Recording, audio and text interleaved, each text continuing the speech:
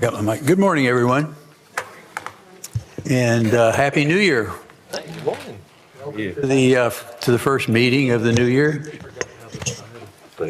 We have a class of Leadership Bay here, and they're going to watch how we do government. So hopefully we'll put on a good demonstration for you. I appreciate that. Glad to see you coming. Glad to see people interested in our government. You can never start too early. Today we're going to start off with an opening prayer from Dr. Stephen Kyle. He's the senior pastor at Highland Park Baptist Church. And then Charlie Nelson is going to come up and lead us in the Pledge of Allegiance. So could you all please stand?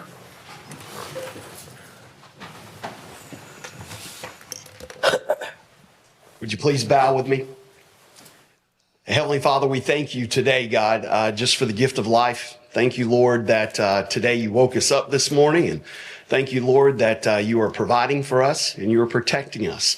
And thank you, Father, that we're able to gather here today. And thank you for the freedoms that we have, not only living in the nation that we live in, but living in this city that we live in. And Father, today our prayer is that your guidance and your blessings would be upon the mayor and this commission and every staff member that is making decisions, that you would guide them, Lord, that decisions will be made that would be pleasing unto you.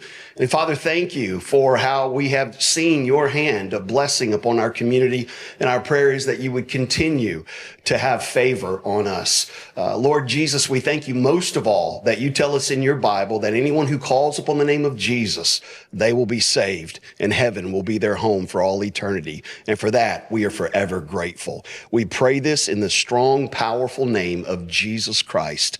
Amen. Amen.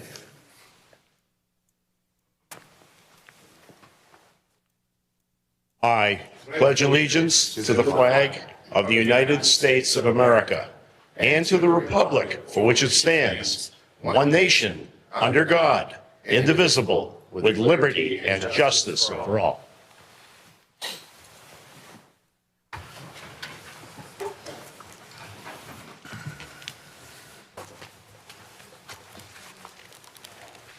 All right, Ms. Smith, could you please call the roll? Mayor Rowan? Here. Commissioner Street? Commissioner Halligus? Here. Commissioner Lucas? Present. Commissioner Granger? Here. Mayor, you have quorum. Thank you. Everyone's had a chance to look at the minutes of the last meeting and the special call City Commission meeting. Would anyone like to make a motion to approve these minutes? I'll motion to approve. Second. Ms. Smith, can you call the roll? Commissioner Street? Yes. Commissioner Halligus? Yes. Commissioner Lucas? Yes. Commissioner Granger? Yes. Mayor Rowan? Yes. Motion passes 5-0.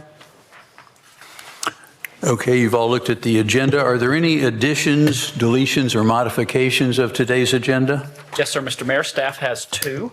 Would request that we remove 12F, as in Frank, 12F. Got to make some tweaks to that lease agreement, but we'll bring it back January 28th. And also would like to add an item under 11, Commissioner's Report. 11C, as in Charlie, would be Commissioner Lucas addressing the warming centers that we partnered with recently. So 12F removed, moved to January 28th, and then 11C, Commissioner Lucas providing a report on the warming centers that we partnered with. And I would like to add, we've seen a lot of fires in California, and I would like to talk about where we are in fire protection here in Panama City. So we need a motion to approve of Mr. Hayes's additions and subtractions, and my motion to add fire hydrants and our fire update to our agenda. I'll motion we approve. Will that be as 10B underneath 10B. the mayor's report? Yes, sir. Okay. Then yes, I'll second. That'd be 10B. Thank you. Was there a second? Yes. Yes. Ms. Smith, can you call the roll? Commissioner Street? Yes. Commissioner Halligus? Yes. Commissioner Lucas? Yes. Commissioner Granger? Yes. Mayor Rowan? Yes. Motion passes 5-0. All right, now we're moving to community announcements. Stay informed and engaged with the latest happenings here in the city. We encourage you to participate in our diverse range of events, programs, and meetings designed to foster a dynamic and connected community. For details, go to www.panamacity.gov and follow the City of Panama City Facebook page. Both of these will have information. The Panama City Fire Department has recently launched Community Connect, a new platform designed to improve emergency response time and enhance preparedness within our community.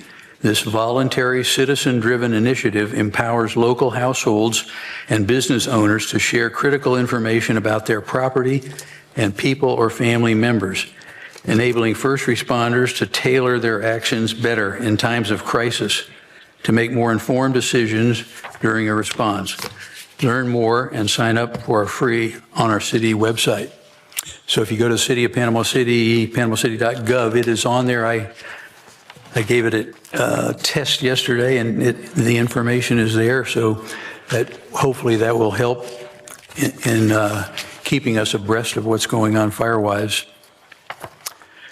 This Thursday, the 16th, at 6 p.m., experience the captivating documentary Purple Haze, a conservation film about purple martins, to be shown at Sarzen Lecture Hall, Gulf Coast State College.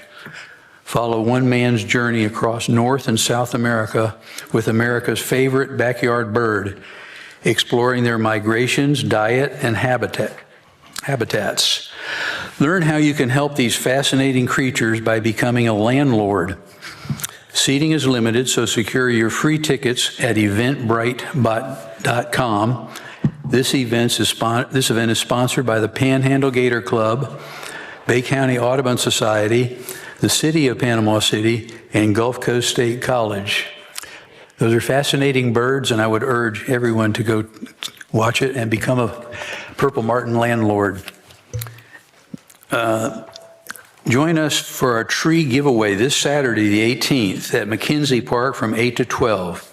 Each household is eligible to receive up to 2 trees. This is a wonderful opportunity to beautify your property and contribute to the greening of our community. We encourage all residents to take advantage of this event and help us in our efforts to enhance the local environment. Trees are available on a first-come, first-served basis while supplies last, so be sure to arrive early to secure your choice. So let's see. That's at McKenzie Park this Saturday. The offices of the City of Panama City will be closed Monday, January 20th in observation of Martin Luther King Day. Garbage collection will run as scheduled. Normal business will resume on Tuesday, January 21st at 8 a.m. So in tribute to Dr. Martin Luther King Jr., the offices will be closed Monday, January the 20th. We're also pleased now to announce the return of our Zumba classes at Oakland Terrace Clubhouse starting in January. These sessions will be held every Monday from 5:30 p.m. to 6:30 p.m. The classes are designed to accommodate all fitness levels with no previous experience required. Participants can look forward to enjoying a fun and energetic workout that not only reduces stress, but also enhances coordination, balance, and flexibility. Join us to experience the joy of movement and the positive community spirit at our Zumba sessions. Registration is now open for Little League Spring Baseball. This covers all age groups from 4 and under to 16 and under. To register, visit our website at panamacitysports.com. This is a fantastic opportunity for young athletes to develop their skills, engage in healthy competition, and enjoy the spirit of teamwork. Don't miss the chance to be part of this exciting spring season. Register now and hit the field ready for some baseball fun. We're happy to announce a new sport offered in-house through the city, and that is soccer. Finally, it's coming to Panama City, right in town. Registration is now open through March 8th. For players 3 to 6, the sign-up fee is $50. For players 7 to 16, the registration fee is $60. Games will begin on March 10th and will be played at the Frank Nelson Sports Complex. To learn more or to sign up, go to the city website. So fantastic, soccer is coming to town. A little later this month, the city will be launching a new user-friendly electronic payment system. We know you'll be delighted to pay your bills electronically, and we're trying to make it as easy as possible. With this new system, you'll have the option to pay your utility bill anytime via an online portal. You can pay multiple bills at once, schedule your bills with auto pay to avoid late or missed payments. You can go paperless with email reminders and confirmation, and much more. Notification of this change has already been mailed to water customers, and further communication will occur when the new payment system has been launched and is available to use. For more information, again, visit www.panamacity.gov. We're going to have a series of engaging community meetings with Keith Mefford. He's the Director of Parks, Culture, and Recreation. These are going to be in various city places. The meetings are a great opportunity to stay informed about the latest developments in the community, including updates on upcoming events, progress in park construction, and the status of all grants. Bring any question about your parks and get them answered directly by our director. Doors will be open at 5:30 p.m. and the meeting will commence at 6 p.m. So these will be in various locations and they will be announced on the city website. The City of Panama City Community Redevelopment Agency will hold 4 public meetings during the month of February called CRA Socials, which will include the attendance of city staff, CRA board members, and the ward commissioner. These events aim to introduce the CRA staff and ward commissioner to the community, highlight the department's role and benefit, and gather community feedback on future projects. During these meetings, after introducing and explaining the department operations, attendees will be divided into groups and given maps, budget, and guidelines to allocate funds for community projects. Again, go to our city website, www.panamacity.gov. This will give us the dates and times. So interesting stuff. You can have an input into what we're doing in the city.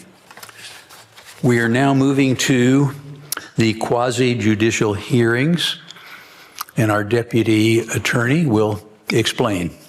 Mrs. McSwain. Good morning. Thank you. During quasi-judicial proceedings, the Commission will hear evidence and render a decision regarding the matter presented based upon the evidence received. The parties before the Commission and the public are entitled to present evidence and cross-examine witnesses. All parties and witnesses will be under oath and the entire proceedings recorded. The Commission is not bound by the strict rules of evidence and may consider any evidence which it deems relevant and trustworthy.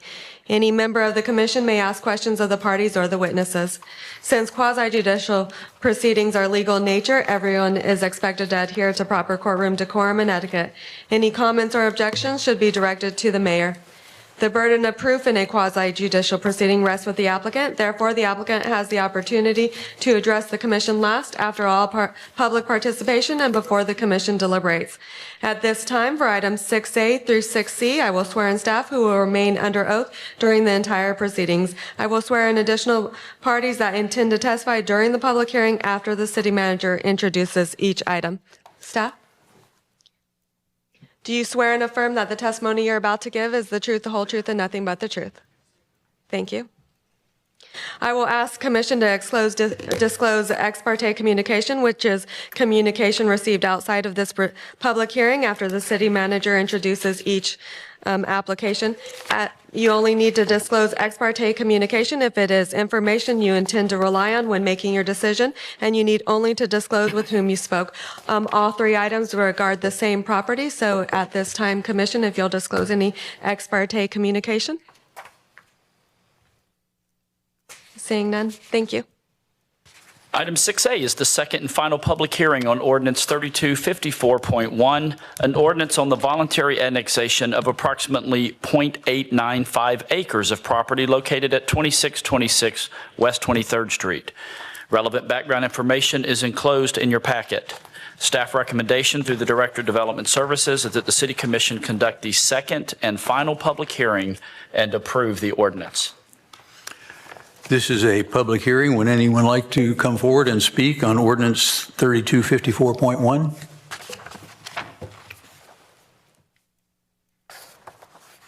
All right, seeing none, is there a motion to approve? Motion to approve? Second. Mrs. Smith, would you please call the roll? Commissioner Street? Yes. Commissioner Halagus? Yes. Commissioner Lucas? Yes. Commissioner Granger? Yes. Mayor Rowan? Yes. Motion passes 5-0. The commission has adopted ordinance 3254.1, an ordinance of the city approving the voluntary annexation of .895 acres of unincorporated property located at 2626 23rd Street West into the city as further defined, amending the ward's boundaries of the city to include the land, providing an effective date. Item 6B is the second and final public hearing on ordinance 3254.2, an ordinance amending the future land use of the map of the city to reflect the land use designation of general commercial for a property located at 2626 West 23rd Street. Relevant background information is enclosed in your packet. Staff recommendation through the Director of Development Services is that the City Commission conduct the second and final public hearing and approve the ordinance. This is a public hearing on ordinance 3254.2. Does any member of the public wish to speak? All right, hearing none, is there a motion to approve? Motion to approve? Second. Mrs. Smith, can you call the roll? Commissioner Street? Yes. Commissioner Halagus? Yes. Commissioner Lucas? Yes. Commissioner Granger? Yes. Mayor Rowan? Yes. Motion passes 5-0. Commission has adopted ordinance 3254.2, an ordinance amending the comprehensive plan future land use map of the city to reflect a land use designation of general commercial for a parcel of property located at 2626 23rd Street West, in Panama City, Florida, providing for a repealer, providing for severability and effective date. Item 6C is the second and final public hearing on ordinance 3254.3, an ordinance amending the zoning map of the city to reflect a zoning designation of General Commercial 2, or GC2, for a property located at 2626 West 23rd Street. Relevant background information is enclosed in your packet. Staff recommendation through the Director of Development Services is that the City Commission conduct the second and final public hearing and approve the ordinance. This is a public hearing on ordinance 3254.3. Would any member of the public wish to speak? All right, since no one is coming forward, could we have a motion? Motion to approve? Second. Mrs. Smith, can you call the roll? Commissioner Street? Yes. Commissioner Halagus? Yes. Commissioner Lucas? Yes. Commissioner Granger? Yes. Mayor Rowan? Yes. Motion passes 5-0. Item 7A is the, Got to read. Ordinance apologies. 3254.3 has been adopted, an ordinance zoning a parcel of property located at 2626 23rd Street West, Panama City, having approximately .895 acres, GC2, providing for severability and effective date. Item 7A is the second public hearing to consider Addendum 2 to the St. Andrew Bay Land Company LLC Developers Agreement, also known as Sweet Bay. Today, the Commission will be conducting the second and final public hearing on Addendum 2 to the St. Andrew Bay Land Company LLC Developers Agreement, Sweet Bay, which is attached in your packet, and a black line excerpt of the development agreement showing the proposed changes between Addendum 1 and Addendum 2 under Section 9, specifically Transportation, Forest Park Mobility Plan, is attached for your review. Staff recommendation is to conduct the final public hearing. Mr. Zimmerman? Thank you. We have before you, this has been discussed at previous city commission meetings. We also have representatives from the St. Andrew Land Bay Company, also known as Sweet Bay, here locally. The changes are as reflected by the city manager in his presentation. This is a public hearing, and if you would like to hear from the developer or from Sweet Bay before the public hearing starts or wait until the end of it, either way would be fine. All right. Would everybody be okay with letting the public speak first? All right, this is a public hearing of the Addendum 2 to St. Andrew Bay Land Company Developers Agreement in Sweet Bay. Would any member of the public wish to speak? All right. I had a question about, anybody up here want to say anything? My question was, we passed something the last meeting that had to do with a bond issue and development. This doesn't have anything to do with that. This has been promised for a long time, my understanding. the history is that there was, in 2013, the City Commission negotiated with the Sweet Bay developers, St. Andrew Land Bay Company, to pay a $3.1 million transportation impact fee. The exact place where that impact fee money would be spent was not determined, but it was assumed it would go on Highway 390 and Baldwin Road. Since then, and it wouldn't be paid until the trips or the build out of the facility or of the property had progressed. Since then, of course, Highway 390 has been built by DOT and also Baldwin Road by the county.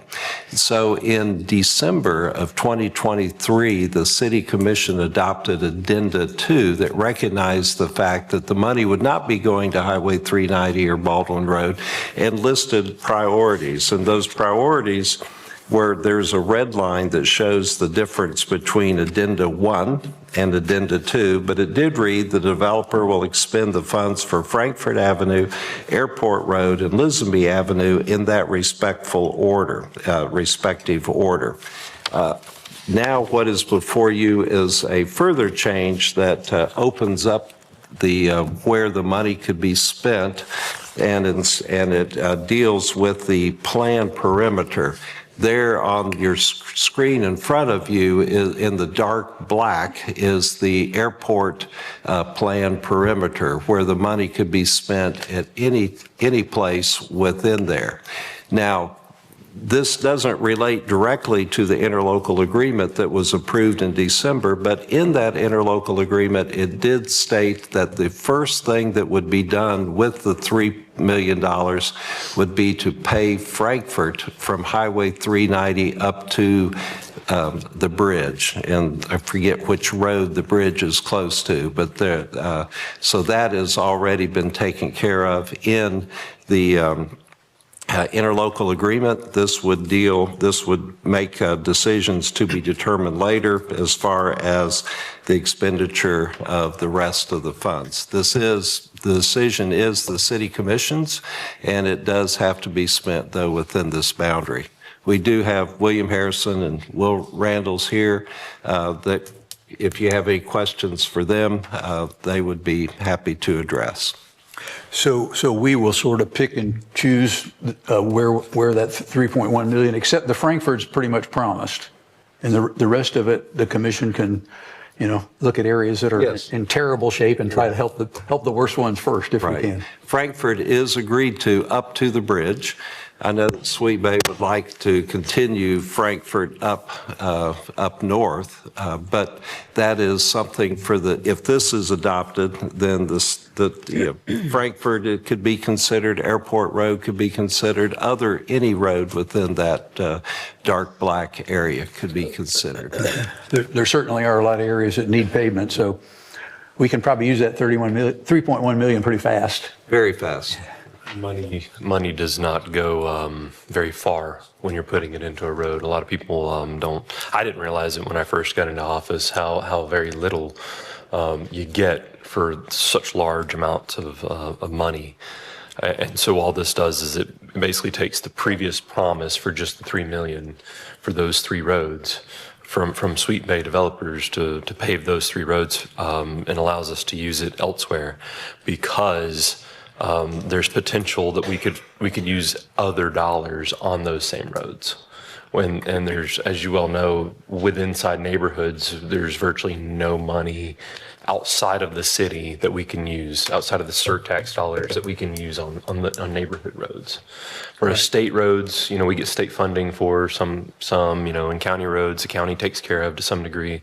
And so this is really more of just looking at how can we best fund fixing the roads in the city. Right, so potentially the ones in the worst shape, and so it doesn't lock us into something, and we will just, us 5 will decide, is that how of where it goes? Yeah, it doesn't lock us into anything other than Frankfurt, because we do have a commitment that will mill and resurface Frankfurt and take care of some things there. It has a bridge that needs to be addressed as well. So Nevin, how do we clarify in the language that, so many of you haven't had the privilege of watching money move around as much as I have. And so in previous experiences, there have been times in which a project wasn't able to be completed because the money moved to a different area. So Nevin, is there a way to clarify in this language that these projects will get funded first, and it will be completed before funding is expended on other projects? There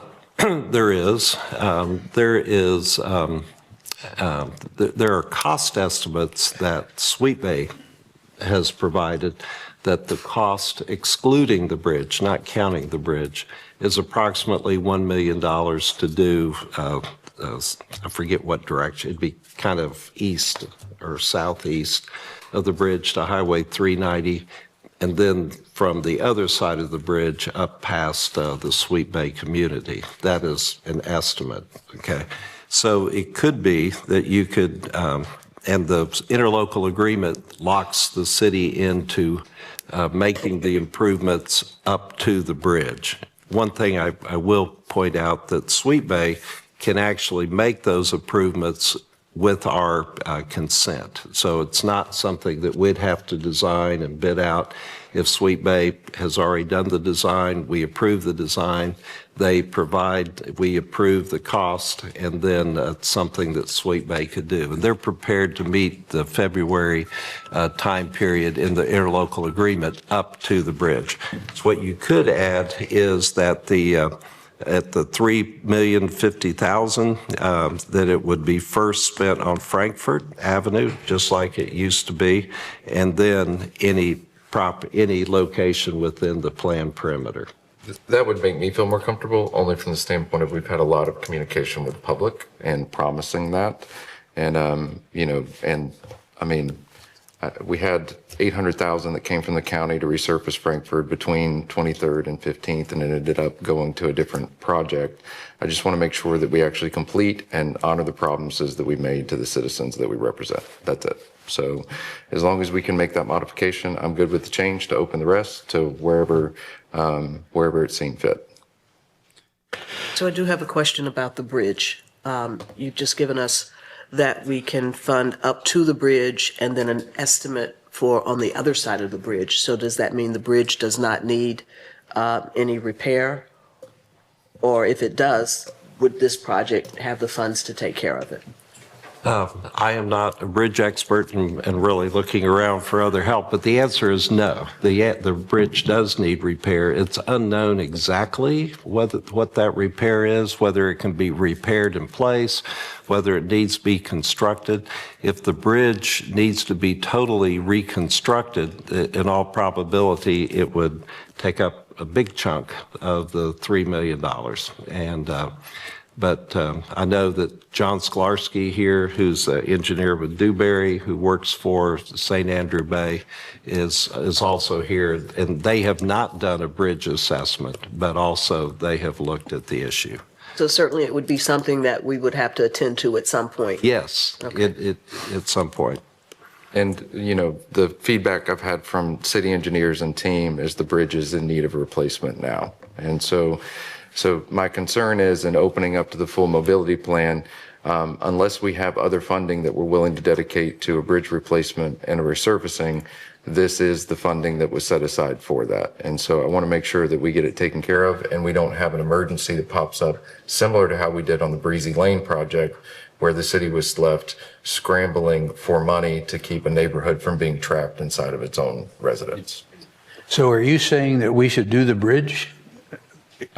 Based upon the recommendation of the engineers, yes, that is what the engineers have recommended, that the bridge needs to be addressed. Okay. And we should do what we intended, which was we need to fix Frankfurt before we start allowing Sweet Bay to dump into Frankfurt, as well as leaving us with a longstanding obligation on which right now I don't know where that funding would come from. So that's why I've been locked in on communicating about Frankfurt. Is it has a very significant opportunity to end up just like Breezy Lane did, where we're forced to make an emergency decision, overpaying to actually address the issue because residents and our citizens end up in that. And there's also industry up in this area. We've got Suzuki, which is a large employer as well as manufacturer. We've got a brand new apartment complex. Like there's a lot of things that I would feel better if we're committed to addressing those issues before it goes to that. Otherwise, we could be sitting in an emergency situation trying to address it after the fact. Well, if we pass this thing today, Nevin, we could do the bridge, we could do the whole Frankfurt. I mean, that it wouldn't Yes. force us to, but we could. And if we do the bridge, it's probably going to eat up the whole 3.1 million. So I would. But it may be necessary, I understand. I would be comfortable to addressing the issues that we have, passing what we have, as long as we are still committed to addressing Frankfurt and the issues that need to be addressed according to our engineer team. Anybody else want to speak? Sounds good to me. I'll move a motion to approve with those modifications. Is there a second? I'll just add, Mr. Mayor, Commissioners, engineering estimates that the bridge at its current condition is still okay for approximately 4 to 5 more years. We have done some initial assessments of it. A detailed assessment would need to be done. We're also actively looking for other grants, state appropriations, this coming up, cycle or the next one to try to identify other funding sources to repair this bridge. A point of clarification, sir, did you say 4 to 5 or 45? 4 to 5. Thank you. Yeah. 45, that'd Good to be. go, 45. All right, we have a motion and a second to approve, what would we call this? Let's see, it's the second addendum, I believe, to the Forest Park Mobility Plan. So there's one more question on the table, and the question is, do we want to do it within house staff, or do we want to, through our normal process, or do we want to ask the Sweetway developers to handle it? Whichever's cheaper. I mean, I agree with that, but yeah.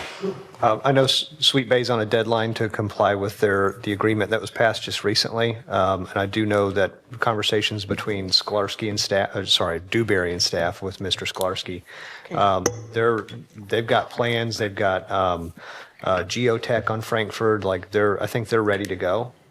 So we could certainly be a part of the process in defining how they, the purchasing piece of it when they do bids and bid that out and be privy to that. But I mean, it would be my recommendation that they just move forward. It would be faster for them and keep them on deadline. So your recommendation is to go with Sweetway with city oversight? Correct. I like Mr. Street's thoughts that we need to do it the cheapest. I don't care if it takes a little longer or not. We certainly would want to go cheaper. It might be a lot of money. Is there a way to verify in the expenses? Question in reference to that, to the city manager. What's the current capacity of the city staff to take on this additional project?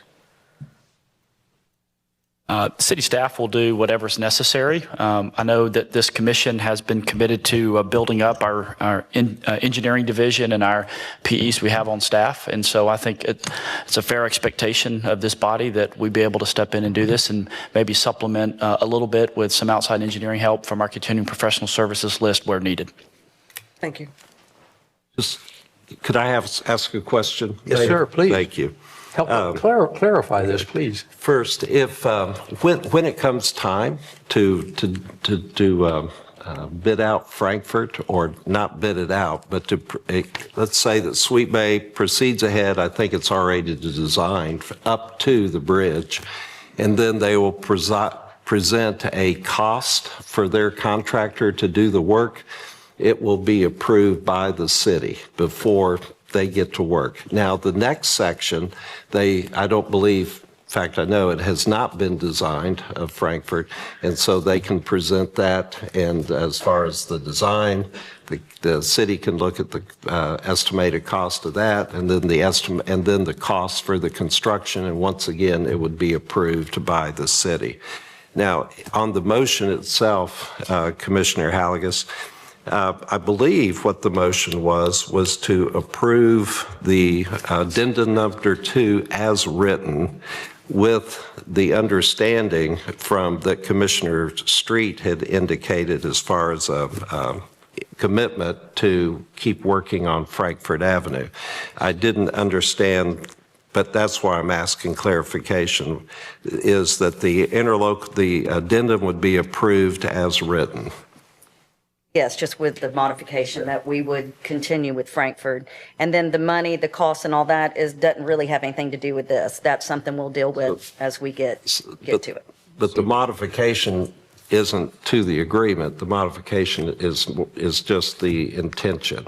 That's what I'm Is trying that to good with you, understand. Josh? I would like to see it just as Frankfurt still takes priority, and that's it. Write that in there? Yeah, just leave it as that. Explicitly stated in this addendum is. Okay, that's why I ask. So if that is the desire, or if that is the motion, then I would propose that when you get to $3,050,000, you would insert for Frankfurt, it says paving and right-of-way improvement costs not to exceed $3,050,000. Then you would insert for Frankfurt Avenue and then right-of-way improvements, and then you pick it back up located within the plan perimeter reflected on Exhibit A. One more little nit or change is that Section 9, it only refers to Forest Park Mobility Plan. So I was going to insert, just for clarification, there under transportation, it's Section 9 Forest Park Mobility Plan of the agreement is revised and amended to read as follows. That's good. Sounds good. Very good. So after the $3,050,000, you're going to, well, you had a little caveat in there? Yes, insert for Frankfurt Avenue and then right-of-way improvements located within the plan perimeter. It's still undefined what you do on Frankfurt Avenue, but that's what you look at first. Gotcha. Very good. Okay, motion and a second. Any further discussion? Mrs. Smith, can you call the roll? Commissioner Street? Yes. Commissioner Halagus? Yes. Commissioner Lucas? Yes. Commissioner Granger? Yes. Mayor Rowan? Yes. Motion passes 5-0. I do not need to read. Thank you. Thank you. Items, These are just painful. Anyway, continue. right.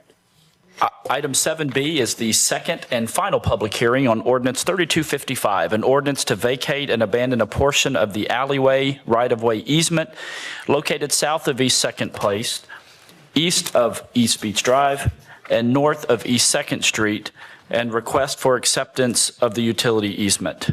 Staff recommendation through the Director of Development Services and the City Manager's Office that the City Commission conduct the second and final public hearing, approve the ordinance, and accept the utility easement.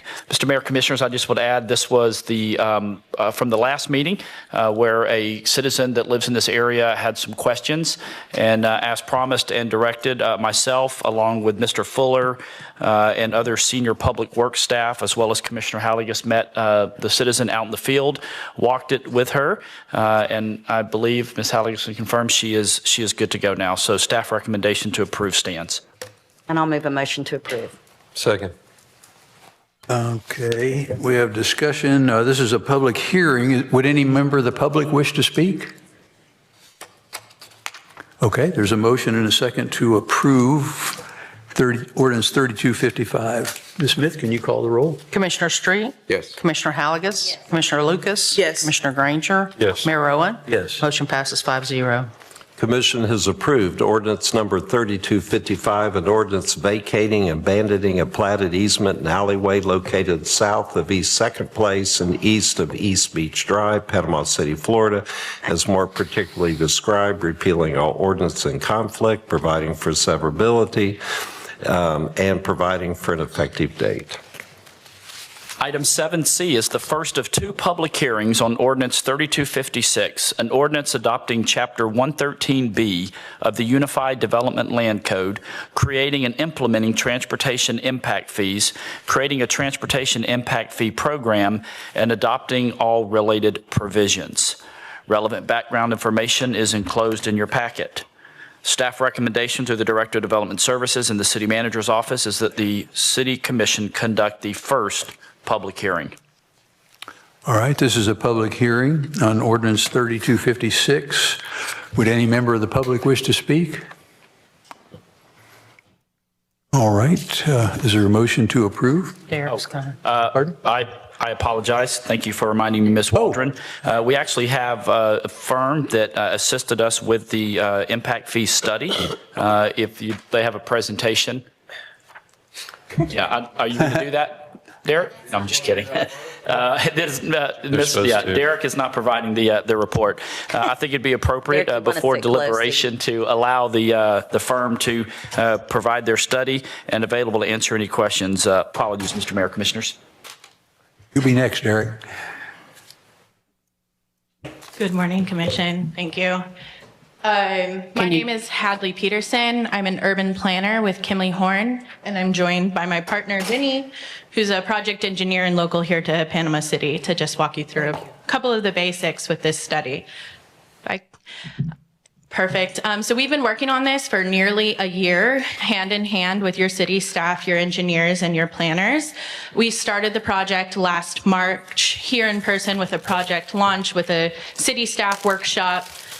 Through the spring, we did what is called a comparative review, and we looked at communities similar in size, geography, or rate, kind of pace of development across the state of Florida to identify what other impact fees look like in other communities, how it's going for them, what that is looking like. Then over the summer, our engineers worked on the calculations, which is guided by statute. So we'll kind of dive into that a little bit next. Produced a draft report at the end of the summer, and then presented at Planning Board in October for discussion, unanimously approved in November at that Planning Board meeting. And just for the public here today, as well as you all, to make sure you understand the ins and outs of this. So impact fees are governed by statute, and it essentially assures funding in a very targeted way. So impact fees, transportation impact fees, have been used in Florida since the 1950s. It's a very common thing. In 1985, Florida passed the Growth Management Act that required local governments to identify funding for capital projects. And since many times, and I know you know this all too well, tax revenue is not enough to cover everything you want to do when it comes to these capital projects, local governments start turning to impact fees and other alternative funding measures. So impact fees is a one-time fee collected after building permit, and it's not to be used for operation, repair, or maintenance. It's strictly kind of capacity based, increasing the capacity of your transportation network. So that reduces traffic, increases safety, increases access. You can't use it to pay off previously approved projects. So this would be for projects being approved moving forward. And it's generally assessed based on a number of units or square footage. So for multifamily developments, that may be per unit of the development. For gas stations, you're looking at per pump, et cetera. If you go to the next slide, why are we doing this now? As I mentioned, it's a way for Panama City to target their funding very specifically. So according to Florida's Impact Fee Act, the impact fee has to be proportionable and reasonably connected to the need for additional capacities, and proportional and reasonably connected to the expenditures of funds. And that's called a dual nexus test, just making sure where the money's coming from is where it actually needs to be used. And so essentially, new development will help fund the infrastructure that's necessitated as Panama City continues to grow. And dozens of jurisdictions around the state do this, dozens of jurisdictions here in the Panhandle alone. So this is very common. Oftentimes, kind of private developers that come into Panama City have been kind of shocked that there's not one in place right now. So it is something that there is kind of the will to do. If you go to the next slide. So the methodology, and if you have any questions about this, our engineer is here to walk you through that. But essentially, the fee that we're proposing today is your capacity consumed, which is the capacity of your roadway, multiplied by the cost of capacity. So that's the cost of every additional lane mile of roadway, minus any credits, which would be gas tax, ad valorem, that's already been used to pay for that, et cetera. If you go to the next slide. So the proposed fee here in Panama City, we're proposing 2 benefit districts, 2 impact fee districts, simply because of different characteristics about these geographies. So Panama City proper, in the map on the yellow, as you all know well, very robust road networks already in place. We also see shorter trips there. So the trips that people are taking either home to work, work to school, all of those are shorter generally than those in Panama City North. Geographically a little farther away, less robust road network. So the fees that we're assessing in each of these districts will be different to accommodate that. If you go to the next slide. This is just a snapshot. The actual fee table is much more robust. You should have it in your packets that goes through every single one of the land uses. These are just some selected ones based off of your current development. So as you can see, the way that it's structured, your first column is your land use, the type of development. The second column is that unit that I mentioned. So for single family, it's per dwelling unit.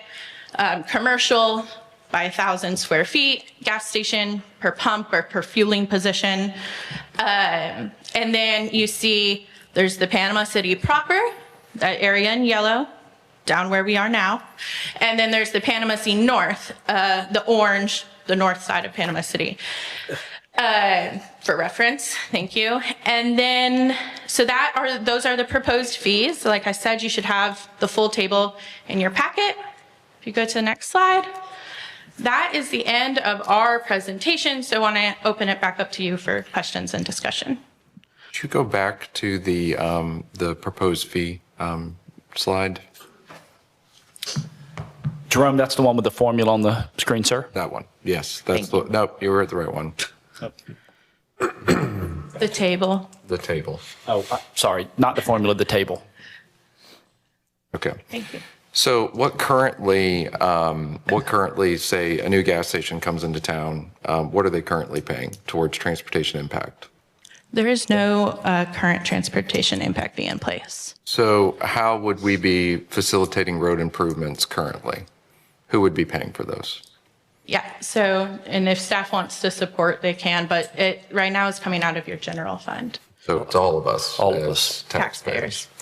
So just for clarification for the general public is a lot of the development that we've seen post Hurricane Michael has come at the expense of all of us. Our road congestion, the improvements that are needed, we're all paying for that. And basically what this is saying is new development, if you're coming and making an impact to the system, you're going to pay to support those impacts that you're bringing to the community, whether it's apartment complex, whether it's a restaurant, whether it's a supermarket, office, you name it.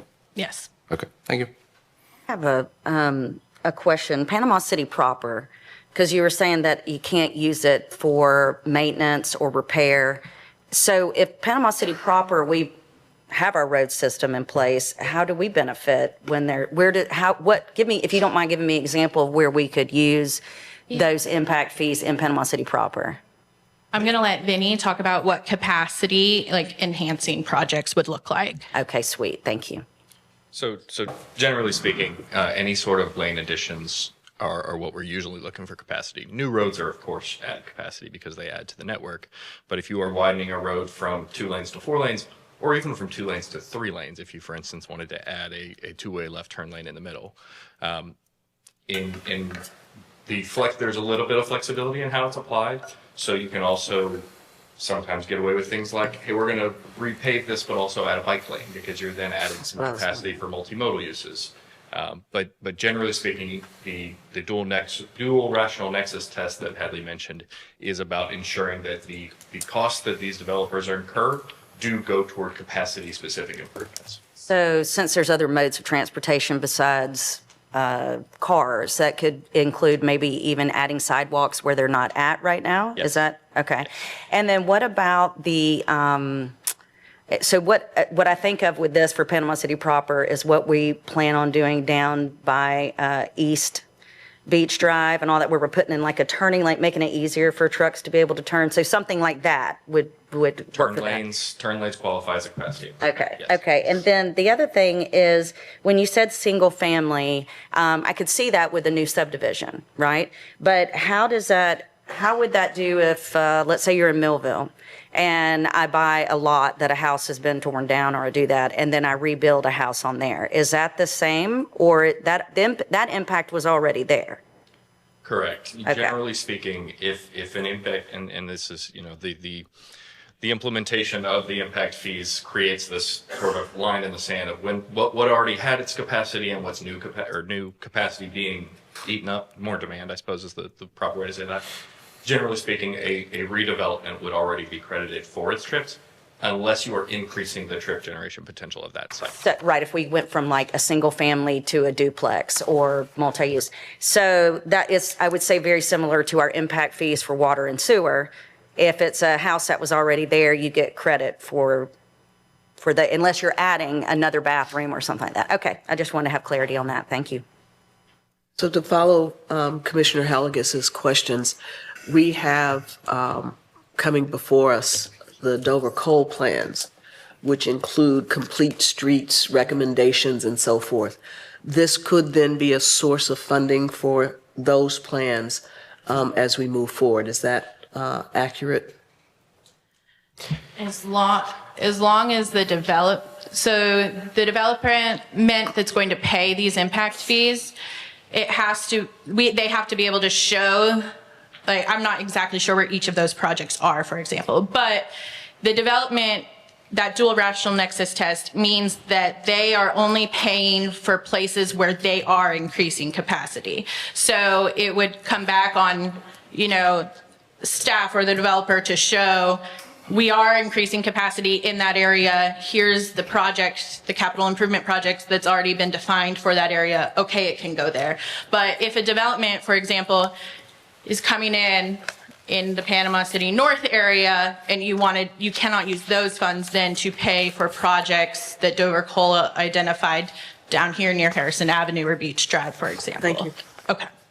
So what you're saying is they have to be retained in their respective areas because of the rational nexus. Okay.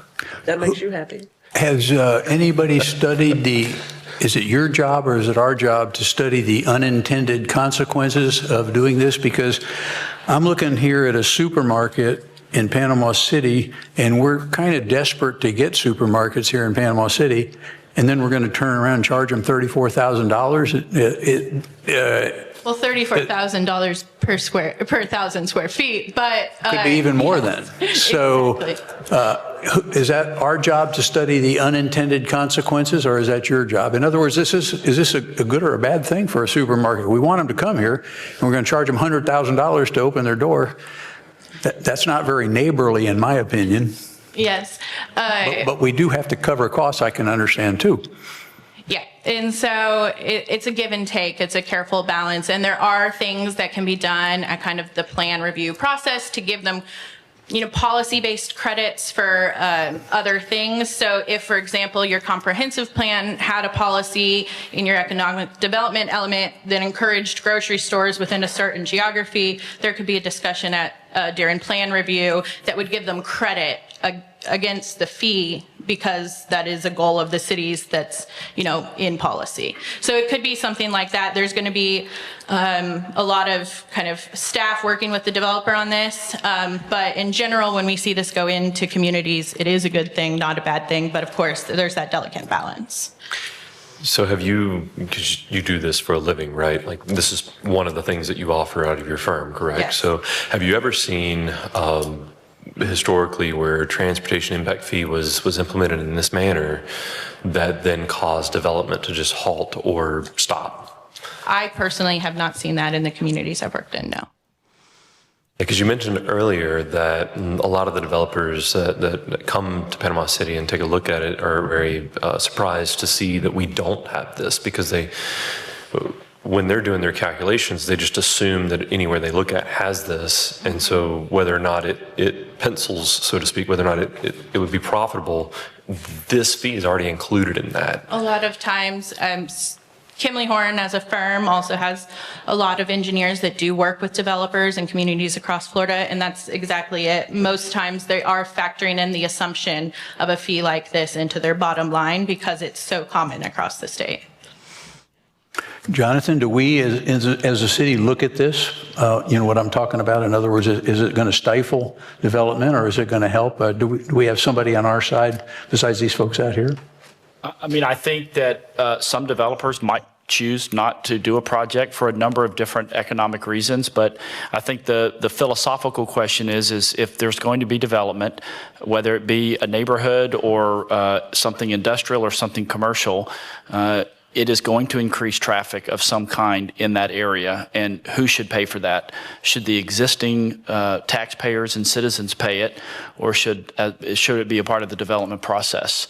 Again, the statement that Kimley Horn made is that, you know, there are developers, and I think Commissioner Granger underscored the point, that are kind of surprised that we don't have these. And so I think it's appropriate. And again, staff recommendation is that we move forward with this.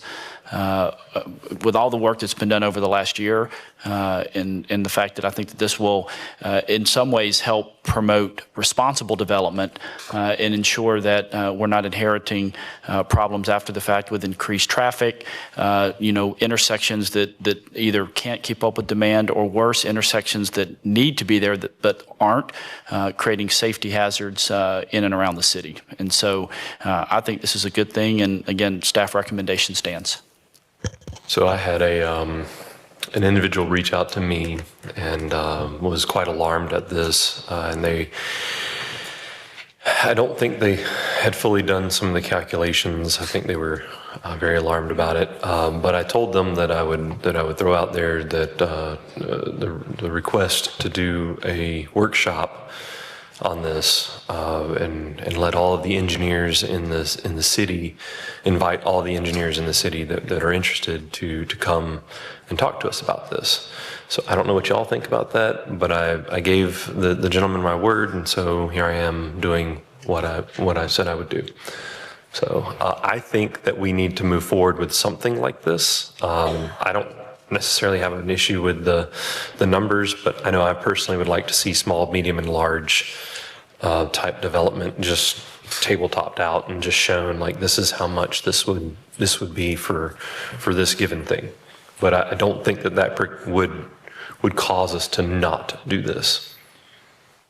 I think that's kind of the point. I don't know that a workshop is that, but I feel like, yes, we can notify all the engineers to let them know, make sure. I believe staff's already notified the Builders Association as well, and there were no comments back.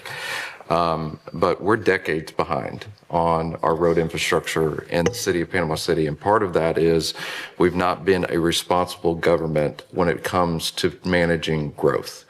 And this process is about managing growth. Bay County has a transportation impact fee, and they've been doing that successfully for this. And these fees are somewhat based upon even what they're doing in their areas. And so the longer that we do delay, I don't want someone taken off guard. Don't get me wrong. I don't want that. But I think the workshop is already been done when you look around our city. And our city needs to make the improvements that we need to make so that we don't feel like we're trapped in our homes when we're trying to get through traffic, so that we feel like we've got a turn lane where we can make a turn. And new development has a responsibility to participate in the impacts that they make to the community that they're coming to do business in. And so I like the notification idea, Brian. I think maybe that's something. And then if engineers feel like there's something that's, you know, unreasonable, to communicate that back to us, I think would be the best mode of action that I would be supportive of. But, you know, I think the workshop, I think like you said, the end result is the same. We know this is something that needs to be addressed. It should have been addressed a long time ago. And so I don't want to further delay and continue the perpetuating motion machine. I mean, we got more gas stations than we've got grocery stores in our town, probably by 10 to 1, and they've not paid for a single dollar towards the transportation impact that they do in our city. I think that's a travesty. And so we need to to do the diligence to be responsible government. Mayor, I'd like to say to you, it might bring you some comfort knowing that definitely over the last 8 years, if there was something that we really desired to come to the city, that we would work, development agreements or whatever with, if there was something, we have the ability to, this isn't like stuck in stone. We have the ability that if it's an initiative that we want or something, we could do a development agreement. I just want to clarify this too. This is just new. So I just want to make sure people don't misunderstand that it's not like if you go and you open up a new hair salon that's in an existing building, this does not affect you. Only added capacity. So I just wanted to clarify that. So you've studied this, all the pros and cons, and you've had experience in this, and you think we ought to do it? Yes, that is our recommendation. Okay. You know more about it than I do, that's for sure. Mr. Mayor, this is only the first reading too. And we're always, I'm sorry, go ahead.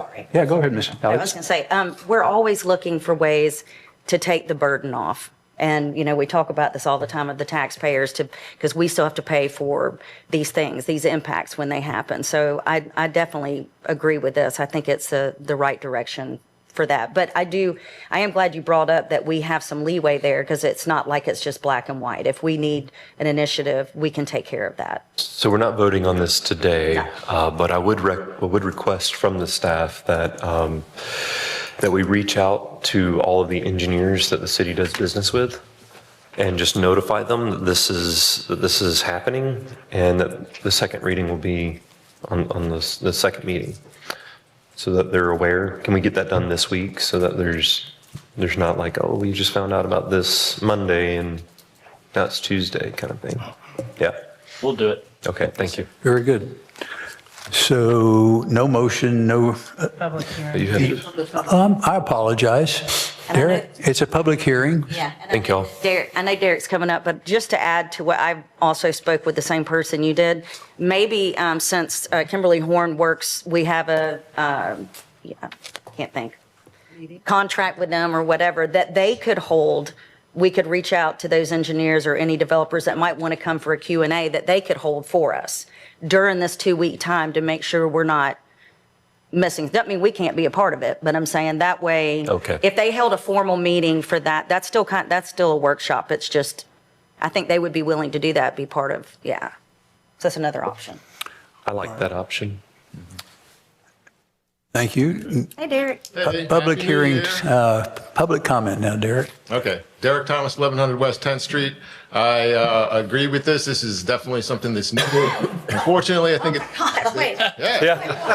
but it's, I think it's Same Derek, we all know. a little bit late, though. The, around 15th Street, the lights are a quarter mile apart. It can take 15, 20 minutes to get from one light to another during rush hour. There's now massive high-density housing in that area. And all of that with a few dozen telephone poles in the sidewalks on either side, there's definitely a need for improvement there. And you don't have any more space, but it's going to be expensive to fix that. But they've already moved in, so it's a little late to do anything to get any part of that. I do agree, though, that you need to do this. I agree with you also that the services, offices, and grocery stores and restaurants, that's just serving the people that are already here. It's the people that are moving in here into high-density housing that is increasing all the cars and the lack of some other way to get around. You have an abandoned railroad track that could connect downtown with these massive high-density apartments, and that money could be spent to, put in an alternative to driving a car. And with all the electric bikes and stuff, it would be nice to get some of those people off of the roads in the first place and give them another option.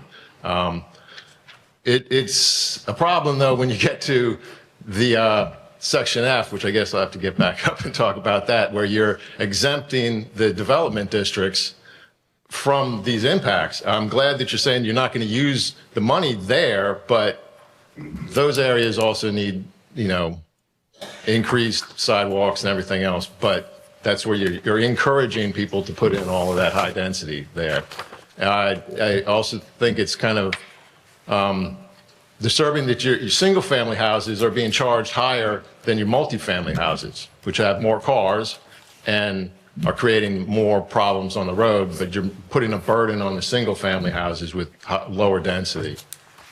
That, I think, that's it. But I approve of the whole thing. I think it's a great idea. But keep in mind that you should exempt the restaurants and especially the supermarkets and not the districts where you're encouraging everybody to live and put in businesses. Thank you. Thank you, Derek. Sounds like you approve and you think we're a little late. Anybody else from the public wish to speak about the impact fees? Yes, sir. Walter P. Henry, 614 Maple Avenue, Panama City, Florida.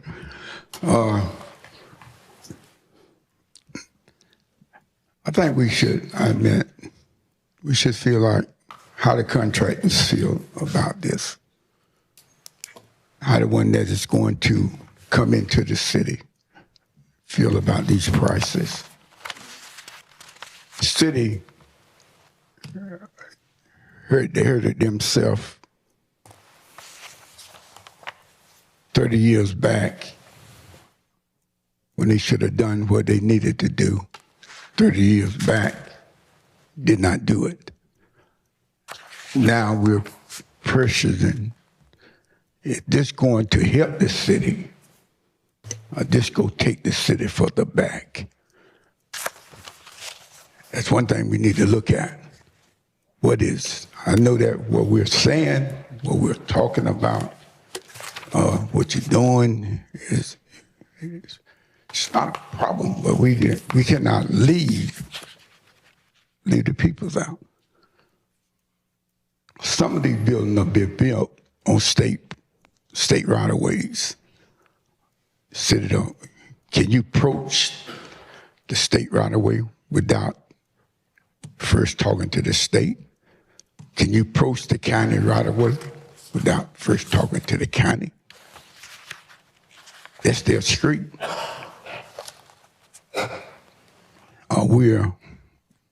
We can just do this on our own without talking to them, discussing this with them, what they're getting out of it. Are the city getting the whole hog themselves? Nobody else getting no part of the hog. Somebody need to think about it. It's the state right away. It's the county's right away. City's right away. And we don't take care of the city right away like we should. Thank you, Walter. Any other member of the public wish to speak about this impact fee?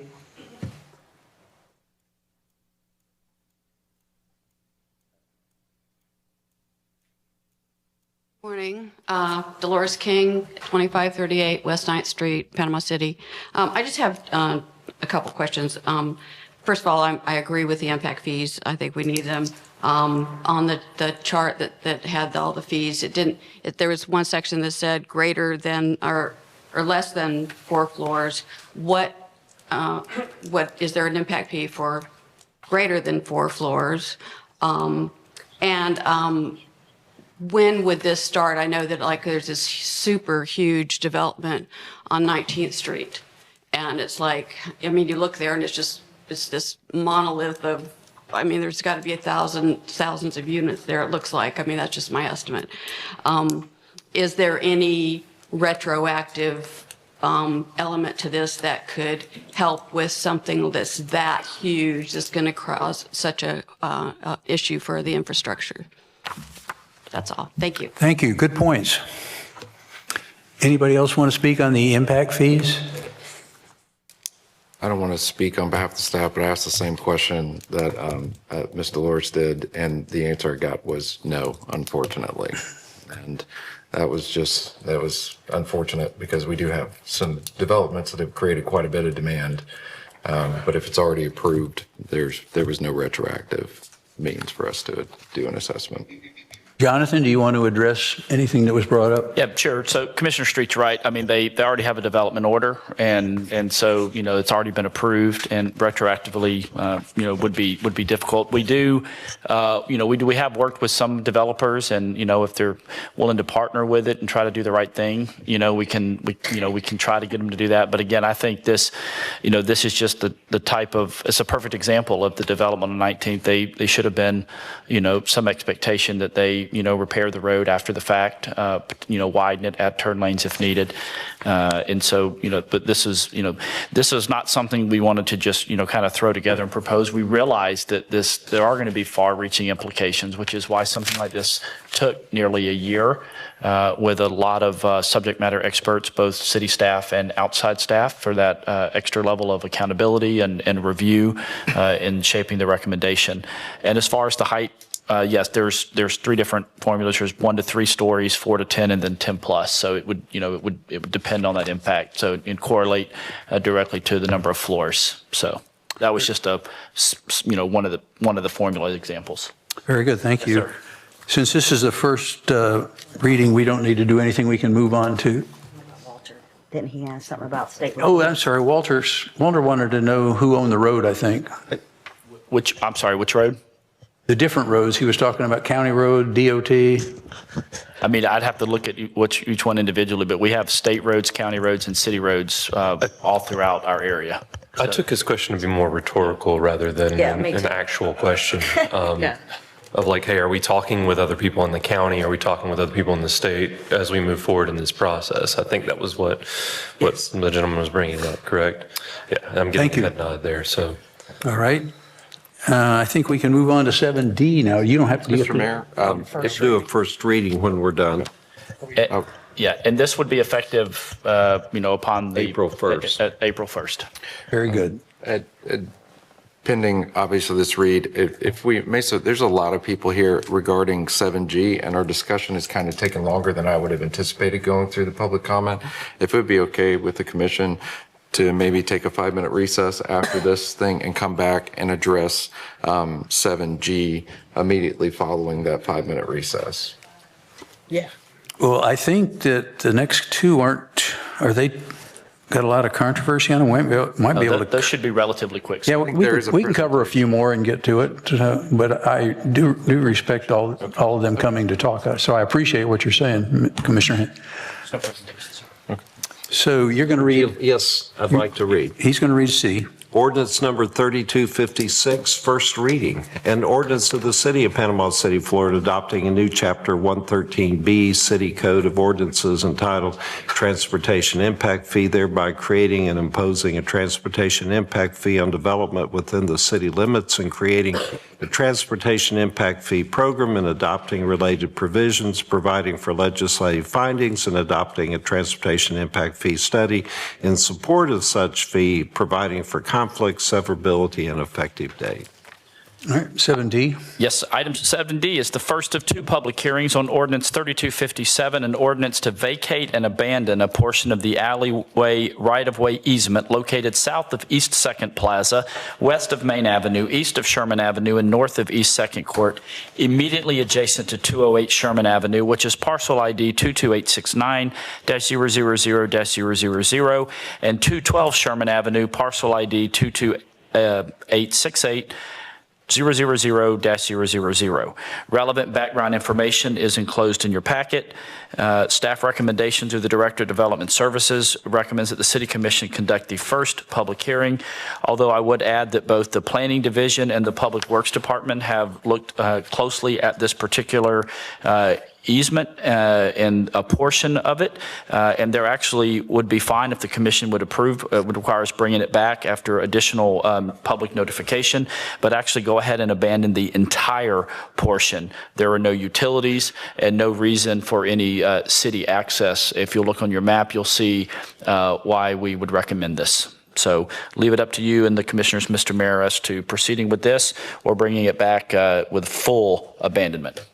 Very good, thank you. Would anyone like to consider full abandonment and bringing it back? Sounds like a good idea to me. It does, me too. I'll move a motion to abandon this and then let's go approach and see if everybody, I can't imagine anybody wouldn't want us just to abandon the whole thing. But I think we have to bring it back. We have to give public notification, right? And then Yeah, bring Mr. it Zimmerman? back. Correct. All right, Yes. I'll second that motion. Okay, so, I'm sorry, the motion, I believe then, is to. He always does that with mine. Is just pause this and then start over with the abandonment of the entire alley. It will require notice, and then it would come back maybe in a month or 6 weeks, but the whole thing would be re-noticed, and then it would come back. That's it. Very good. Would you call the roll, Ms. Smith? Commissioner Street? Yes. Commissioner Halagus? Yes. Commissioner Lucas? Would you clarify the motion, please? I believe the motion is to not take action on, at this time, on the existing abandonment, but instead substitute that with abandoning the entire alley. And so all of the property owners along the entire length of the alley will be provided notice. There'll be a new notice, public notice to the public, and then it would come back to you. I'm hesitant to say the exact date, but it'll probably be a month, and then it will be back in front of you for another first hearing. Thank you. Yes. Commissioner Granger? Yes. Mayor Rowan? Yes. Motion passes 5-0. All right, leaves anything to read. Item 7E is consideration for the first reading of Ordinance 3258, which approves increasing the Panama City Police Department's pension fund annual cost of living adjustment for future retirees from 2% to 3%. As background information, current retirees of the Panama City Police Department pension fund receive a 2% cost of living adjustment. This change would allow future retirees and anyone retiring on or after September 1st of 2023 to receive a 3% COLA each year. The change is a benefit to existing officers, which we hope will increase retention rates as well as increase recruiting opportunities for new employees. The pension collaborated with city management and were able to factor the increase into the existing pension benefit payroll payments, so this cost is currently funded in the existing budget. The cost of the increase is $135,452 per year. After 15 years, the cost reduces to $47,086 per year. Staff recommendation through the Chief of Police, the Director of HR, and the City Manager's Office is that City Commission approve the first reading of Ordinance 3258. All right, does any member of the commission wish to speak on this ordinance? Any member of the public wish to speak on the? Just point of clarification from the clerk, this is a separate fund. It does not impact any of the city's general revenues. The city makes a contribution to the fund, yes. And this is already budgeted in this year, or is not? That's correct. All right, that's the first reading. So anybody else wish to speak? And any member of the public wish to speak? Mr. Zimmerman, do you need to read that? I think you do. Yes, thank you. First reading, ordinance 3259, an ordinance establishing the Panama. 3258. Yes, ma'am, thank you.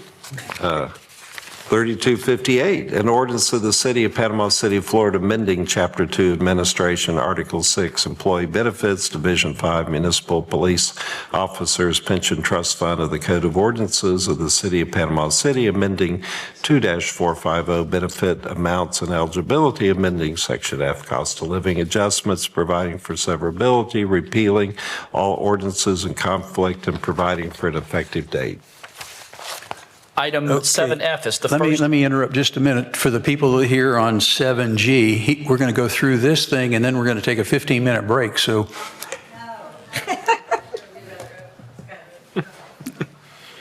Well, we can stop and take a 15-minute break right now then.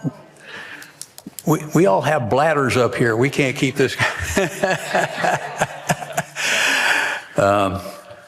All right. Proceed with 7F, Mr. But Mayor. we could do a 5-minute break and switch and do SS 7G immediately after a 5-minute break. All right. Does that work? Okay.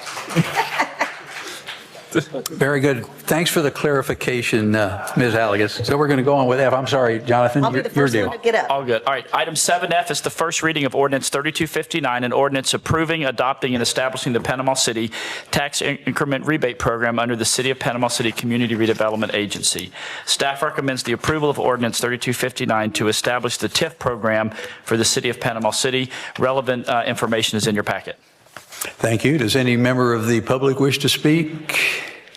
Got to make it quick, Derek. Okay, hold on. I think I'll make a motion. I guess I didn't make a motion that we just get up, take a 5-minute break. We can address 7F when we come back, right? And we'll do 7G first. Flip them. Wait a second, we're on 7F. We're on 7F. I know, but we haven't. Okay. Whatever. I tried. So did Josh. I'm trying to so be you quick. know. Trying to do this quick. Derek Thomas, 1100 West 10th Street. The problem with restricting businesses in the neighborhoods where people live and saying that's R1, so you can't do that, like on 11th Street out here and on next to 15th Street, you're exempting the areas that are creating the most traffic, the high density areas where you can operate bars later at night and stuff. The downtown, the St. Andrews, where you're already spent over $1 million on parking, and now you're exempting people that come in and have over $500,000 invested in that. And the owners only have to own 10% of the actual land. So you're exempting the people that are creating the biggest problem, and at the same time, you're asking the rest of us to pay for putting in parking lots and stuff in those areas, which are now becoming exempt. And you're trying to funnel higher density housing into those areas, which you also haven't dealt with the plumbing issues in addition to the roads that are impacted by all these extra people. So you're taking the people that are making the most money and you're exempting them from contributing to the whole problem that is created by higher density and more cars on the road, when you could be trying to move away from the cars. But you're exempting the places that you've put all of the money to rebuild after the hurricane. Those areas are getting invested way more than anybody else. You're talking about giving away the parks. You're not maintaining the roads except for Beach Drive, which you want to go after. But the place where you're actually only allowing people to do business, you're saying that those people are going to be exempt from paying this impact fee, which everybody else who doesn't make it into that community redevelopment area is going to be stuck with. And like I said, you're already too late for the majority of the high density. Thank you, Derek. Mr. Zimmerman, would you please read 7F so we can move on? Yes. First reading. Ordinance number 3259, an ordinance establishing the Panama City Tax Increment Rebate Program for the City of Panama City, Florida, providing for repealer, severability, and effective date. Thank you very much. And now, by popular demand, we are going to have a 5-minute recess and then go to a hot topic of 7G.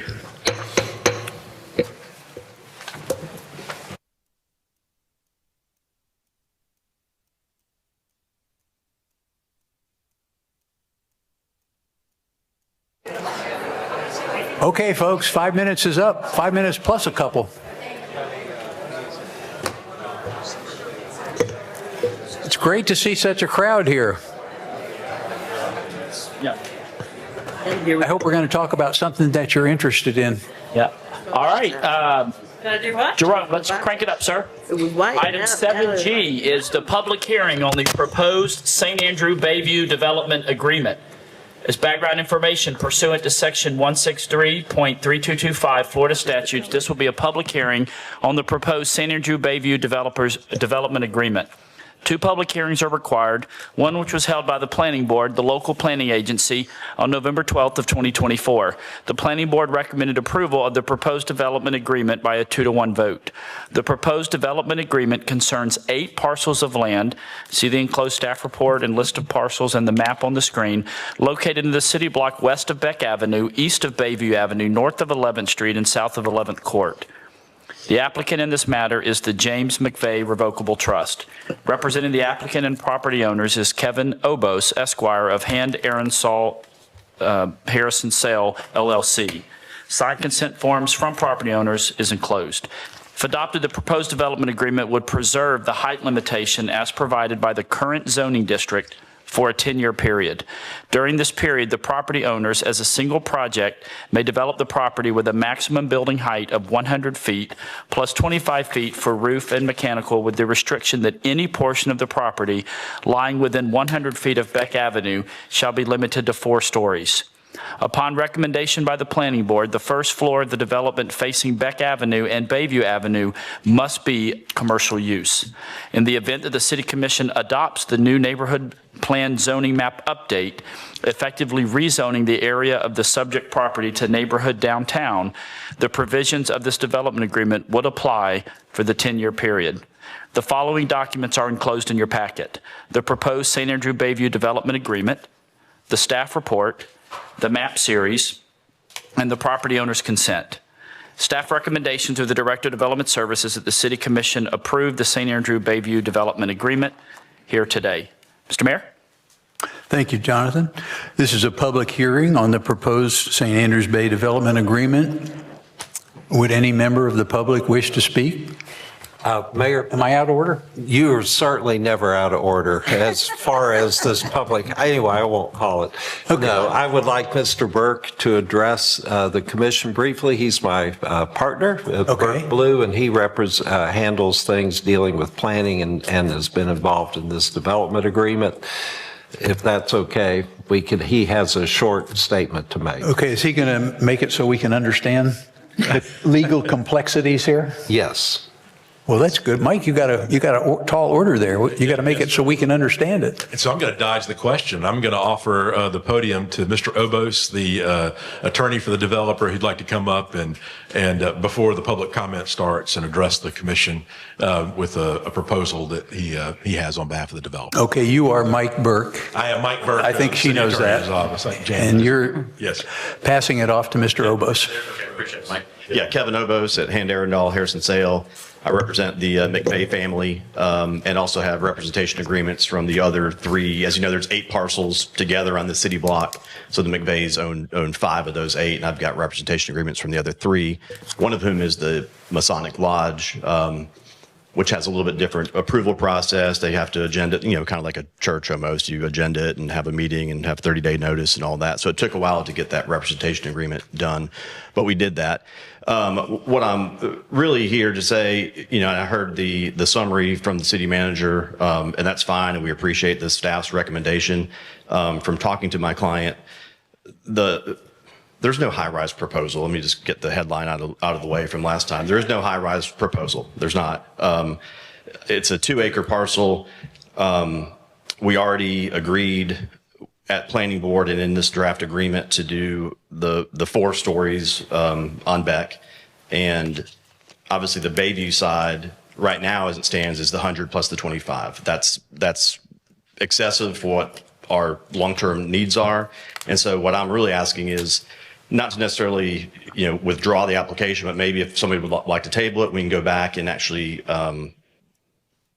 revise the agreement a little bit, sort of negotiate against ourselves and do, 6 stories on Bayview, 4 on Beck, get it fully executed. Again, that's going to take the process of going through the Masonic Temple. It's going to take a little bit of time, but get it fully executed and bring you back a fully baked, fully executed agreement to consider, which is less than what you have right now. So more in line with what the future is going to hold, but still try to get a little bit of preserved rights on the Bayview side. But the rest of it, we were in total agreement with, having commercial and retail on the bottom floor. It'll be an all or nothing development. The whole thing has to get developed as one parcel as opposed to 8 separate parcels. We're on board with all that stuff that came out of planning board. And so really, that's what we're asking is to either table it or continue this until we can get a fully executed agreement with some modifications that we're willing to do from just hearing feedback from the community. So that's what we'd ask if anybody would be willing to do that. So you would like to bring it back? Oh, wait, let me ask a question. In 2 weeks at the next meeting, we've got something about this. Can you tell me what it is, Jonathan? Aren't we going to approve the Dover Coal in 2 weeks? Oh, yes. So, but that is not, this is in the affected area, but that is for a much broader area than just this particular. But that will affect this area right here. Yes. Yeah, it would. And I know there's been some discussions about a 12 month, 24 month period in there. But I mean, I think, when you're doing that ordinance in 2 weeks, if that's when you adopt it, if we can sort of reserve our rights to continue to negotiate this. I mean, it's already we've already had our first hearing. We've got a pending development agreement. So I think legally we're fine, but if you guys, that's an issue for 2 weeks from now, if we can kind of carve out, the ability to negotiate this development agreement. But that'd be, for a later date in 2 weeks when you do that. But it sounds like you're asking for six stories on Bayview. Yes. Because under the new rules. Under the new rules, it would be 4 across the board. We're fine with 4 and back. We're just be asking for 6 on Bayview. So I think 4 stories, when you have ground floor commercial, it's 61 feet. So 6 stories would be 85 feet. As opposed to, as we stand here today, it's 125, 100 plus 25 mechanical for the whole block. We're not asking for that. All right. Well, thank you. I think some members of the public would like to speak, even if we table or withdraw it. I think there's people that want to be heard, and we have elections coming up, so that's good. We got elections coming up, so you can see where your favorite people lie. Good morning, Mr. Mayor and Commissioners. My name is Robert Britson. I live at 3001 West 10th Street in St. Andrews. Mr. Obos brought up the subject that was going to be what I wanted to ask about was, now he said 6 stories, all right? If you take 5 stories at 12, that's 60 feet. You add 24 feet or 25 for the ground level. That gets you to 84 feet, and then 25 feet for the roof. You're at 109 feet. Okay, now, to the residents of this area, that is a monolith that is going to throw shade off, and it is totally inappropriate with the character and of the historic St. Andrews district. As far as parking, if you require retail or commercial in the bottom floor, then you really can't put a parking garage under the building to have a high rise. Now, I would consider 6 stories to be a high rise in this area where they're predominantly 1 and 2 story, and the only ones taller are Uncle Ernie's and the Shrimp Boat, which are about 3 stories to the peak. So, I mean, from the standpoint of the residents,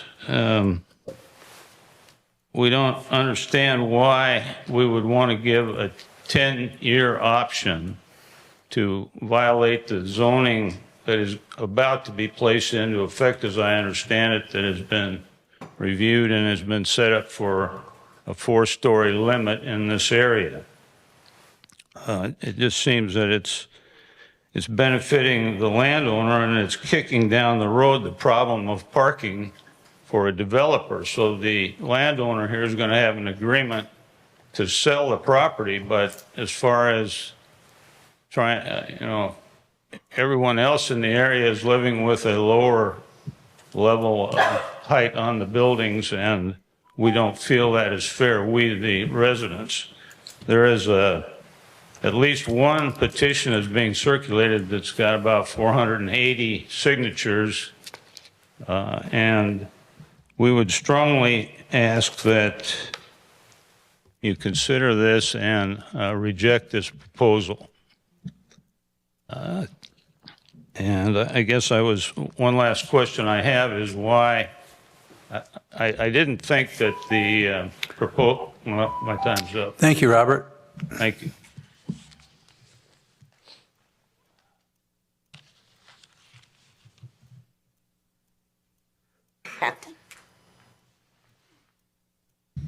Good morning.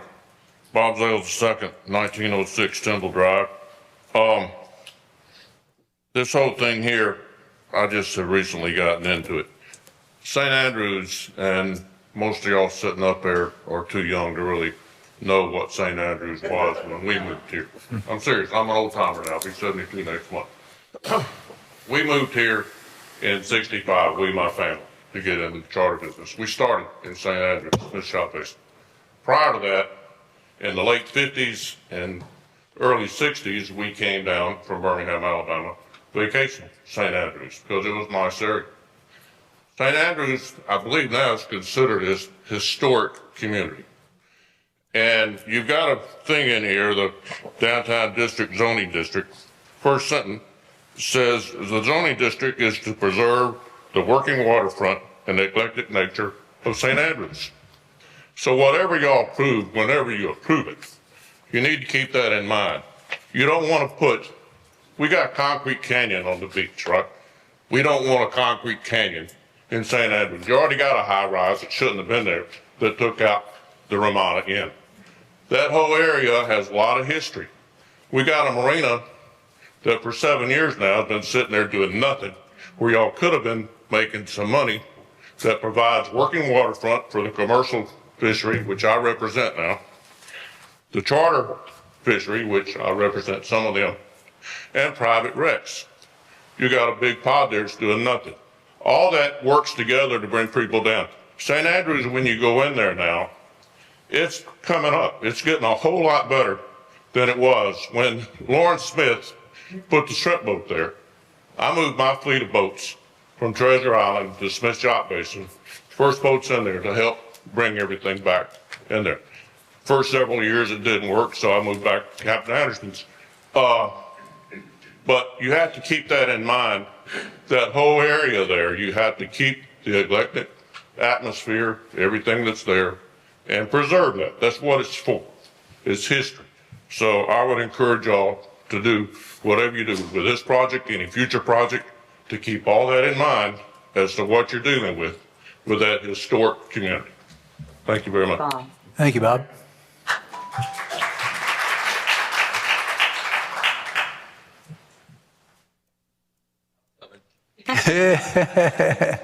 Take your Well, we time. made you wait long enough, so we'll wait for you. My name is Robert Livingston, and I live at 3001 West 10th Street here in Panama City. At the planning meeting that I attended a few months back, the room was completely filled with people. In fact, it was standing room only. And there were a number of people who had a chance to speak about this particular issue. And without exception, everybody opposed it. There wasn't one person who stood in favor of it. On top of that, the petition that was just mentioned with another close to 500 signatures, people are opposed to it. St. Andrews is special because it's old. And what makes it special is the fact that we have a skyline that is pretty consistent. If you take and put a building of that height in the middle of what we have, it's like putting 6 fingers on a hand. It doesn't fit. And I would urge you to think very closely before you change the uniqueness of St. Andrews by bringing in a structure of that size. Thank you very much. Thank you.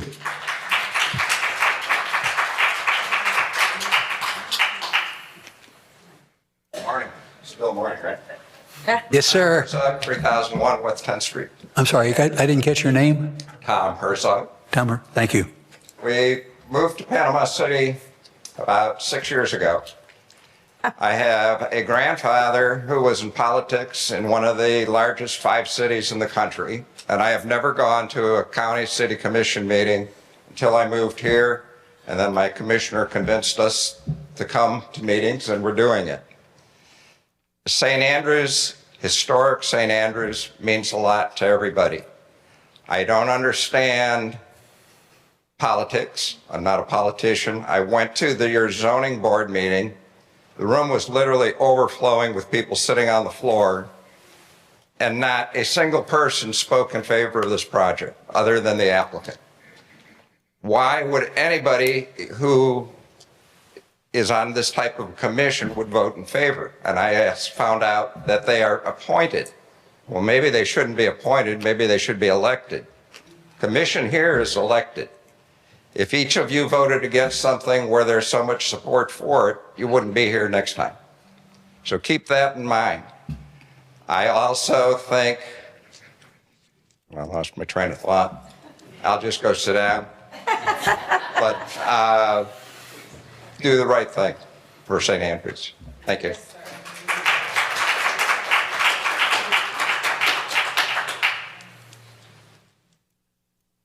How y'all doing today?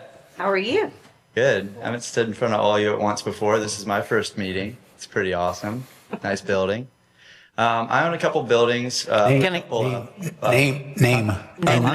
Name and address, I'm sorry. My name is Philip Mercer, and I occupy 1113 Beck Avenue, 1125 Beck Avenue, and 1127 Beck Avenue, 3 of the addresses that are on these 8 parcels.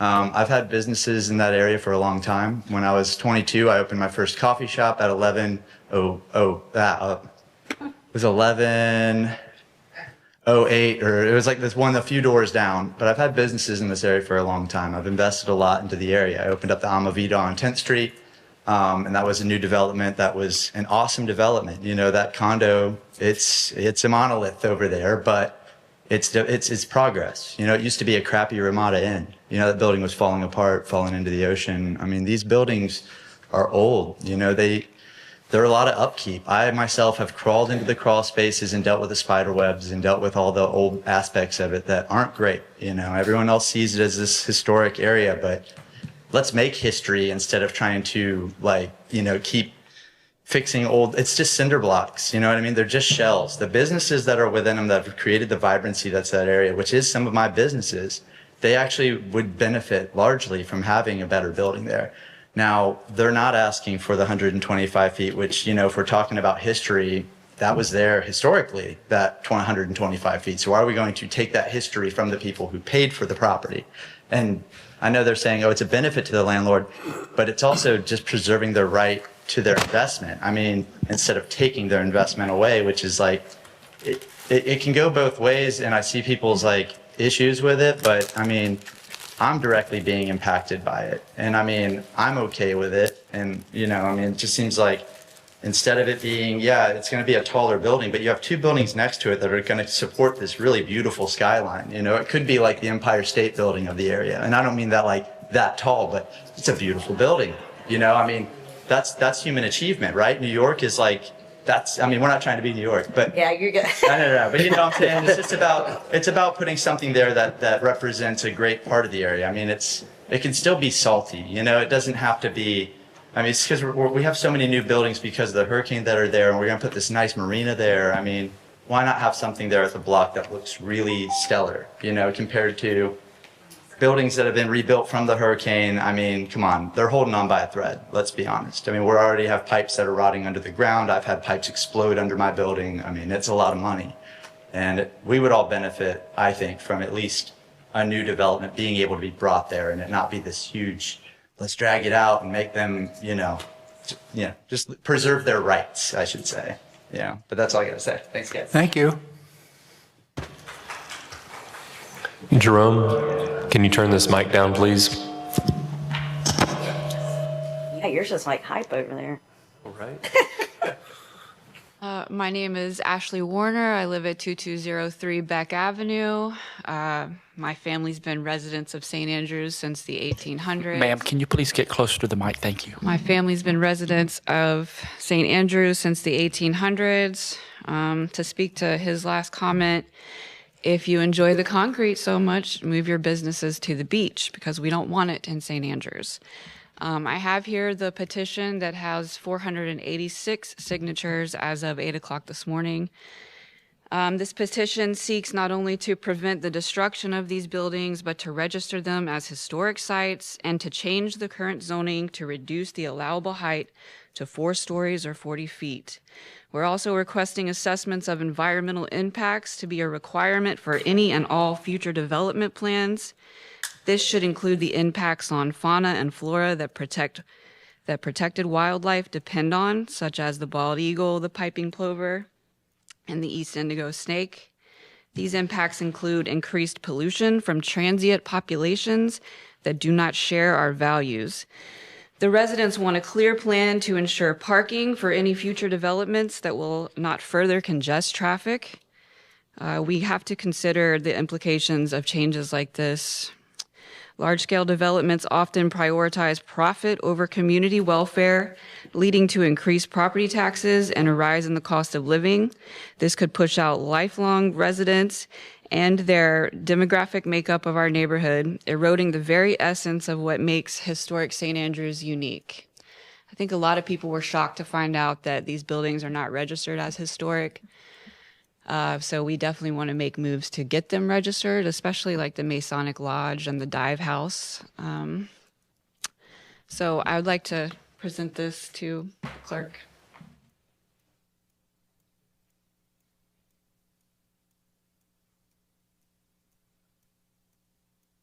Thank you.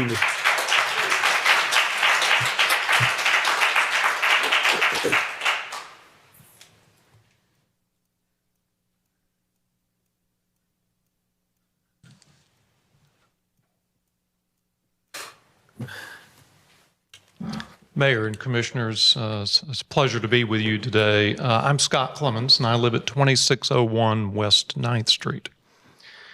As most of you know, I was born and raised in Panama City. And for the last 20 years, I've lived in St. Andrews. That's where I've raised my children. I love it because for over 100 years, more than 100 years ago, this fishing village atmosphere, this waterfront atmosphere was created, and it took 100 years to create it and preserve it. What I hope you will not do is in one fell swoop destroy that atmosphere that has taken so long to create.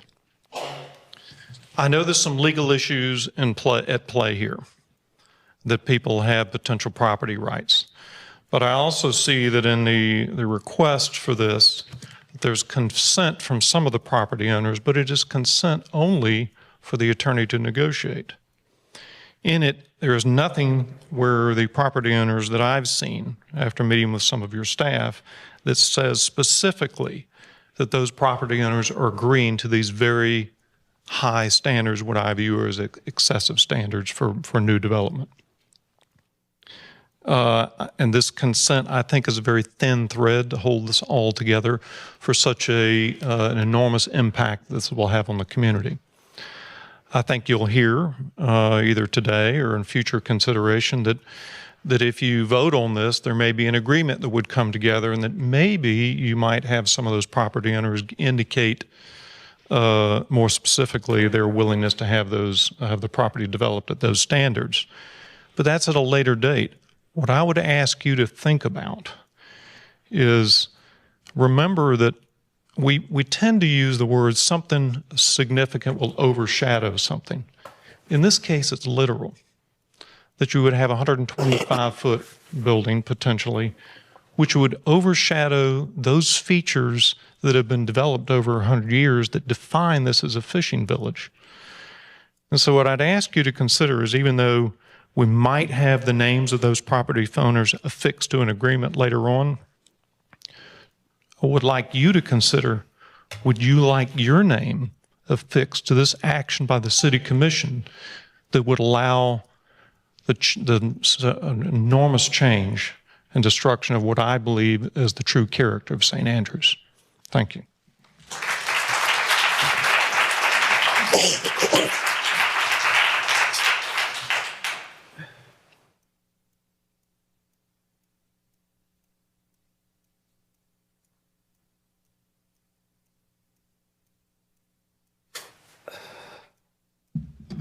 Good morning again. Dolores King, 2538 West 9th Street.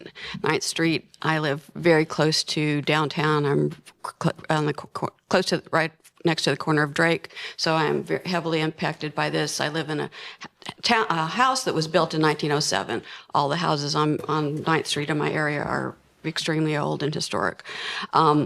So first off, I would like to ask, I would like to agree with everything that Mr. Clemens said. And also I'm asking why, first off, why was the agenda not posted until late Friday 4 p.m. I had to actually contact Mr. Street to find out why the agenda was not posted, and Florida statute says it's supposed to be posted 7 days prior to the meeting. Also, when the agenda was posted, the documents about the agenda were left out. There was the consent from the owners, copies from the attorney, but that was it. And it took Mr. Street till 8 p.m. to get those posted. So we didn't have proper notification of this meeting. There would have been, as you know, the planning meeting, it was a full house, overflowing.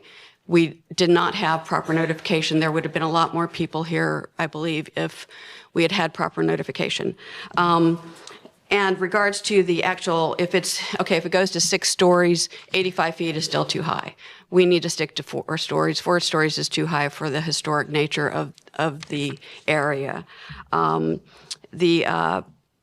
The owners are asking for a development agreement, but we don't have any plans we don't have a development order. We don't have anything that's, concrete. We don't even know what we're looking at. So how do you approve something when you don't know what you're approving? The other thing is,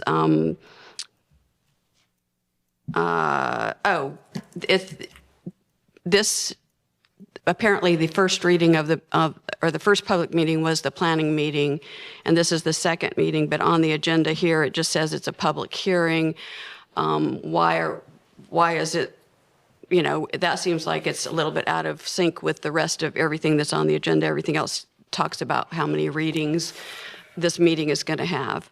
And also in the wording of the document, it says that it's terminated after 10 years, but it's vague in what happens after 10 years. And so there's a lot of clarification that needs to be put there. Anyways, I would say 4 stories maximum. Leave it change it to make it all the same as far. 4 stories, like I said, is too high, but leave it all 4 stories. Keep it historic. Let's not have a concrete canyon. Let's have something more along the lines of 30A, if that's where the development's going to go. Thank you. Thank you.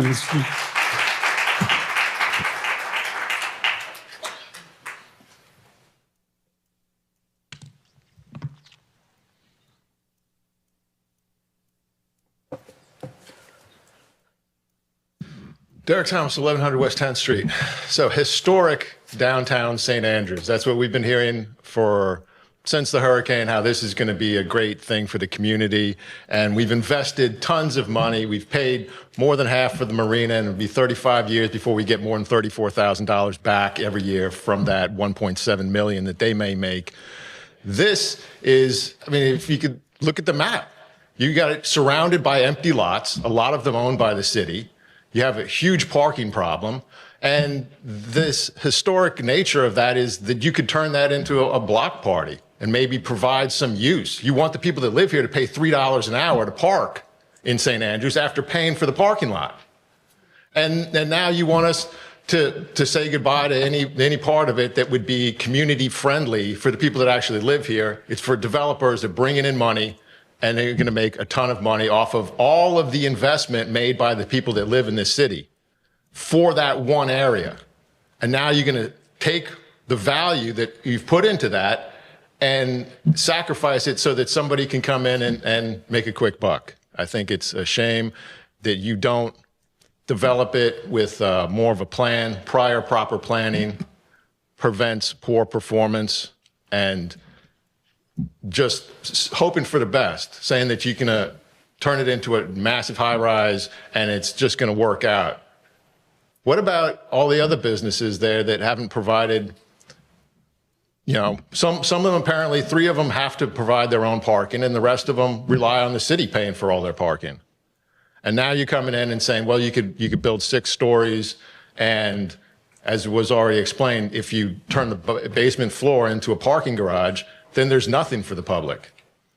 And all the historic nature of it and the surrounding neighborhood with the older houses, how does that fit in with this new massive high density? If you go into the 7F where they're getting exemptions from paying impact fees because they're going to be the ones investing more than $500,000 into it. The Dover and Cole plan is 60 units per acre instead of 30 units per acre, if that's correct. So you could have up to 120 units in that building, plus stores, et cetera. Why would you need to do all of that in the only part that has a view of the water when there's so many other parts of St. Andrews that are not developed, that are just sitting there as empty lots, or further up Beck Avenue, just being single-family houses being put in? And now you're going to have this massive high-density unit right there, taking up basically what everybody in the city has paid to develop for the entire city is now going to be just for a handful of rich people. I think it's a shame. Thank you, Derek.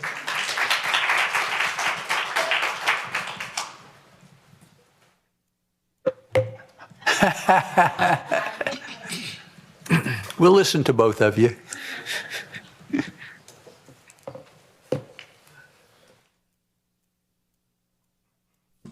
My name is John Dara. I live at 3001 West 10th Street. That's the Harbor Village condos. First off, thank you for the venue change. I was part of the group that managed to get in for the last meeting, but you did well to change here so that we could all be represented. I'm a relative newcomer. We've been here 38 years, built in the Cove area. Had a downtown business and moved to the condos when the kids had moved out, and we didn't want the house, but we just found out how fantastic it is to live in St. Andrews. The character of St. Andrews makes all the difference in the world. I was on, well, at the time I was the president of the DIB. When this whole issue of Harbor Village came up, and there were no height limits, and it was negotiated down to the height limits that we got for that condominium. The history was we had no limits. We then worked our way down to basically the 8-story level that we have. And if we continue with that, there will not be any historic area left. It will not be the place we would want to continue to live in. I have a business down there a block away or across the street from the White Church. We wouldn't want to live there.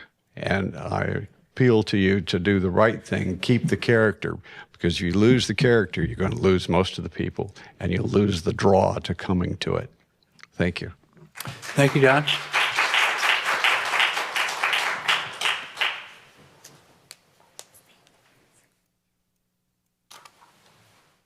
Hi, my name is Sandy Marlisa Klug. I live in Lynn Haven off of Jinks Avenue.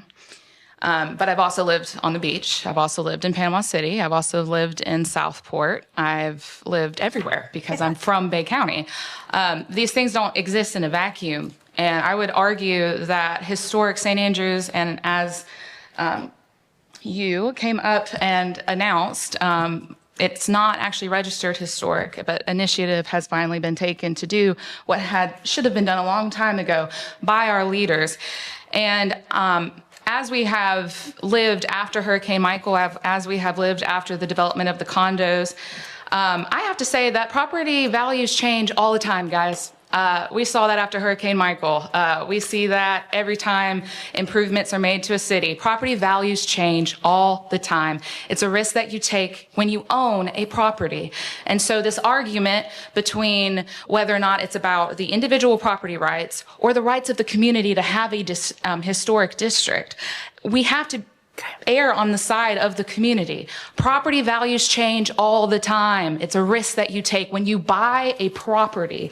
And to whom much is given, much is required. When you are a leader in the community and you choose to buy a group of buildings that represent the nature of that community, you have a responsibility to that community to maintain the nature and the culture of that community, I would argue. And so this argument between individual property rights and the rights of the community community, err on the side of the community is all I am asking. St. Andrews is not just important to Panama City, it's important to wider Bay County. It's important to the Panhandle of Florida.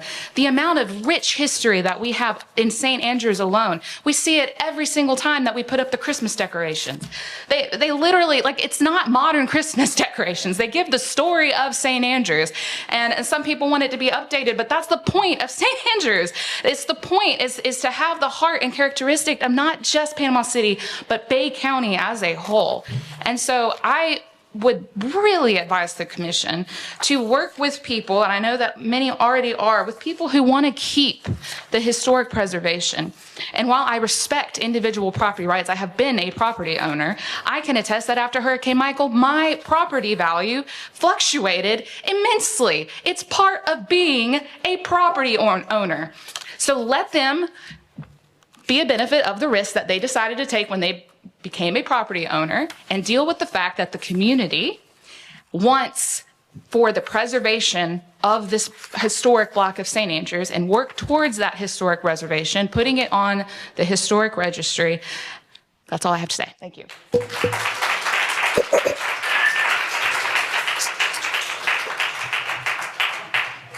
Me too.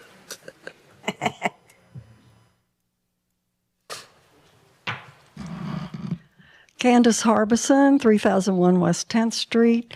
I want to echo Mr. Dara and say thank you for having the meeting here. I was one of those people that was shut out of the previous planning meeting, and so it's nice to have this opportunity.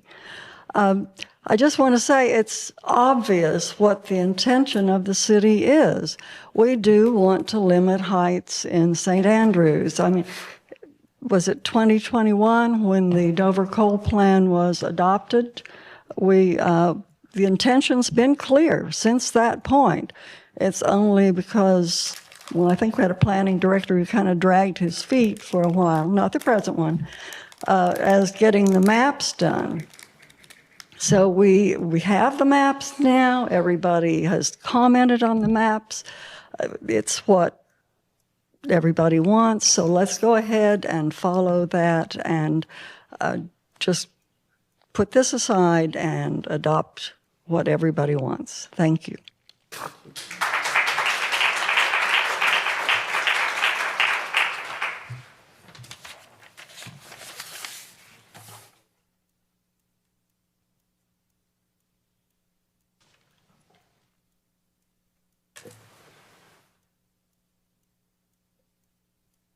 Mitch Holman, 1110 Beck Avenue, Panama City. Not everybody wants it. Not everybody wants it. I'm late to the dance on all this, but why don't we take a breather and maybe get a year to come back and visit this, because I got notified very late. And what John's trying to do is what has been on the books for a long time. Since 2011. And for me to be down there and not know about all this, I don't know how that happened. But maybe we could take a breather and get a year extension to come up and figure something out, because I'm like I said, I'm late to this. I didn't know about it. I met with Cover Dole about parking, but height limits was never mentioned. And that's the main thing. Thank you, Mitch.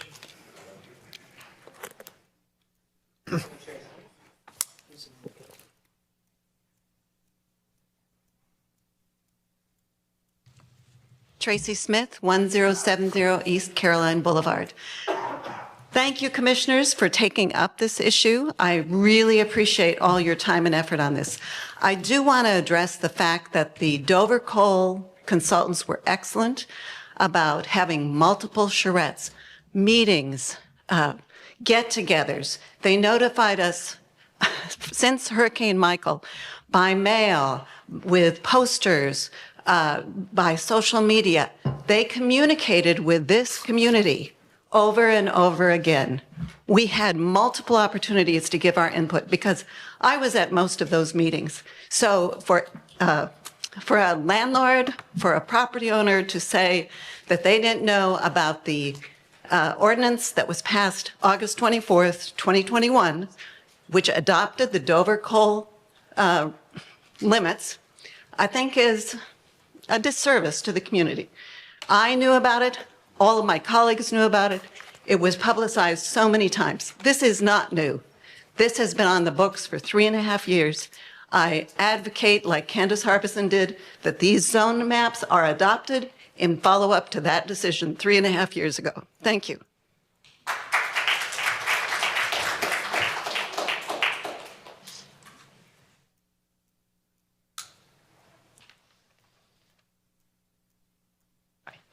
Robbie Fairbaugh, 3803 West 16th Street. All of you pretty much know how I feel about this. You've seen my emails.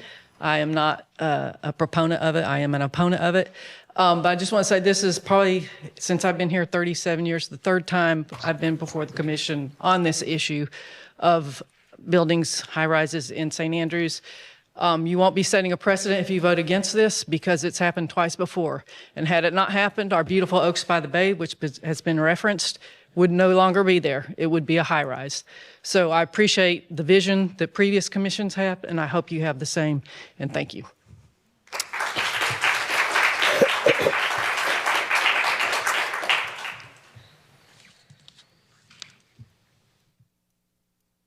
Good morning. Good morning. Brenda Lewis Williams, 1007 North Center Avenue, Panama City, Florida. I really don't have a dog in this fight or a bone to chew on other than the fact that it seems that the gold standard now, as I've seen in Glenwood, and I see it now seemingly getting ready to take place in St. Andrews, the gold standard is tear down, destroy, and supposedly build something new. I agree with this young lady in the black dress here that spoke, the gentleman who suggested doing new stuff. And actually the Ramada Inn wasn't that bad. We went there for Sunday dinner after church. So get breakfast. I didn't do breakfast. I did lunch after church on Sunday. But my point is, it seems that to approve this, you are condoning and dismissing what the citizens want. Doesn't make sense. Things have to make sense to me, and this does not make sense. The gold standard should not be to tear down and rebuild when you already have existing buildings. And as the young, you made the statement that to have this, we call it a historic community, just like we do Glenwood. They are not designated as such, but they should be. And furthermore, the commission, all 5 of you, should be leading the charge for that to take place. Thank you.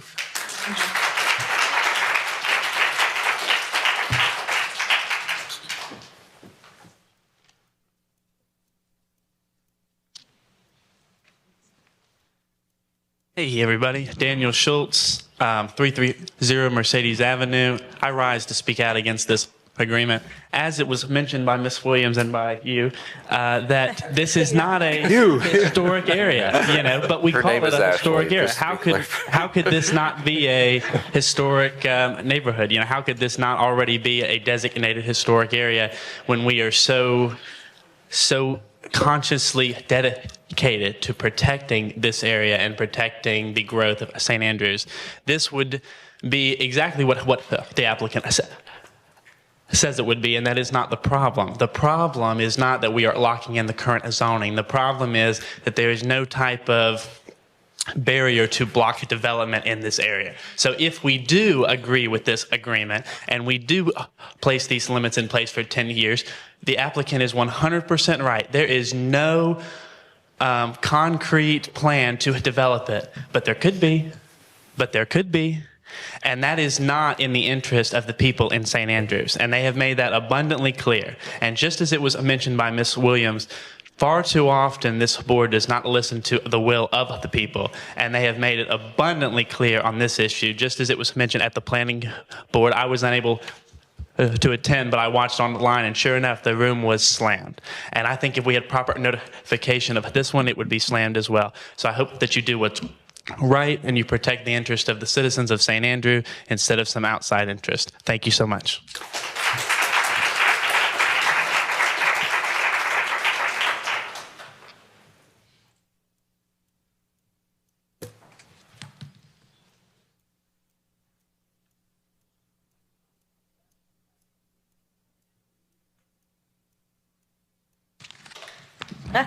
Hello. I am Debbie Hagan, and I live at 2308 West Beach Drive. So my husband and I, we bought our home here in Panama City in 2018 before Michael. We bought here because we used to come over at the beach, and we'd winter in January and February, and we really... we would come over here for dinner and to St. Andrews, and we just love the old feel of it and the neighborhood. And so we have bought one of your historic homes, and we have renovated it. And we love the neighbors and the homes and the way the downtown feels and how it's coming back. And so I would just ask that you would represent the community and not people that don't live here, that choose to profit from us and change the way our little neighborhood feels. So that's all I'm asking. So Thank you.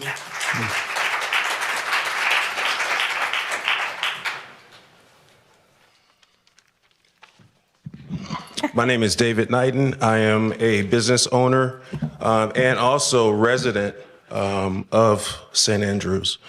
My property is off 1106. I'm on Flowers Avenue and 11th Street. So I am asking, I guess, today to provide more details.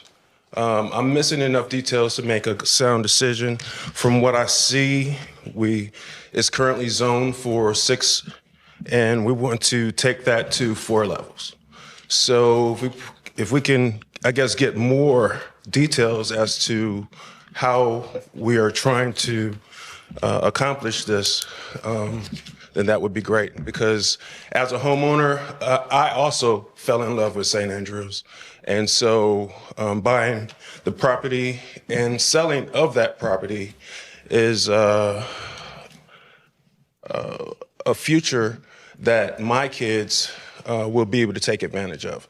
20 years from now, I will not be here, probably, to see some of the changes that will take effect. But if you provide enough details to the public, then we can make the right decisions and make sure we're doing the right thing for the people.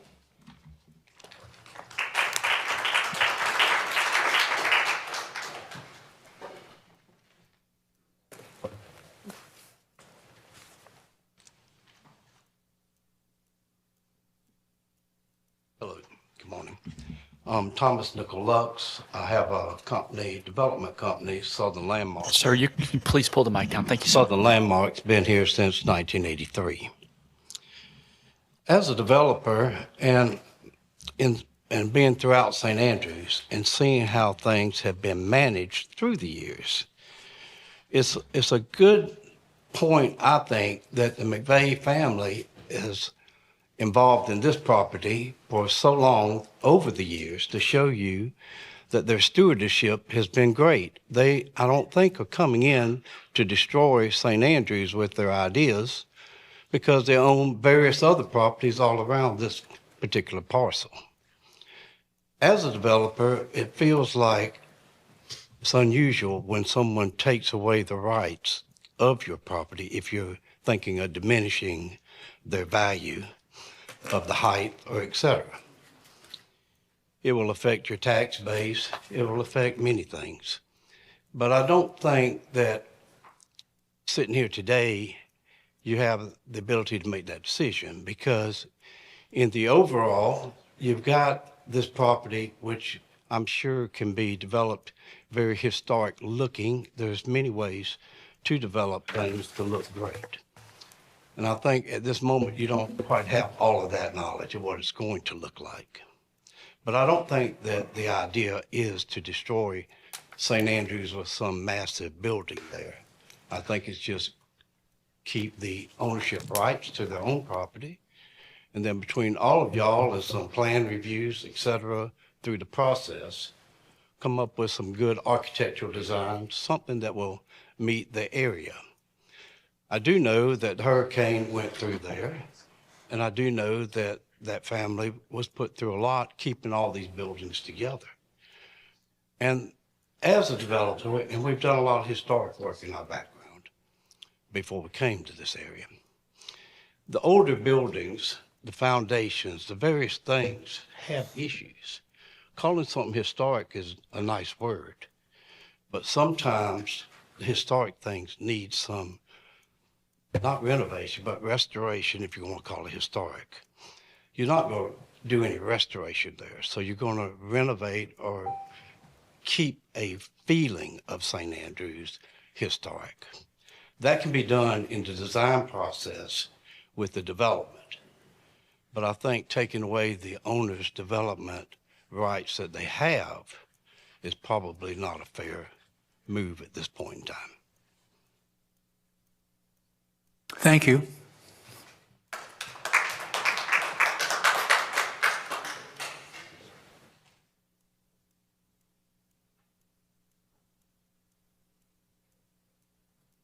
Good morning, Rory Drew, 2310 West Beach Drive. I oppose the development agreement. I think there's so many other things that can be done to this property and still maintain its historical significance. I have a family business. It's renovated. We have 7 properties, of which are older than 70 years old. And they've done very well with very cost efficient, and it can be done. Now, I can't tell a property owner what to do with his property, and you may not be able to either, but you don't have to agree with this grandfathering of the St. Andrews plan. You can maintain your neighborhood plan, which will still, those are still large buildings with the neighborhood plan that you propose to adopt, and it would change downtown or the St. Andrews area. But I do oppose the agreement, and I hope you make the right decision. Thank you. Thank you.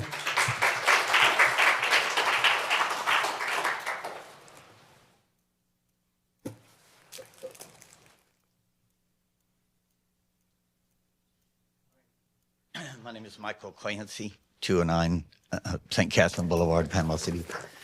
I think it's pretty obvious here today that there's a lot of questions that everybody has about it. Obviously, the property owner has rights, and the citizens in the area have rights as well. So I think it's pretty obvious at this time that there's a lot of questions that need to be answered. And I think that you, as everybody has spoken about, they were very interested in being involved in this issue. And I think that the developer, or property owner, I should say, is very interested in preserving St. Andrews neighborhood concept as well. They're not trying to cram it down the throat and get 85 feet and get all the units that they can get. I think that they're very reasonable people that have owned the property for 30 years, paid ad valorem taxes, been a good neighbor to the people in St. Andrews. And as the other gentleman just said, they have other properties and want to see St. Andrews flourish. So I think that if you maybe put some charrettes or had some other things that would come together, that the developer and the neighborhood community would be cohesive and involved in that position. Thank you for your time. Thank you.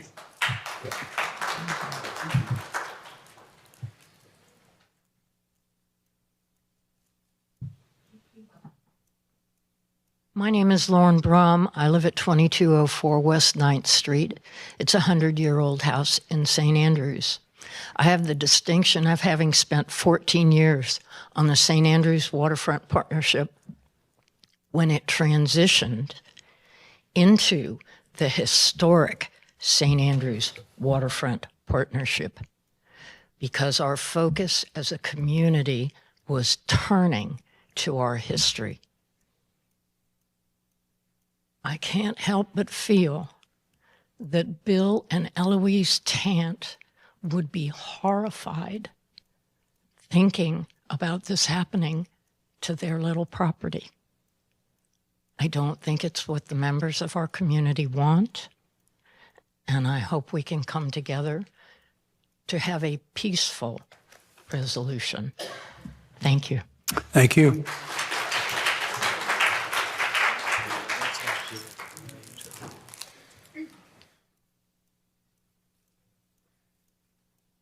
Tricia DeLauro. I live at 1313 Bayview Avenue, and I have property at 1311 and 1309 Bayview, and property at 1301 Beck Avenue. Everything seems to drag out. I say we adopt the 4-story plans that are proposed and do it today or whenever it gets done soon, and let's see what happens. It drags on. And I say to Philip Mercer, he likes his businesses, but he complains about the structures. Talk to your landlord. And I love St. Andrews. I've invested in it. We have property values that we worry about if this thing goes up. So that's all. Thank you. Thank you.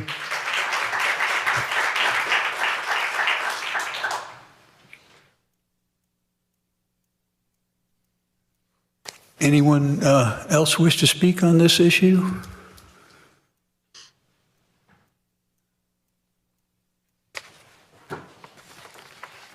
Mary Ann Drew. I live at 2310 West Beach Drive, but I have property at 1615 Drummond and in St. Andrews. And I purchased in St. Andrews because of the historic value, because of the community, because of it's just such a unique area. You guys have no idea how special this place is. And I would love to see it stay the way it is. Both are my building that was 100 years old, over 100 years old, and it took a little bit to remodel it. It's just a little 2-bedroom, 2-bath, but I'm really proud of it. And I think that concrete block buildings are pretty cool too. Okay, that's it. Thank you.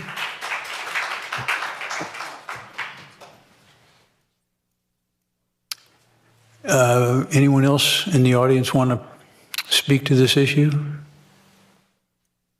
All right, audience participation is going. It's over. So no more audience participation. I'm going to open this up to the members of the commission. Who would like to speak? No? So I think this is like the third or fourth time that I'm here with the residents in St. Andrews. And, I don't know why that we end up at this spot each time, because each time the same communication is done when I feel like, hey, I don't think that there's support to do this. Don't continue to push. But here we are again. And for me, leadership is stewardship. And we have something very unique that exists in St. Andrews that doesn't exist anywhere else.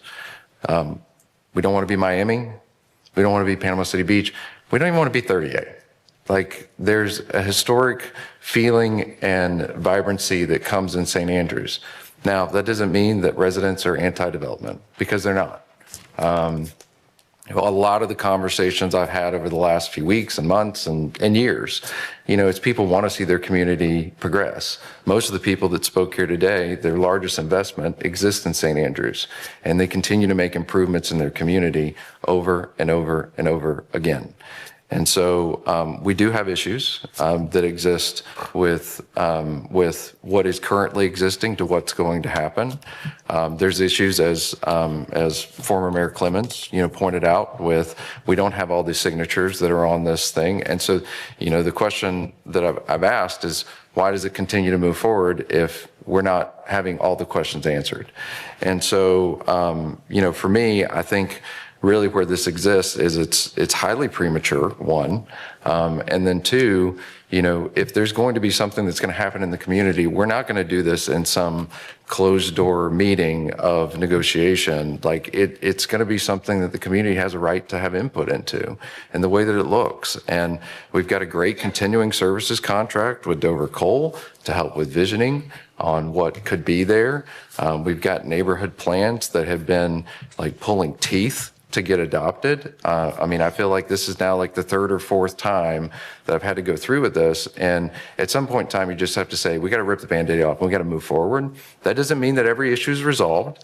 And I do agree with, you know, we can leave a window of opportunity to work through whatever issues exist, but it doesn't need to be done in a vacuum.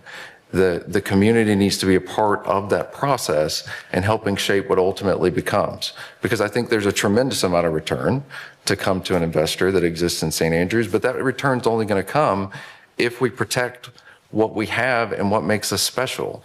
If we wanted to live on the beach, we'd go live on the beach. Like if we wanted to live in Miami, we live in Miami. I mean, there's something special that we steward, and I think it's important that we continue doing that.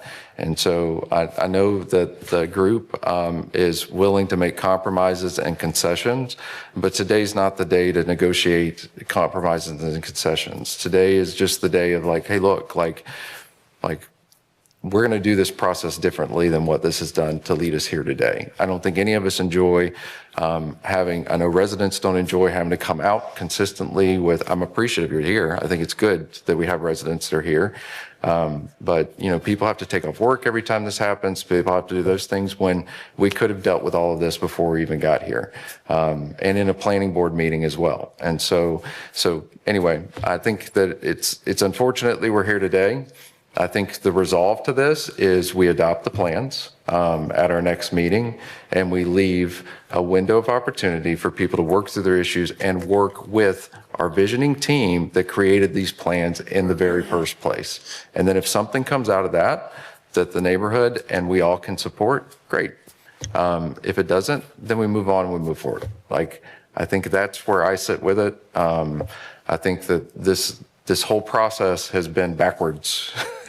You know, we're asking for 10-story buildings at the same time we're saying like, we don't want to build a 10-story building. That doesn't make any sense. And there's no way I can communicate to citizens, hey, this is what's coming when I don't even know what's coming. And so I think this whole process needs to be reversed than where this has come to get to here. And if that happens, I think both the owners as well as people that want to invest in community will be surprised at what St. Andrews is willing to accept. But I don't think anyone has the intention of supporting, you know, high-rise condominiums and, you know, whether it be hotels, whether it be whatever. I think there's a different way to handle this process, and this just isn't a good stewardship process of our time and resources and our public trust with our citizens. Thank you. Thank you, Commissioner Street. Any other members of the commission wish to speak? I'd just like to say that as a daughter of the Hill in St. Andrews, whose father and brother worked at the St. Andrews Seafood Company, was an integral part of the saltiness of St. Andrews from the 50s until my father passed in 1992 there at the St. Andrews Seafood Company. You know, my first job was there as a cashier. And so I have a fondness and a connection to the community, and am in favor of future growth, but not at the expense of the character of this community. Thank you. Anybody else? Thank you. Ms. Hillegas, anything to add? I just trying to stretch for a minute. I would like to say I think that there's some good points. I hate to shred a property owner who invested 30 years ago when it was dead. So I do appreciate investing in the city.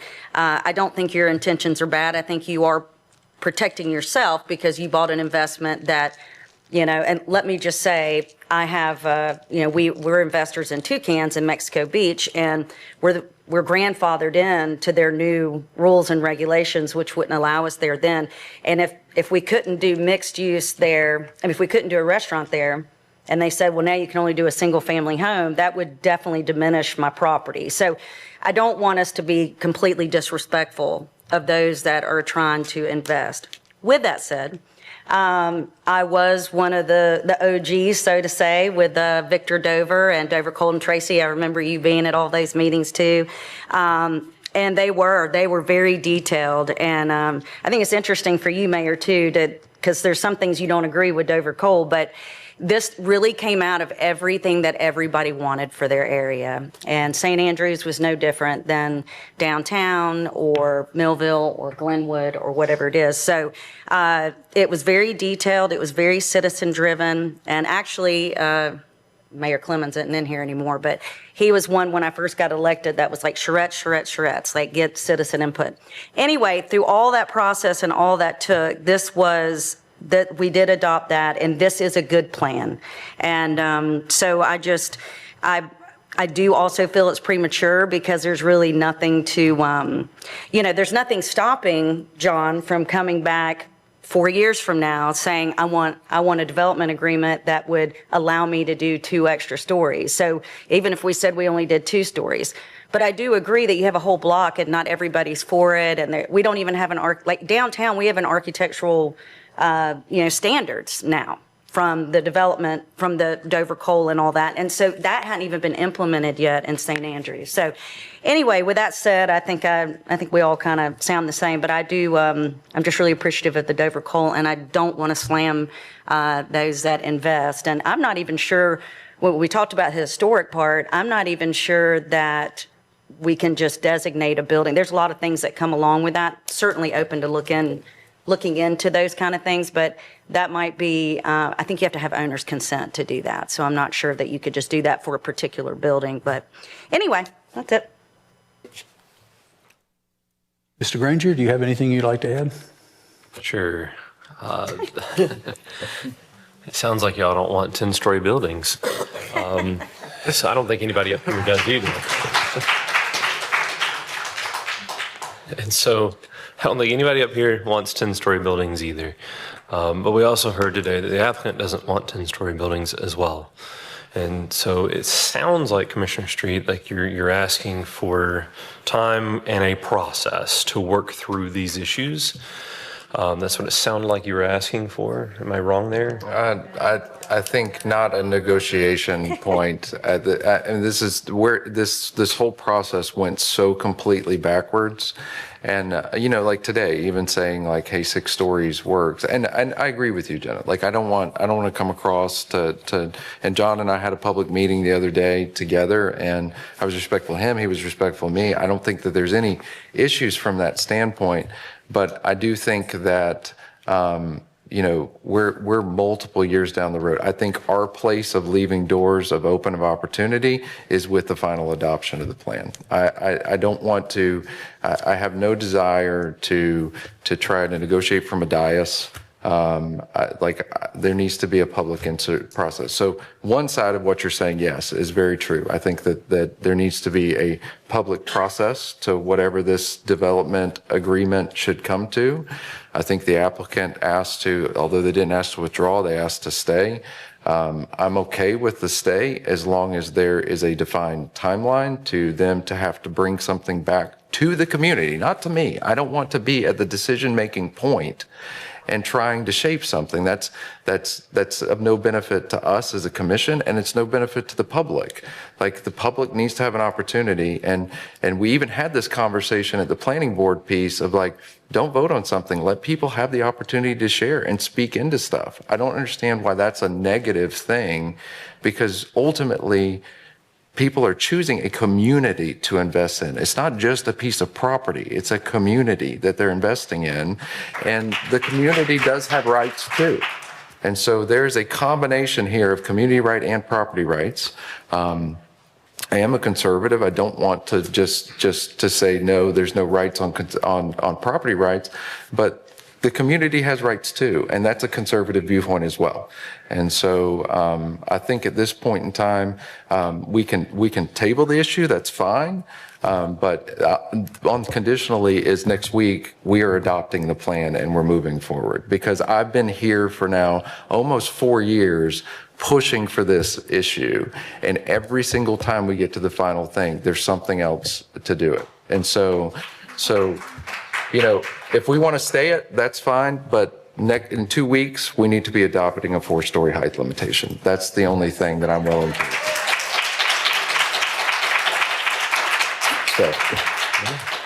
So. I was just looking for. Yeah. Okay. And I was just going to say the Dover Coal. Second, I think Commissioner Granger's still talking. Yeah, I was just think. looking for something actionable because I mean we've heard from a lot of the folks out there today, and there's a lot of people who've spent quite a bit of time with us today. So thank you for coming out. Thank you for joining, the meeting. Thank you for providing the input. Yeah, I think that's probably a good path forward. I don't have any problem supporting that.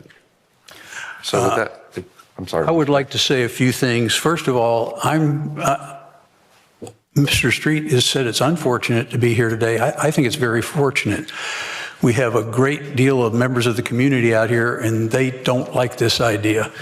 We are elected officials, and we are supposed to listen to you folks. So this thing has been kicked around from Dover Coal August 24th of 21. So this thing has had lots of air out there. It's had lots of people have multiple opportunities to talk about this thing. So this isn't like it's brand new.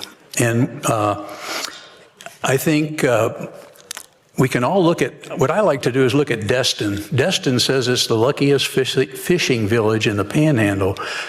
Well, I think if you'd look at Destin right now, you wouldn't think it was such a lucky fishing village. And so I would think that we would want to keep St. Andrews and help it be salty. Maybe not the luckiest, but one of the saltiest. So we can remember our history. I would like to know, and I'm going to ask Mr. Zimmerman, what can we do today to put this thing to rest and say that we are going to stick with 4 stories? We're not going to come back and do this 10-story, 6-story, or anything else. We're going to listen to the people. We're going to do what Dover Coal has suggested, and I often don't agree with Dover Coal. As a matter of fact, I probably disagree with them more than I agree with them. But they have come up with a plan, and everybody went to the charrettes, and they seem to be able to live with this 4-story thing. So again, to Mr. Zimmerman, what can we do to put this thing to rest at 4 stories today? What kind of a motion do I need to hear from the commission? Well, first, today, it is 10 stories in St. Andrews because the maps have never been adopted to apply to St. Andrews or any other place. But that's coming in 2 weeks. Yes, that's sir. coming in 2 weeks. Okay, second, the commission has in front of you a recommendation, a proposed development agreement. The commission could vote to not execute. They could vote to deny the proposed development agreement. The commission could continue this indefinitely without any time period to come back. The commission could continue it for a date certain to get more information.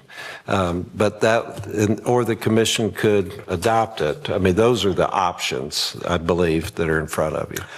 Thank you very much. I would like someone here to give me a motion to deny this development.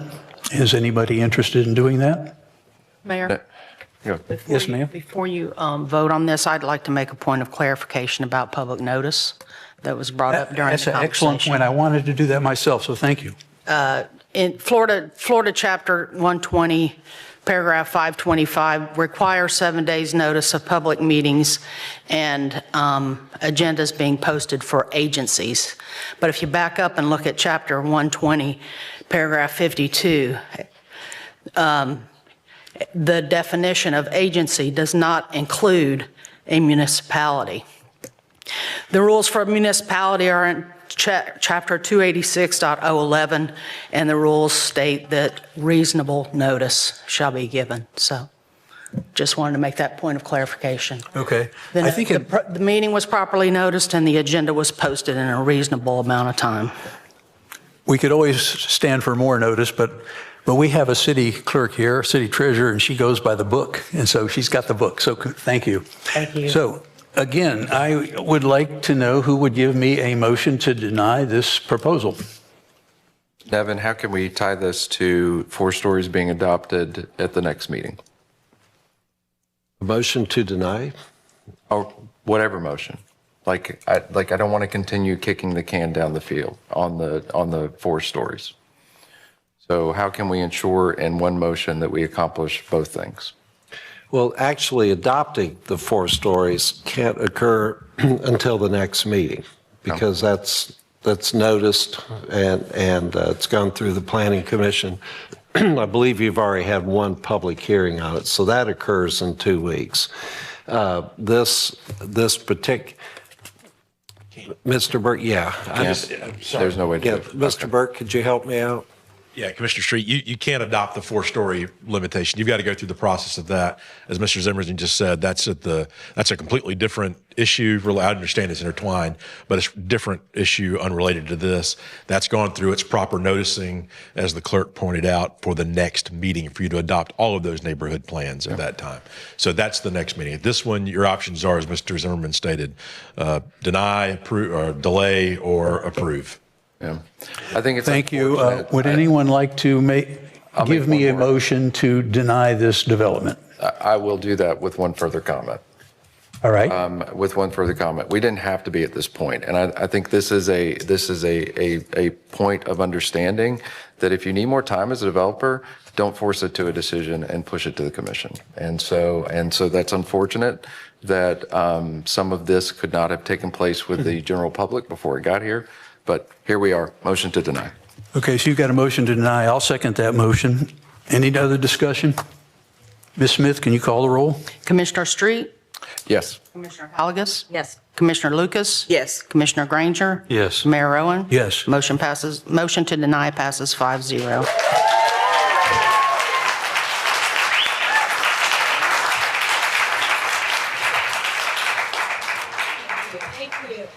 Thank you for your patience. We now move on to audience participation. And we'll allow you to stay and participate if you want to. Thanks to the little lady in black down there. Oh, this section, okay. Otherwise known as you. You. Walk it out, George. That's hard. It's hard act to follow. Is it on? Mr. Mayor, I recommend we take like a 5-minute break. Can we do that? Very much. Okay, we are going to now take a 5-minute break and then we'll reconvene with audience participation. So 5 minutes, please. Thank you. Thanks, Mike.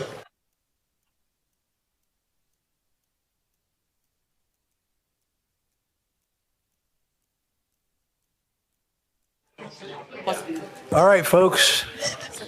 We're going to resume our meeting. We're going to start off with everyone's favorite audience participation. Yeah, when did that happen? Did you ever have another kind of job? Raising carrots. I'm well qualified, trust me. George Brothers, 1702 West Beach Drive. I want to thank Mr. Hayes and Mr. Murphy for providing me with the final engineering drawings for the Beach Drive multi-use path. If I did not attend these commission meetings, I would not have known the plans were final, and I highly doubt any commissioner has studied these plans. After all, it is 201 pages. So let's take a look at what's in them. First of all, you have bilked the taxpayers out of over $1 million so far on this path to nowhere. Someone has made a lot of money during the process, including the contractors and the city attorney's office. These plans are so voluminous that they had to be broken down into multiple sections. Some of these include the roadway and path, signing and pavement markings, lighting, irrigation, and landscaping, among numerous others.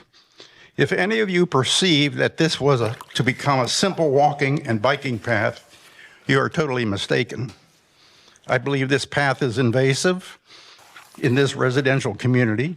It is very divisive with city residents and just does not belong here.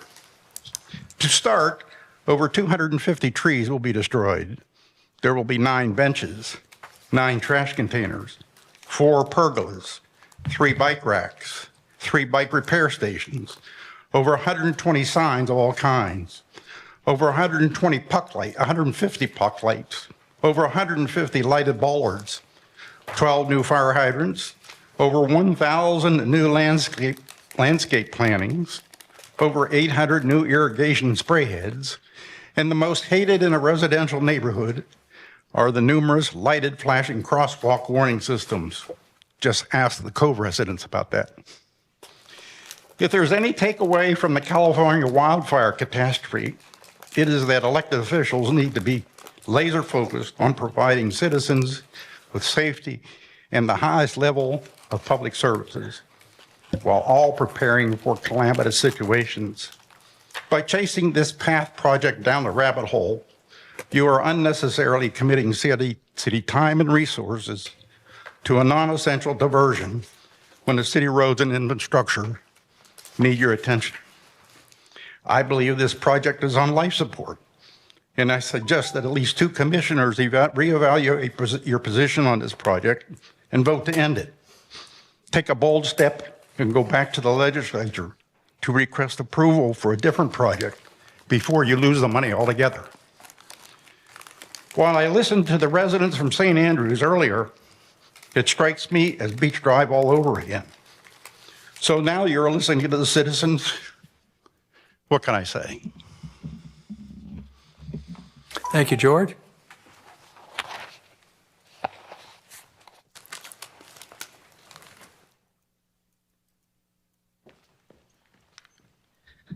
Good morning, Patty Sunday, 1115 Fairland.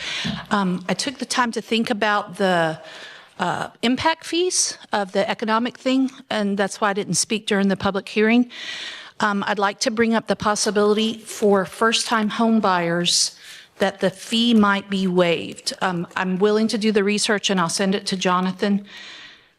That $1,000 or $1,800, if you have a family whose household income is about $60,000 and below, and they get the $25,000 down payment assistance, that $1,000 impact fee, it comes to the dollars. I went through this with my niece, and her household income is $40,000. It comes down literally to $1,000. It took us about 3 months to identify a house that she could afford. She had perfect credit, no debt. So in looking forward for affordable housing for home ownership, which builds equity and generational wealth and pays taxes, that at that price point, it may be an issue. I ran the numbers on the grocery store. It'd be about 1.1 million impact for an 18,000 square foot grocery store. I think that's negligible. If you follow the sales of the Publix on 231, it was predicted to be 25 million. Gross trading margin is between 4%. On the dry goods, it's up to 18%. It's negligible. But I would like to bring that up. The fun part about coming to City Commission is doing research. Commissioner Granger had put on the agenda, which I noticed at 10 o'clock last night, something about the charter. So I read through it as quickly as I could to try to be prepared to listen well. And I did see, Ms. Jan, on there that on the budget, it's supposed to, and maybe budget, not audit, it's supposed to have the 3 years prior of whatever that category is. That was super interesting. I caught that in the charter read. And I'm asking that as you look at the budget when Jan presents her item, that perhaps y'all evaluate funds that continue to be in the negative for many years. How do those fit into your business model? Are they drains on the general fund? Because I was trying to review that before 10 o'clock so that I could understand and participate in this meeting. Thank you. Thank you, Patty.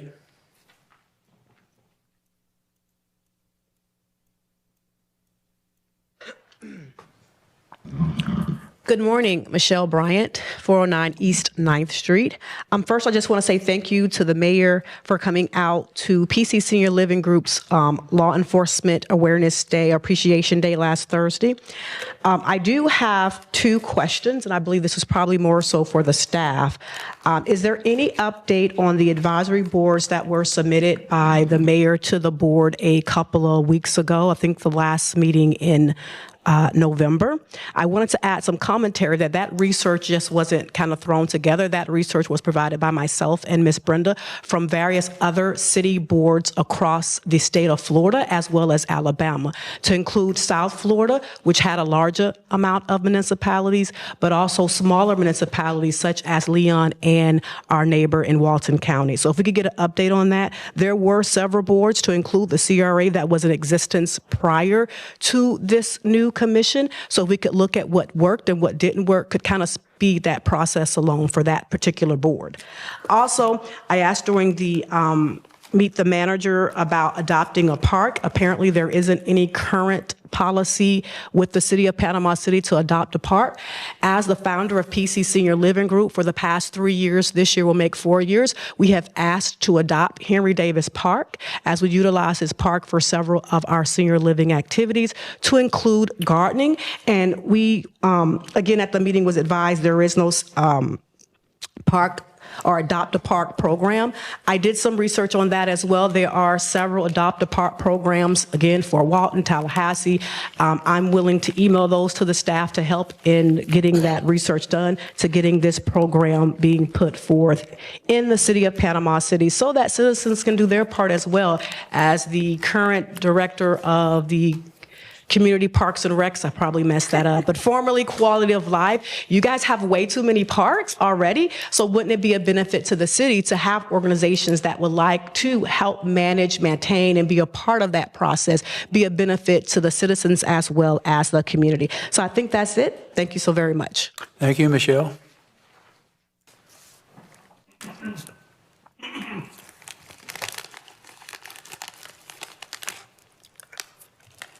Walter P. Henry, 614 Maple Avenue. I have a question. Do we own the Hathaway Bridge? It's on business 98. I assume the county have a part in that bridge. The city might have a part in it. The beach might have a part in it. I don't know if the city owned that bridge from the beginning to the end when it pops off into Panama City Beach. My saying is, if it's so, why the city want to put all their money in it? And everybody got a part of it. It don't belong. If you're the owner, you need to pay it all. If you're not the owner, the rest of them need to help furnish that bridge if it's damaged. Nobody knows it's damaged or not. Why put money in something that is not damaged? There's no problem with it. Next thing I'd like to know is this. On 7th Street, Kirkland Avenue, Elm Avenue, is that line been already treated, had a lining put in it? I think that line supposed to be lined it years ago. Might have not have did it. We got sinkholes there. I know they did not line the service lines. That one comes off of that line. I don't know if that's the reason we got sinkholes in it. But I know it, when they get from Kirkland to Elm, they turn down Elm, supposed to be lined it down there. I don't know if they went all the way to 9th Street and lined it or not. But I just like to know, is it lined?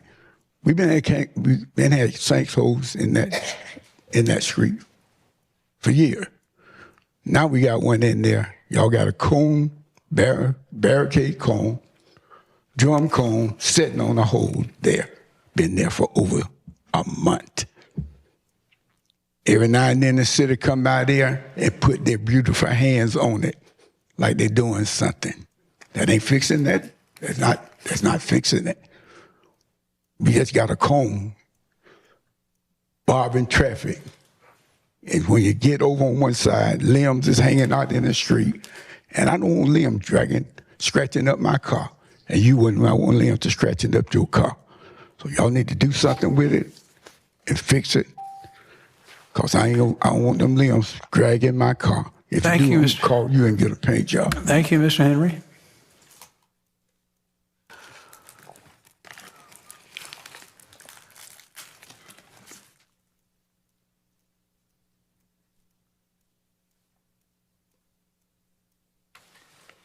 Again, good morning. We're doing real good today, by the way. Thank you. I mean, you really are. I have to give you probably a B on that. It's 11:17. You're doing. Why are you looking at me like that? We want an A. Get a B. You'll get an A. You're in tough grade. You'll get an A when you get an A. He used to be a teacher. I did. I most certainly was. Brenda Lewis Williams, 1007 North Center Avenue, Panama City, 32401. I wish to address, I had an issue and Mr. Murphy and I resolved that, but I wish to address bulk trash pickup in Ward 1 and Ward 2. I see a lot of it about when I'm doodle-doodling in the city, and there's no telling what time that may be. So if we can get an answer on that. I take exception to the city spending $5,000 on gala tickets. I know it's for a good cause at Ascension. It's under your topic. And I take, yeah. And I take exception to that. If you wish to attend that gala, pay for it yourself, given the financial condition of the city. And as one who has had heart issues, I understand the need for it. But if you want to go, buy the table yourself. Limit unnecessary contracts to necessary needs within the city. Stop putting out bids and having consultants do a lot of work. We're bleeding what we have. And from what I just heard today, it all is paid for by taxes. Somebody needs to stop the bleed. You're not going to like this one. Decrease department head spending threshold by half and no raises until some degree of solvency is reached. Revisit the H2O increase to a decrease. Weekly, we receive boil water notices. That says to me that somebody who doesn't buy bottled water, they're drinking dirty water, they're bathing in dirty water, and that's truly unacceptable. A lot of folks have Culligan purifiers in their homes for that very reason. And I know they work because I used to be in dialysis and repair the equipment many years ago. So you're asking us to pay for dirty water. Ward 1 and Ward 2, given the presentation this morning by the young lady, we are a food desert. We don't have a grocery store. I have to go to either Callaway or over to Piggly Wiggly, mainly because they have better prices than anybody else in town. But I go to Piggly Wiggly. There used to be a grocery outlet on Business 98. It is no longer there. I don't know why the gentleman doesn't want to rebuild. I've been told he's not going to. Somebody needs to do something. What are the updates on Martin Luther King? I've heard some scuttlebutt that an artist has already been selected to paint a mural to the entranceway. I'm not sure that's acceptable unless it's a commission piece. It should be put out for bid. And I'm gonna reiterate Michelle's question, where are we on implementing the citizens advisory boards? We bring requests to you and we never get answers back. Thank you, Brenda.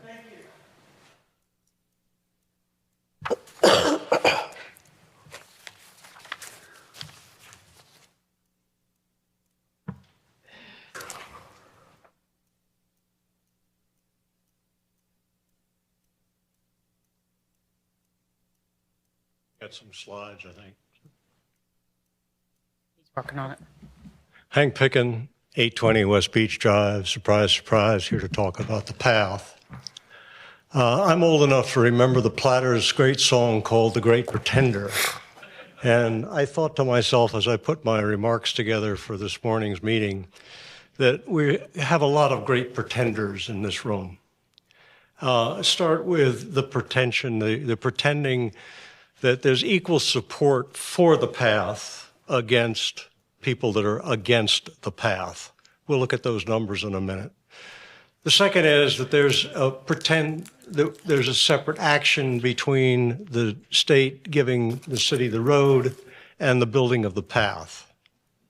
The third thing is you're pretending that you had a 90% review of these plans.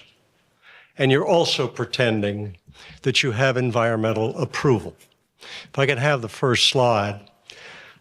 Here's where we are today, and this is last week, but 3,000 plus signatures on a petition saying don't build the path. The next slide that I have is what the city has presented to us as proof that they have a lot of signatures on the petition supporting that, the path. If you look at it, there are no addresses, there are no voter registration numbers, there are no email addresses. All of these, and it's 111 pages of them, the address is USA. The next chart I have is when we challenged Mr. Hayes as to the number of conversations he had had with citizens who had formally signed our petition who wanted to change their mind. He quoted that he had about 6 to 10 conversations. And somehow or other, the 6 to 10 conversations are supposed to offset the 3,000 plus signatures we have on the petition. The next slide is again, the pretending that this is separate action. As is stated in Mr. Zimmerman's opinion letter of December 18th, the project can proceed with the project because all of the land is vested in the Florida Department of Transportation or the Panama City. So therefore, it can't go without the Florida Department of Transportation approval. So don't stop pretending it can. The next is the 90%. The letter that was sent in application almost 2 years ago to extend the deadline on the construction of this path said that we were going to allow time for numerous reviews, points of to thoroughly have public input on this project. And the next slide I have shows that it was, oops. Thank you, Mr. Picken. Your 3 minutes is up. You have more slides? I do. Does the commission want to give him another minute? Happy giving you another minute. I'll second that emotion. Would you call the roll, please, Ms. Smith? Commissioner Street? Yes. Commissioner Halagus? Yes. Commissioner Lucas? Yes. Commissioner Granger? Yes. Mayor Rowan? Yes. Motion passes 5-0. 1 minute, please. Okay. Uno. The second slide about the 90% is the next slide that you can see. But there was a promise in that letter that was sent to the FDOT. We need more time to allow for more participation from the public. The next slide will show that it's graphed out, and that line that you can hardly read there says that a 90% completion plans would be reviewed in a quote-unquote FDOT fashion. And there you have that never happened, and we're pretending that it did happen. Last but not least, as you'll see where the words of the environmental approval letter, when you tried to sneak the notice of intent through. If I could have that next slide. Yeah. Oh, that's the reason you don't want to show the 90% to the public. The disastrous results you had from the previous presentations. And last but not least is the statement in the NOI that says that this is not an approval to proceed, but it's an approval to apply for that, and that in the process, all of the approvals may change. And you have not yet heard from the Thank you, Mr. Picken. You've used your time and your extra time.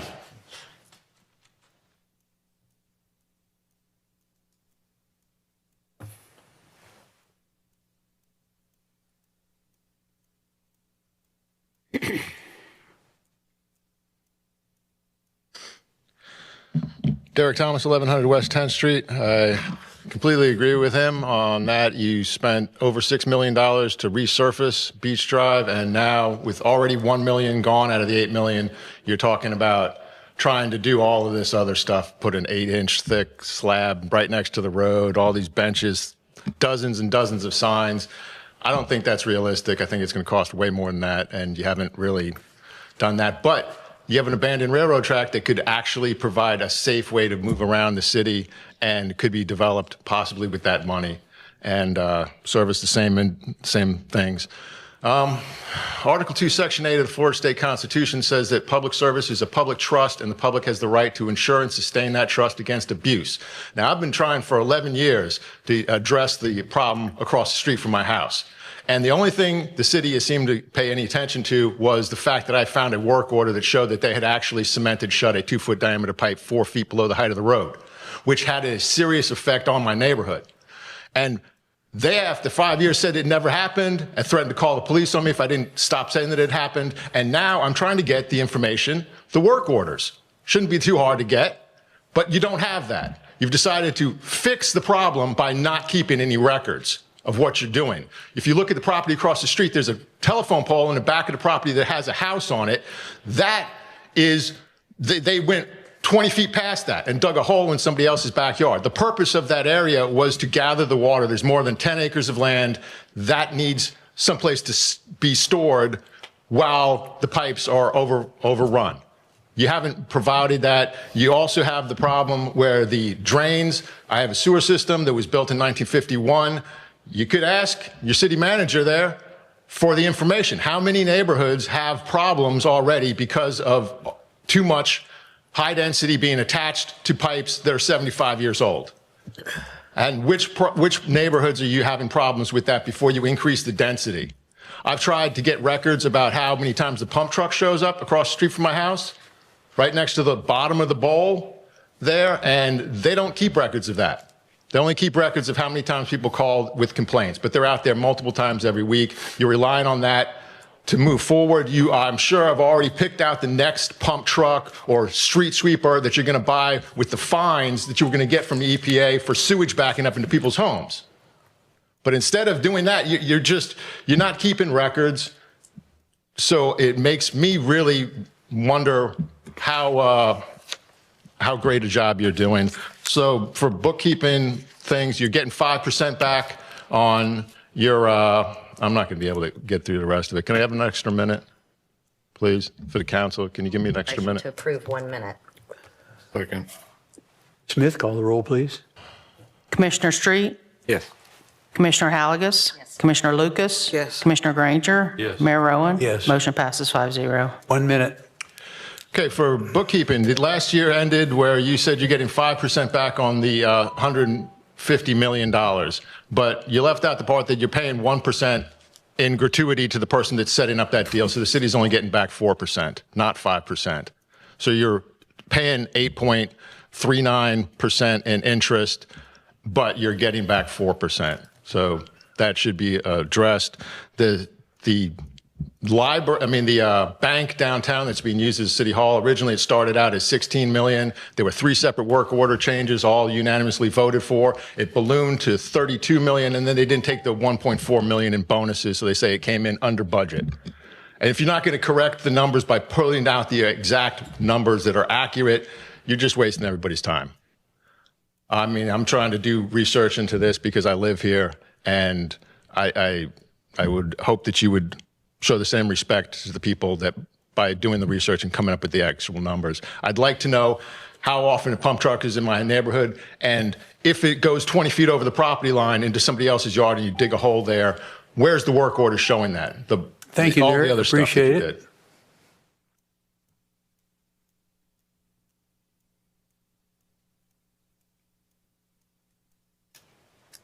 Anybody else want to be part of public participation?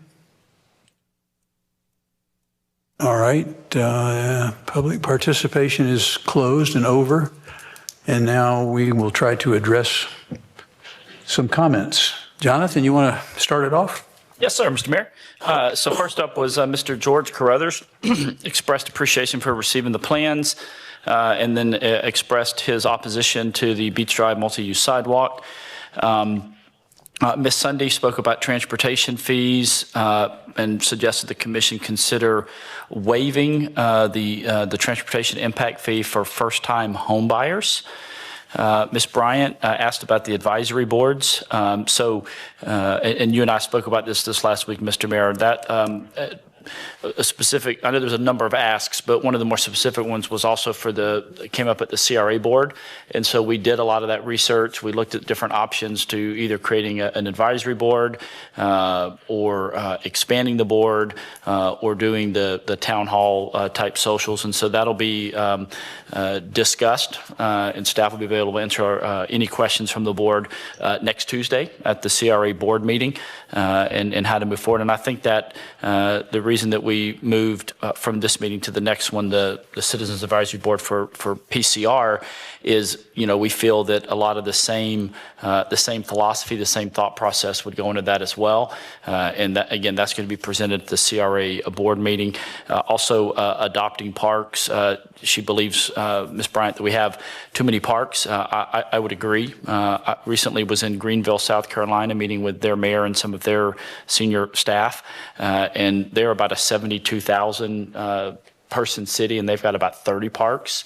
We've got almost 60, and we're about 40,000. So I think we would agree with that. One of the things we're looking at doing at staff is having like a very objective study done to kind of analyze all of the maps and all of the parcels around the city. Very similar to what we did with the utilities and developing a heat map in order to provide objective data, objective feedback as we prepare to make long-term decisions. If there is a program that another city has done successfully on adopting a park, definitely happy to look at that. Very similar to, I know you can adopt a road from the FDOT, adopt a highway to that end. I would think it would be very similar. Walter P. Henry. Let me interrupt you. I'm sorry. Okay. You and I talked about this advisory boards because Michelle had sent me a list, and so did Brenda. Correct. That was really good advice. I was going to put it on the agenda today, but we talked about it, and the CRA has done a lot of research, so we're going to start with the CRA, but it's coming. That's all I can tell you. And it'll probably be on the agenda in 2 weeks, maybe, but no, we haven't forgotten the idea of advisory boards. Right, it will. It will be around. It will be on the next two meetings, actually, Mr. Mayor. It will be on the CRA board meeting. We'll discuss it 1 week from today at 5 p.m. And then 2 weeks from today here, specifically dealing with parks, culture, and recreation. Right, and the idea is to see what the appetite is for doing those kind of things. And best practices. Yeah, exactly. So, Michelle, if you'll send me that list again, you sent me some stuff, and if in case I don't have it, but anyway, be part of our meetings because it is something that I think everybody wants to do it. We just got to find a mechanism to do it. All right. Next was Walter P. Henry, asked about the Hathaway Bridge. That is a FDOT, but there's obviously shared maintenance between the county and the city with it. For example, we are responsible for maintaining the lights on them. There were several challenges a year and a half, 2 years ago with them, and thankfully the FDOT replaced them. And we are the ones maintaining them, but they had kind of survived several major hurricanes and tropical storms and multiple summers on top of the bridge, and so it was time to replace those. But it is a state asset, and again, the city and the county, we partner together with that. He spoke about 7th Street and the lining of some pipes in Kirkland and Elm, so we'll get with the Public Works team and investigate that. If it was indeed lined, then there shouldn't be any more failures of those underground utilities, but we'll look into that. And if there is, again, a particular incident, we'll look at doing a point repair right there where that cone is. So I'm sure Mr. Murphy probably already has his team working on it. Ms. Lewis Williams spoke next, talked about bulk trash pickup in wards 1 and 2. We provide bulk bulk trash pickup once a week around the whole city. Wards 1 and 2 are typically Mondays and Tuesdays with the claw truck. Sometimes, depending on how much stuff people put out, they might have to finish up on a Wednesday. But the big claw truck does drive around. If it's, for example, kind of that first cleaning and spraying of the yard, it'll take them longer to do it. But if there are particular areas that they're not picking up, but our solid waste team literally drives every alley and every road of the city multiple times a week. So, but again, if there's an area that's getting missed, let me know. She spoke against the $5,000 for the city to sponsor 2 tables at the Ascension Sacred Heart Gala, and also encourage us to stop using as many consultants and doing more in-house, which we are committed to do. Wards 1 and 2, food desert. I think we acknowledge that. We're working to try to resolve that. And then I know there was a recent MLK update that went out. Don't know if she's getting those alerts, but I know one went out a couple days ago. And the artwork was part of the project itself. And so Burke has the responsibility for that, but it was done with input. But as far as like a separate bid to paint the mural, that is part of the contract with Burke Construction Group, who are the general contractors awarded that project. Mr. Picken presented some presentation and expressed his opposition to the Beach Drive multi-use sidewalk. He spoke again. I know this was acknowledged last week. It's repetitive, but I'm happy to keep repeating the facts. What I have said in regards to my conversations is, I have spoken to 6 to 10 people specifically about the petition. And when you read the petition that was presented, where it talks about taking property rights, where it talks about spending $2 million of the city's money, that is, and I correct that. They're like, oh, okay, well, we didn't understand that. It's not, it's an anecdotal acknowledgement.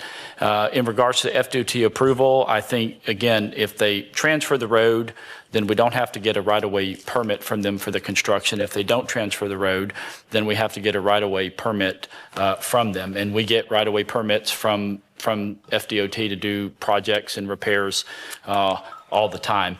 I will just state, though, because this has been said a lot, that there wasn't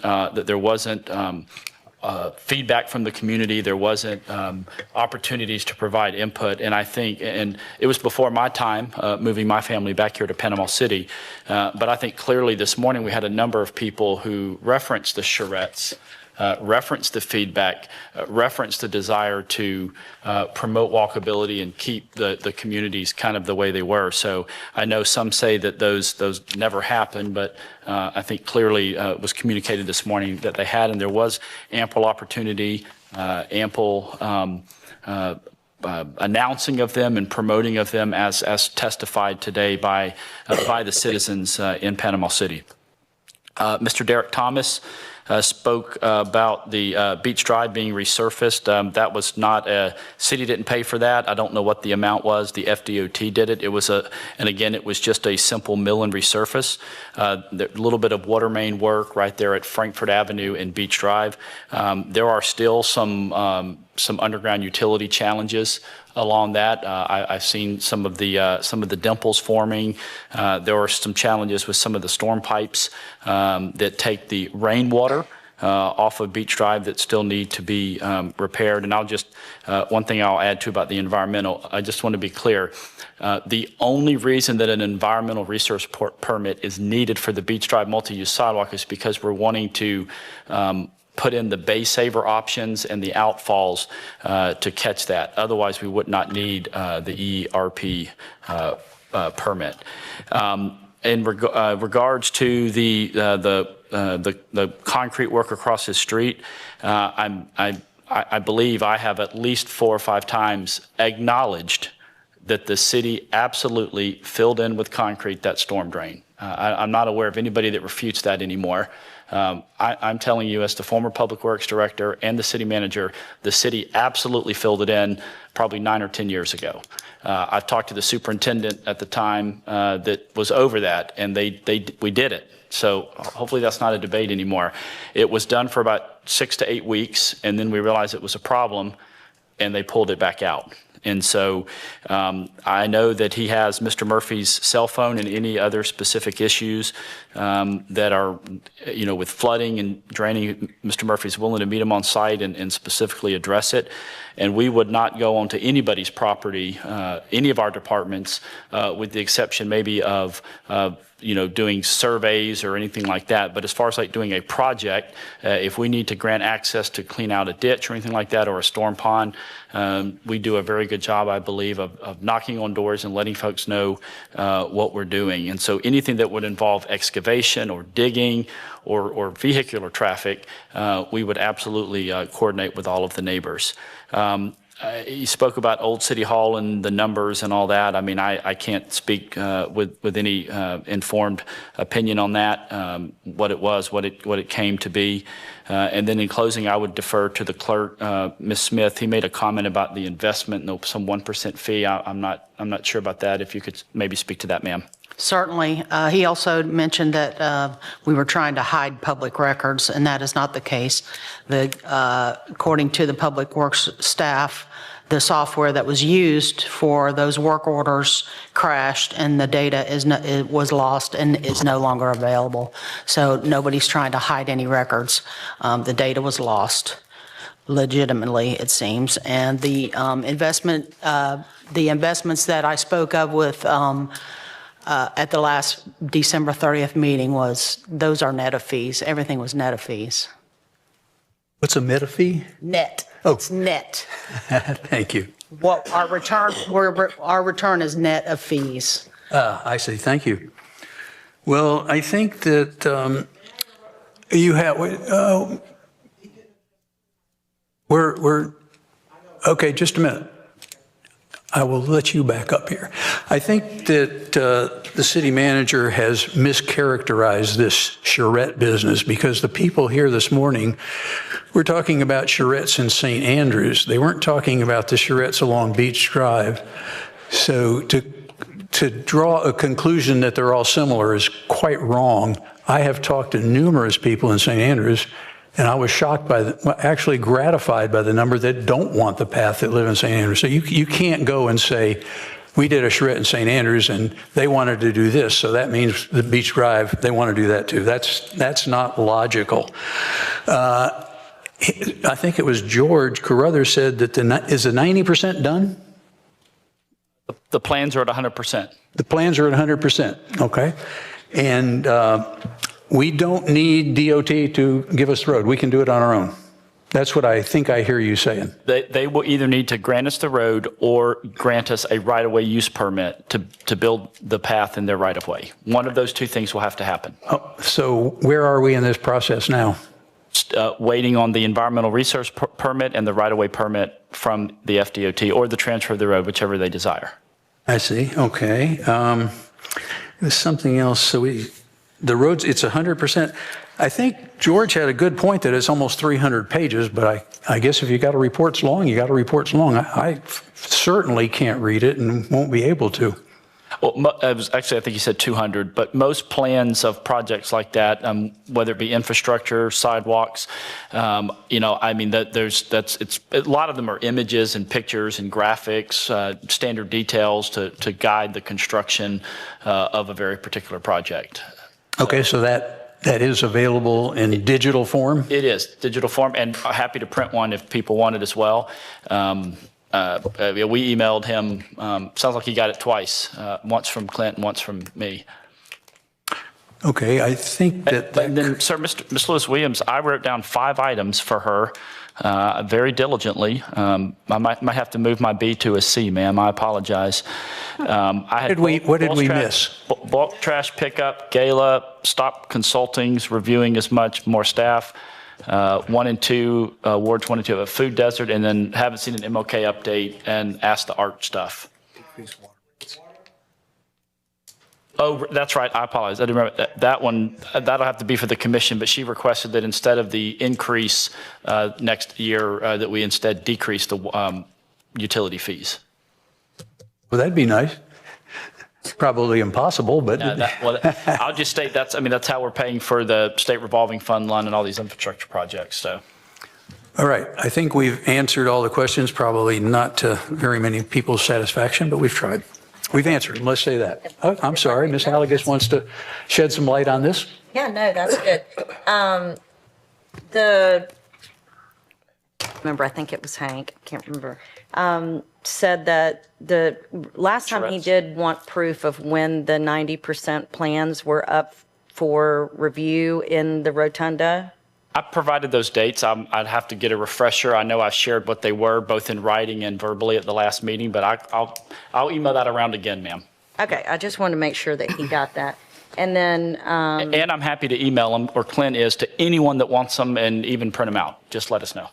And I was also under the impression that, those plans go to them for approval, but there would be some tweaking. We could take stuff out of that. I mean, the only place I'm aware of benches, and I have looked through the 200 pages, the only place I'm aware of any extra benches or bike racks or dog stations or anything is at Asbel. And then only on those little inlets that the city has, not actually on the path. That is my understanding as well. Yes, ma'am. But I will. We removed quite a bit of them at the I think it was the 60% mark where we sat down with you in the office. So I do have it printed all out. I'm going to go back through it. I just want to look at that. And then, Ms. Williams, Lewis Williams. The notify me, I don't know if you've gotten on that. Because I had someone tell me that someone in the towers had complained that they don't know when meetings are and stuff, and they're not real savvy with the internet, but they have a cell phone, like a lot of people do. And so there is, and it is easy to see on the website. It's just, you can click a button on our main page that says notify me, and you can sign up to be notified. I got the notification yesterday of MLK Rec, and it was didn't have the art stuff on there, but it had. Pretty detailed. Yeah, it was pretty detailed. So I think you would.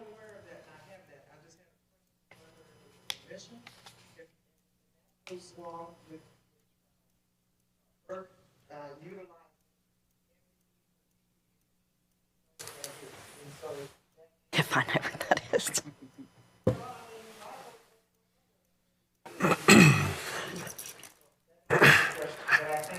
Just want to make sure you have that. Okay. We'll get with her as well and give her the details. All right. Moving on to consent agenda. Would anyone like to remove any items from the consent agenda? Just talk about them separately. I'd like to remove 9I. Very good. So, is there a motion to remove you have a motion to remove 9I? A motion, and I'll motion to approve the others unless anyone else has any others that they'd like to discuss. I'll second. Second, motion and a second. Can you call the roll, please? Commissioner Street? Yes. Commissioner Halligus? Yes. Commissioner Lucas? Yes. Commissioner Granger? Yes. Mayor Owen? Yes. Motion passes 5-0.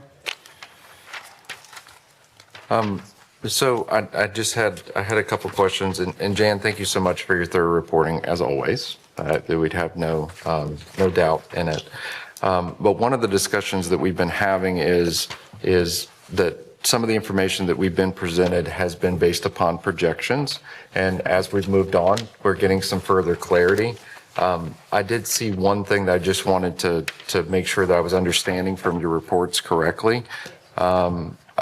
In the December report, we were showing a potential of, if everything went as planned, we were going to be basically reserves to zero. I saw a pretty significant improvement of about $1.5 million. Correct. Is that correct? That's correct. Okay, and then I saw in your memorandum, you pointed to that obviously the general accounting standards that we've talked about most times, as well as the regular, we have a specific restriction of 16.7%, but I'm seeing in January 6th that our actual unassigned fund balance is now at 17.16, which puts us above that threshold. That's correct. So currently, to date, our reserves are in good standings with that GFOA standings. As of December 31st, granted, we're not finished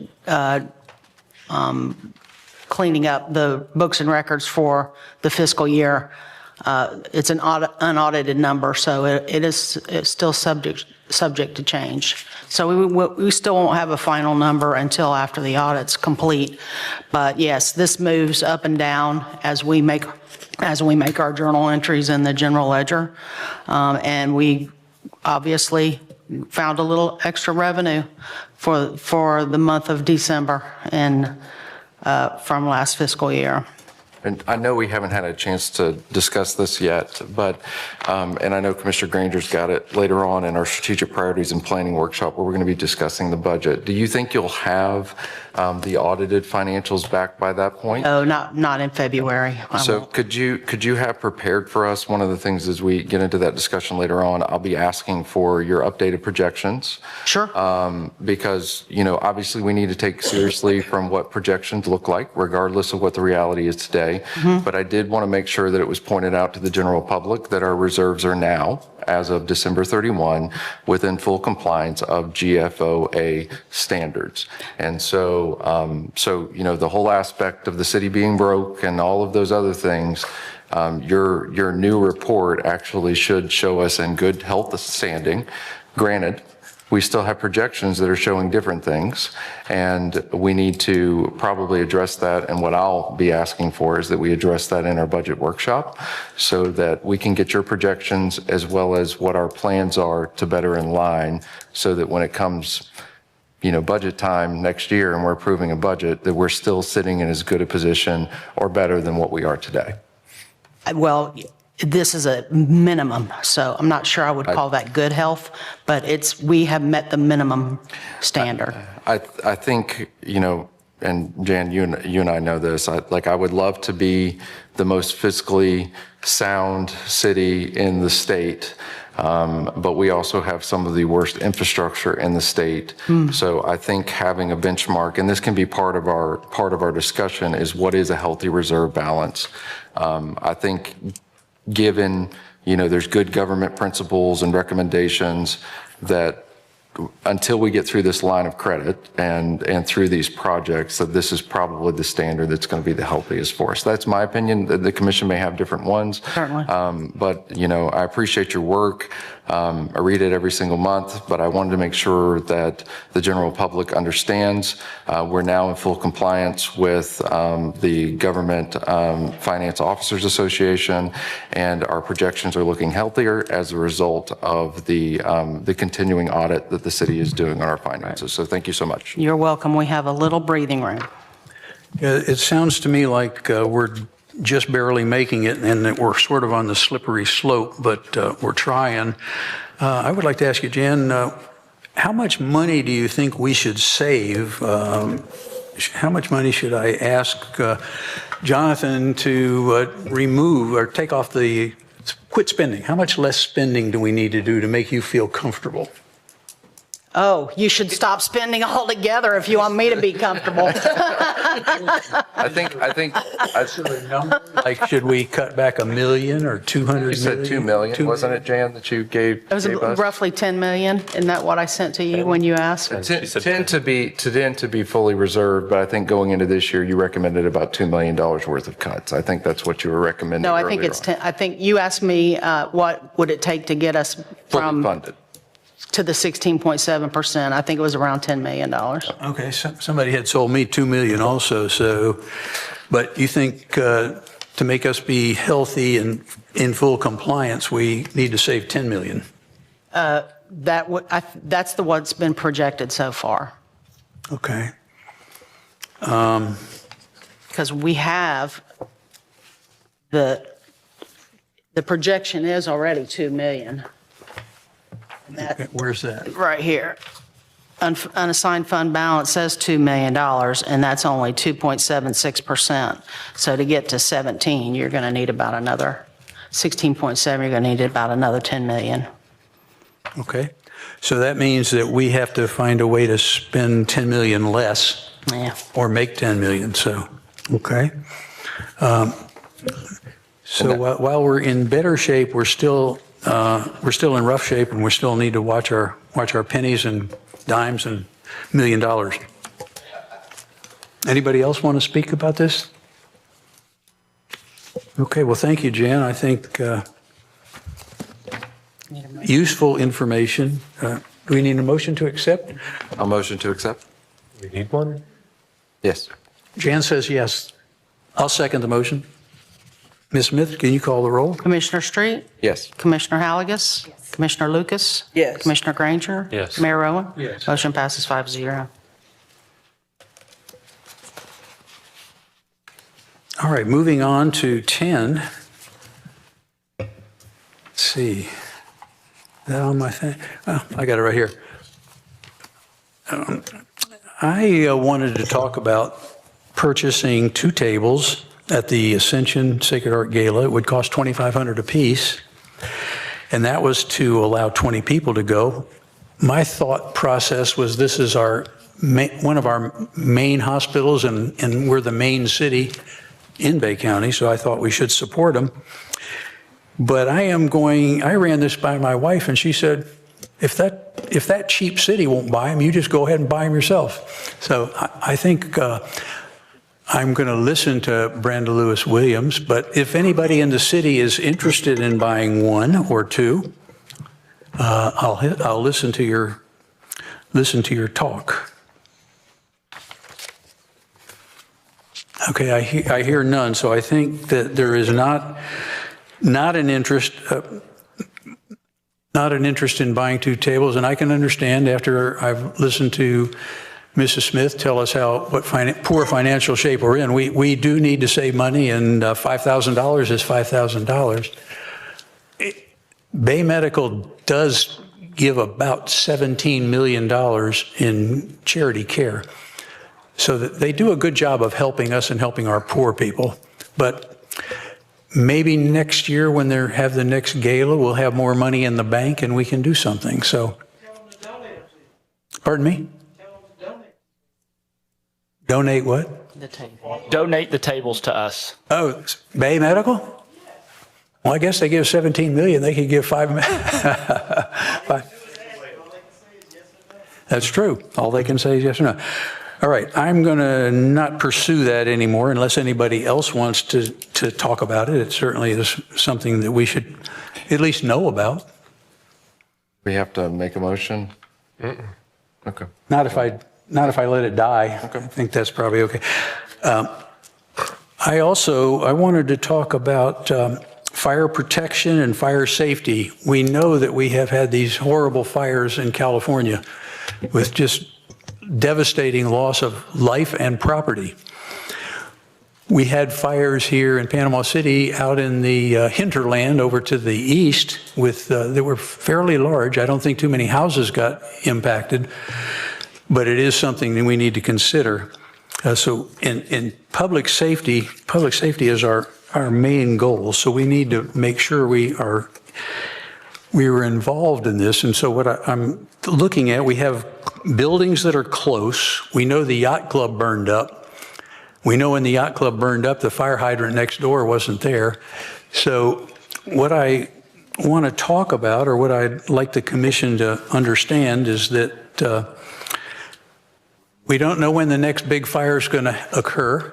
Hopefully it won't occur, but we need to be ready. Are we doing things what we can do out in the woods? Are we doing things out there to burn the underbrush, to control burnings? I know they do them at Tyndall.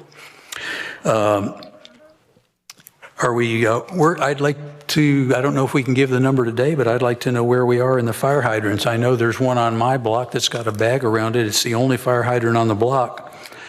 And I don't foresee it getting fixed anytime soon. I don't think we're going to do the road there, so we're not going to have any changes in the infrastructure.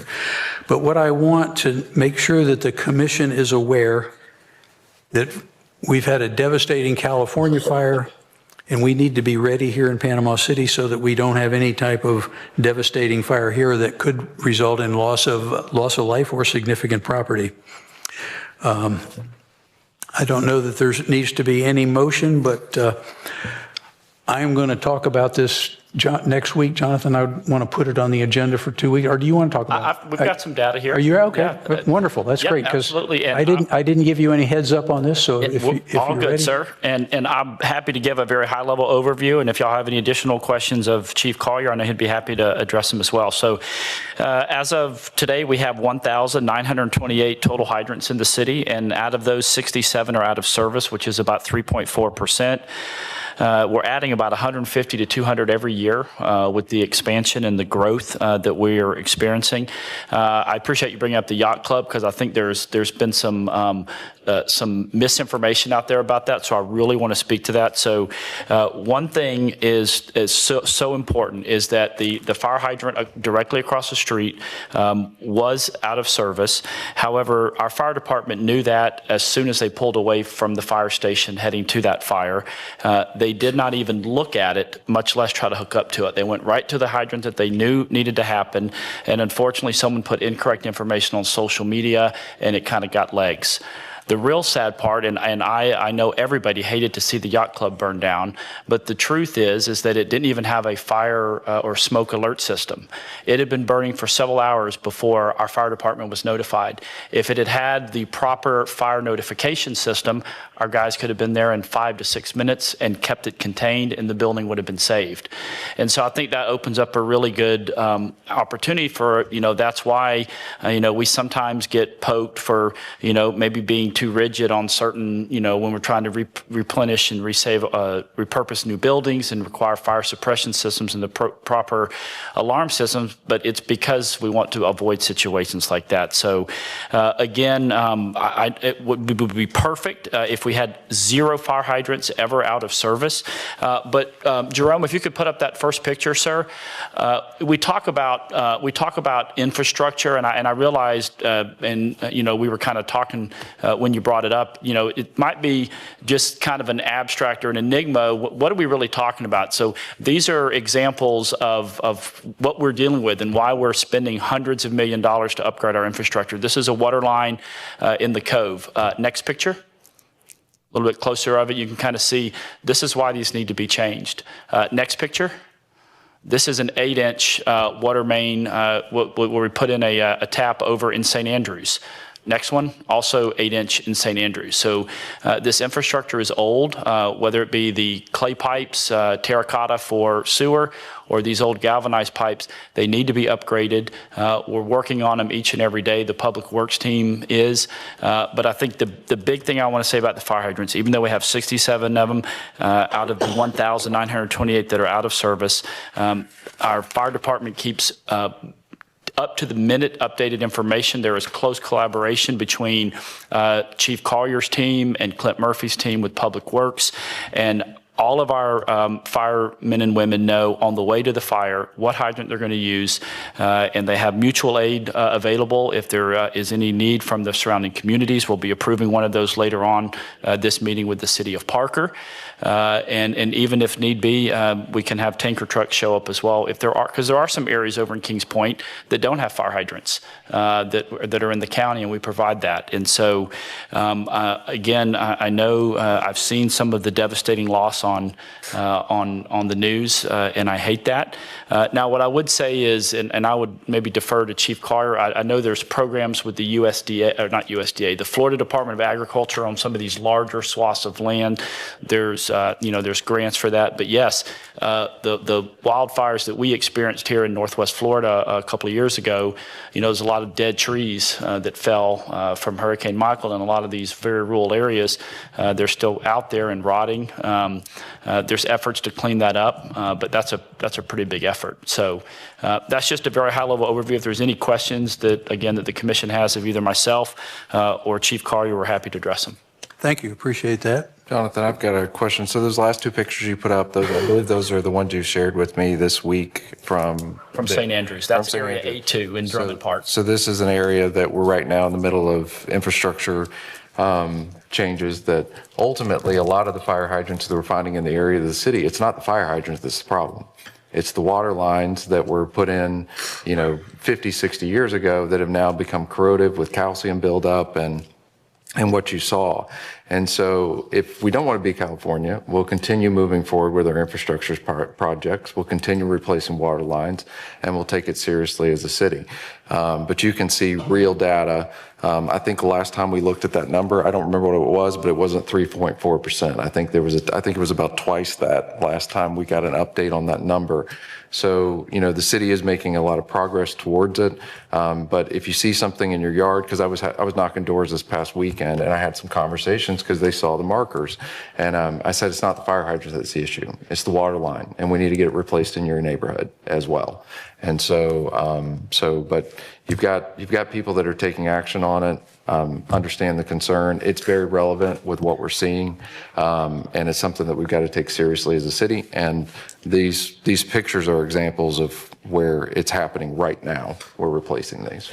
I'd like to piggyback on you really quick and just say, bingo. I was going to say that about the pressure. The water pressure coming out is part of the problem. And as y'all are going to be doing the budget next year, and you're talking about, just being able to have money in reserves to make yourself feel good, we have to remember, I hope you remember, because I'll be a citizen at that point, just a citizen, but a constituent, that, you got to make progress. You got to work. There's going to be a balance of that. But the real important thing I wanted to say was to the chief, and I was called and went down and watched the fire, and there's not a single one fire hydrant that would have put that fire out. I mean, it was insane. And because of mutual aid, there was no issue of safety of not having enough help and getting enough water on there. I mean, they were dumping water on there. So, and I did and appreciate pointing out that even though I am a member of the yacht club, there's citizen responsibility in these things and taking care of your own stuff. We had old wiring. It was an old building, it hadn't had all the things. So not that anyone caused it to happen, but it's, there was a lot of factors there. It wasn't one fire hydrant. So I just want to say, you guys, I'd hate that it happened, but for me, it was a monumental moment of what you guys do and how effective you are. It was amazing. And Jenna, you bring up a good point. And we've said this before, what's the point? And the city, we at one time prided ourselves with having $30 million in the bank prior to Hurricane Michael. There's no point in having $30 million in the bank when you have citizens that aren't safe because the fire hydrant's not working. And so the reality is there's a balance. And what we discussed in our financials and what we'll talk about in our budget workshop, I hope. And then there's the aspect of some of these are critical infrastructure and we have to get them repaired. So if that means deploying reserves to fix our city, that's what they're there for. And we need to do it fiscally responsible and conservatively, but at the same time, we do have to spend money to fix things. There's not a way around that. So thanks, Very Mayor. good. You're the one that brought it all up. There you go. All right. Thank you, folks. We now move on to commissioners' reports. So Commissioner Granger. Thank you, Mr. Mayor. Somebody once told me in one of the city education classes that I was attending that a healthy city, healthy municipality goes through a charter review everywhere from 10 to 20 years. They'll do a charter review. So I was going to ask, when's the last time the city did a charter review? Never happened. Yeah. Ever? The information. I was told Mr. 1962. Zimmerman was there. No, I'm just kidding. Yeah, I was told 1962. Right. I'm 1 year older. Charter review. That was when the charter that we're operating under was adopted. I don't know that So there's never we been a didn't review. find any minutes of any review. Okay. So it probably has not been reviewed. I think part of that process is a charter review committee that we established and made up of citizens for them to be able to speak into it. It's probably a good piece. I mean, I think, before I got here, the city had never done a forensic audit either. And so They're expensive, incredibly expensive. We're expensive. And so, I think this is a good step to take a look at it. So what I would like, and I would like for y'all to join in on me with this, to get your support. I don't know that we have to vote on it, but what I would like is for the staff to kind of put together a timeline of what would that look like for us to do a charter review. and potentially bring that back to this board to action on. What does that look like? What are the requirements by the state? And this is an educational piece, not just for us, but for the public as well. And then what would the timeline look like? And then just general overarching, what does a charter review look like? Does that make sense? I think we can do that. I can work with Mr. Zimmerman and Ms. Smith, and maybe at the second meeting in March, maybe just to give us maybe like 8 weeks or so to kind of put together what that would look like. And then if y'all decide to put that in motion, we can discuss that at the second meeting in March if that's soon enough. I think we need to do it. We need to look at it. I don't think it's necessarily a high priority. If 61 or never, obviously we've done, without it. So I'm not saying it's the number one priority on staff. That's why I think a couple of months. I think that's enough time for us to kind of lay out what it would look like and kind of give you guys a path forward if that's something that the commission would want to give us direction to move forward on. And I would support Commissioner Granger on this effort, having been a part of that class as well and heard from colleagues around the state who have or will do a charter review. I think it's good for our city. And I also think it's something we should do right. So taking the time to get the plan in place, I agree with you, Jonathan. Is that enough time, Ms. Smith, Mr. Zimmerman? You think probably so. 8 to 10 weeks? Okay, thanks. All right. Yeah, this might be a chance to get the Citizens Advisory, put a few citizens on this that, to be part of the process. But no, it's a good idea. And I agree. We haven't reviewed it in 60 years. There's certainly no, it doesn't have to be done tomorrow. There's no hurry, but to have it on the agenda, the idea, have it on the horizon, our radar screen, so that we can do it. Good idea. Yeah, it's definitely a good idea. Do you need a vote? Or are you sensing consensus? I'm sensing consensus to bring, all we're going to bring back is what that process would look like and what the timeline would be. And then I think there'd be more deliberation by this body at the second meeting in March. Or April or May. That's all I have on that topic, Mr. Mayor. Thank you. Appreciate that. I want to have a timeline on it so we can get it back. We both committed, Ms. Smith and Mr. Zimmerman, we can have it back in about 10 weeks. I think that's reasonable. Great. Thank you. Number B. Yeah, all right. So strategic priorities and planning workshop format. This is something that I wanted to, because we don't get to talk about these kinds of things. So I wanted to talk to you all about what I would like to see, and I hope that after you've heard me, you would like to see it as well.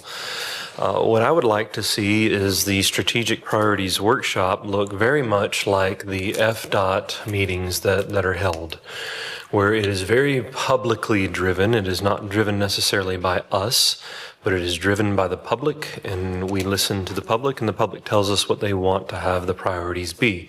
Now, obviously, there needs to be a little bit of an education component from that, because as you well know, there's a lot of people who will want to talk about their one specific issue, and our job is to look at strategic issues rather than an individual's one problem.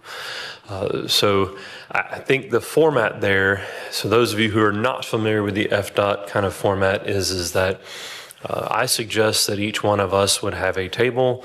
Citizens can come sit at the table or move to a different table, whatever they'd like to do. And they talk to us about the different priorities. The priorities can be kind of listed because the city has certain responsibilities, right? Fire, police, those are two separate things that are, I think, should be priorities, right? But y'all may have different ideas on how they should be priorities. And then there is a consensus that is drawn from all of the citizens that have attended. And that's done through a very familiar process. I think FDOT uses I don't know, I've been to a couple meetings, I can't remember if they were FDOT or not, but where they use the stickers to kind of rack and stack what the priorities are. I'm getting some head nods from the audience here, so they're familiar with the process. And so that way, then you have a kind of, this is the public telling us what they want to see done with their tax dollars. And then moving forward, what I'd like to see is we tie the budget back to the rack and stack of those priorities. Now, that's not to say that certain things will be excluded from the priorities. So what I'm really looking for is, of all the things that the city does, what are the highest priorities and where do they fall on that? So we need to include all the things that the city does. And then that will give us an idea of, hey, this is where we need to focus most of our tax dollars. It'll give Jonathan and staff an idea of where they need, and Jan to some degree, because she handles the water and taking in money, an idea of what are citizens truly wanting to see happen with their tax dollars. And then I would suggest that anything that comes before us that is out of the general fund or that is tied back to that be listed in the agenda. Hey, this is priority 1 from the Strategic Priorities Workshop. That's my spiel.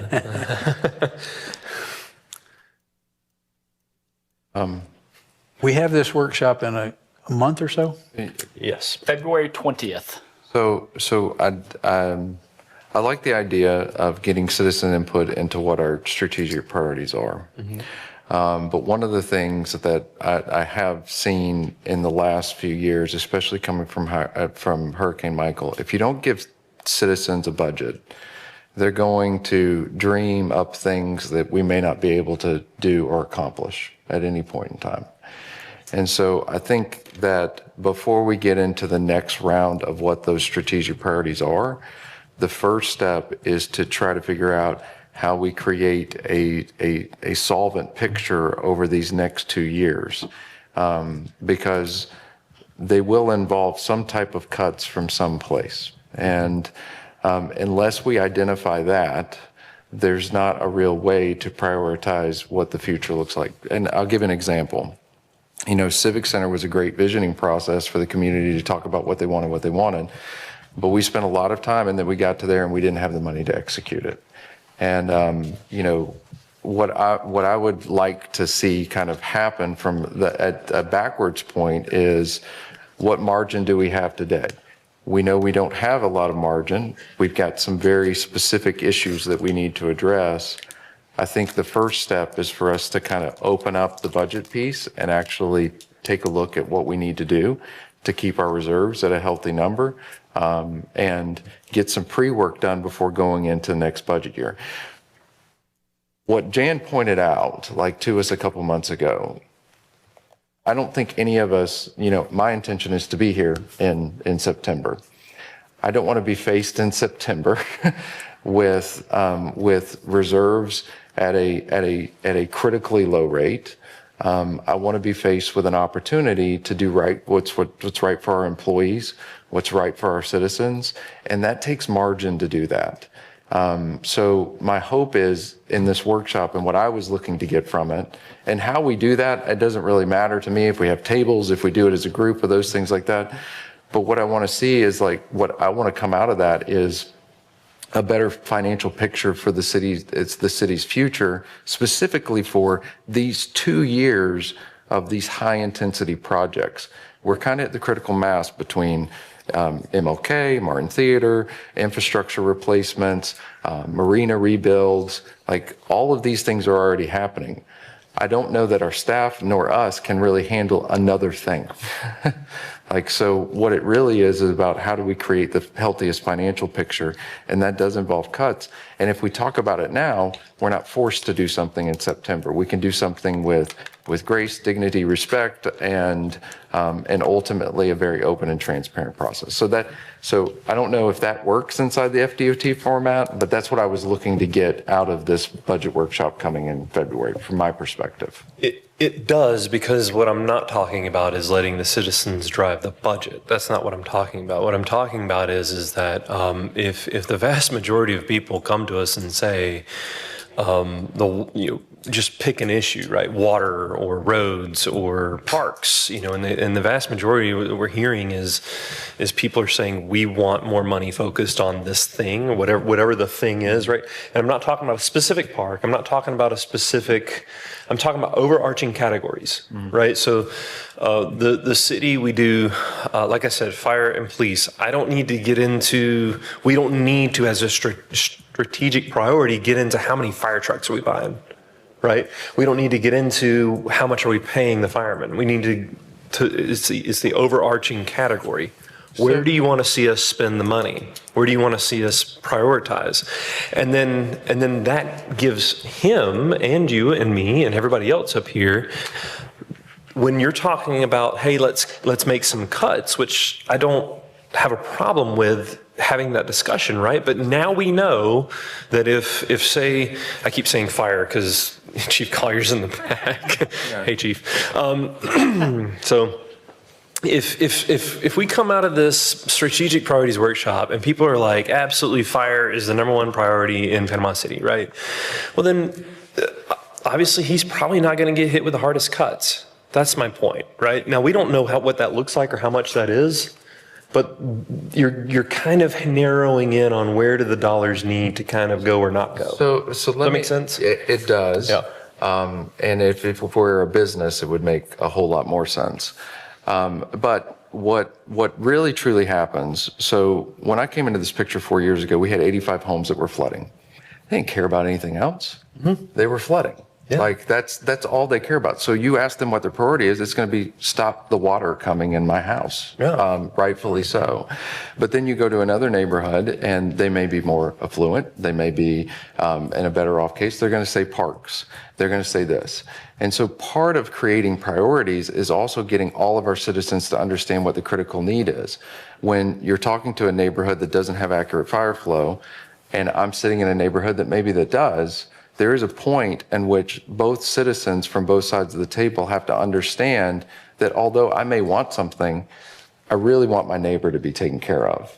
And so that's not found in a general polling piece. That's found in some type of conversational piece for someone to understand, hey, I know your yard's flooding, and I can tell you this. I've had this conversation probably 100 times. I know you got water in your front yard. But Ginger right down the road, she floods every single time there's a rain 4 times a year. Your problem matters to me, but it doesn't matter as much as Ginger's because she's suffering and you're inconvenienced. Both of those issues fall under infrastructure, right? Like both of those issues are infrastructure issues, right? Yeah. So I don't know how, when you're asking citizens to prioritize, they have to have an understanding of what everyone is suffering through and what their issues are too. So that I don't know how we can get those onto the board, but we saw water lines today. Mm-hmm. If citizens saw that, that's going to be the #1 priority. I can guarantee you before we talk about something else. And so I think that there's an education component. I don't know how that's achieved in it. So I think both and are possible. The process can be set up such that it is not just singularly looking at me, my, and I, but we're looking with citizen input at the city. And so you bring your experience, but it's part of the collective in the process. I would add to the conversation that we are in the midst of a strategic priorities process, a number of projects and timelines and deadlines. And we need to understand what we're up against.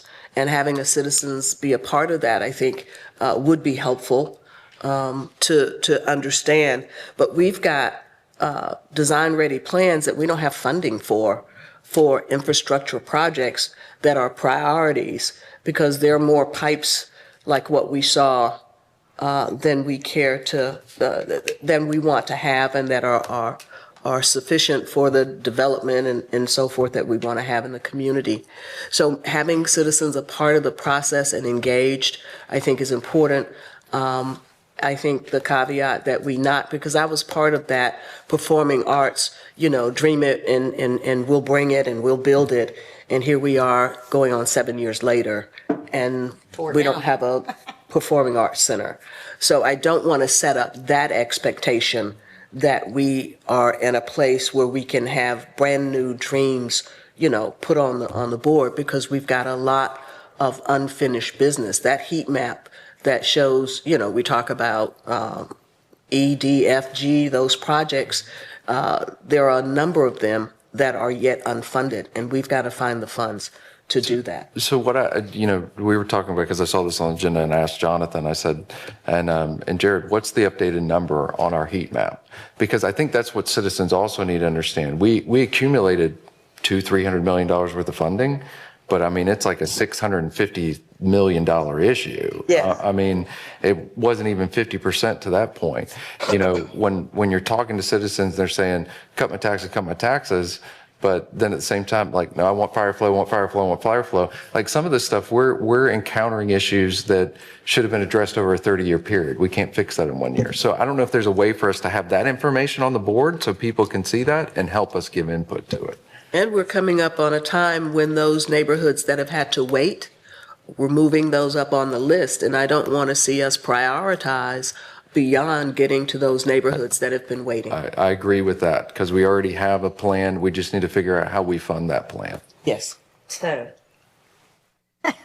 that was good dialogue down there. I took a couple of pictures. I thought it was kind of funny. I would like to say, so what has worked in the past, after the hurricane, that's when we did all the Dover Coal stuff and we came up with the 4 lines of effort because it was such a big task, right? So it's exactly what everyone's talking about. Such a big task, had big community meetings, okay, and then that's where quality of life, safety, economic development, that's where the 4 lines and infrastructure, that's where they came from. So basically every time we had an item on the agenda, it had to fit into one of those, categories. It wasn't helping with, any kind of community service, nothing. If it didn't fit in there, then it wasn't even on the agenda.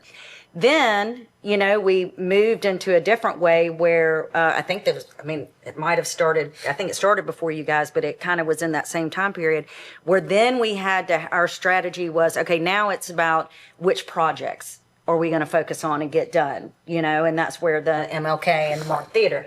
Now I think we're in a different position where we have the big projects that are going to be taken the next, 3 to 5 years. Definitely agree with finding funding for future infrastructure for those identified projects. But I think that now what we're looking at is it's this year. You're going to do it every year. So now it's about this year, right? It's like we know we don't have a budget to build anything new. We know we're not going to pave another road. We know everything's already identified for that. So now it's going to be about, I think that that's what we need to focus on. So I agree with you, Brian, in the sense that we need to hear from our citizens to know what their priorities are based on a year of not being able to build anything new, but what is it? What services? What's the most important thing? That kind of thing. So do we do it in one? What I'm afraid of is that if we do it that way, we're still going to have to meet again to make a decision of how we're going to do that. So do we have one longer strategic meeting where in the beginning it's, people come in and they do their comments and they do their stuff and then we make some decisions? Or do we go out and create a town hall in each of our wards, or do we go and, and then we bring it to I'm just saying it, what my main point is, it needs to be yearly. It's probably going to be services. And because there are elections coming up and I think we need to hear from the people, but I also know that probably nobody gets more complaints than we do sitting in this position, and to put a planning strategy together for someone new, if that were to happen. Well, for me, it's definitely going to happen. But if it for you or the mayor, then I feel like the decision needs to be made before elections. The decisions, yeah. So my intent with this was the city provides services. That's our whole purpose of existence, is to provide services, right? And so we budget for those services every year. And so the intent is to keep the conversation constrained to just those services. That's the whole point, because we put a budget up every year and say, this is how much money we're going to spend to provide these services.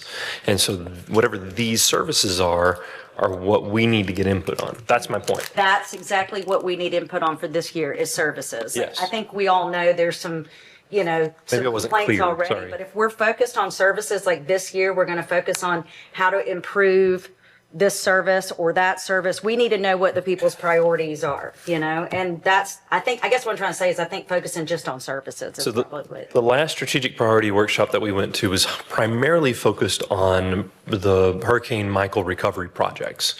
And I think that's not what I'm asking for here. That's not what I'm asking for us to do. What I'm asking for us to do is focus primarily on the services that we provide, just the city level things that we provide to our citizens every day that we have to budget for every year. That's all I want the entire conversation to be constrained to just those things. Because yeah, we understand we need to do certain things we've already started doing. Right, that's a given. Yeah, that's a given, right? Like that's not part of that conversation. What's part of the conversation is do people feel like their parks are being well taken care of? And if so, does that outweigh other services that they're receiving? That's all I'm trying to So get at. I'm not so sure a meeting is the best way to do that. No.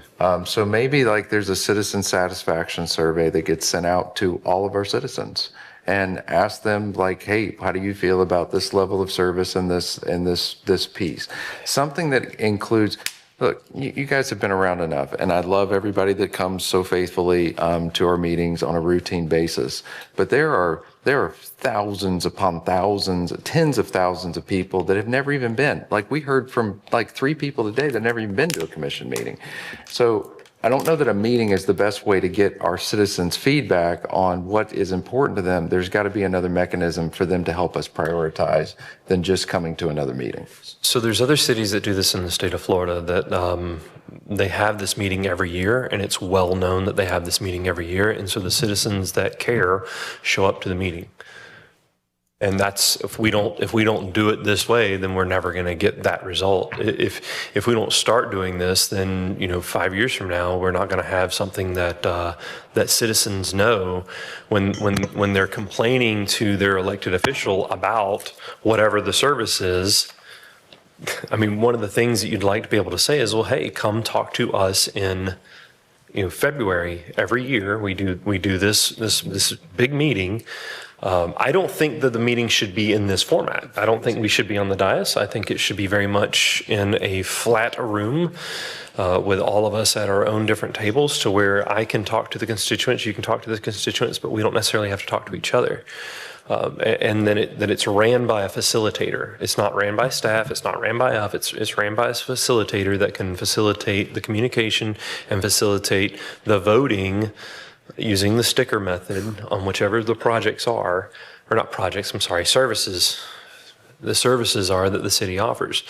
And again, it's not saying that, hey, fire needs to have X million dollars. It's just saying that citizens maybe want to have this service prioritized over this service. And then when we get into budget discussions, we will know how to rack and stack the cuts.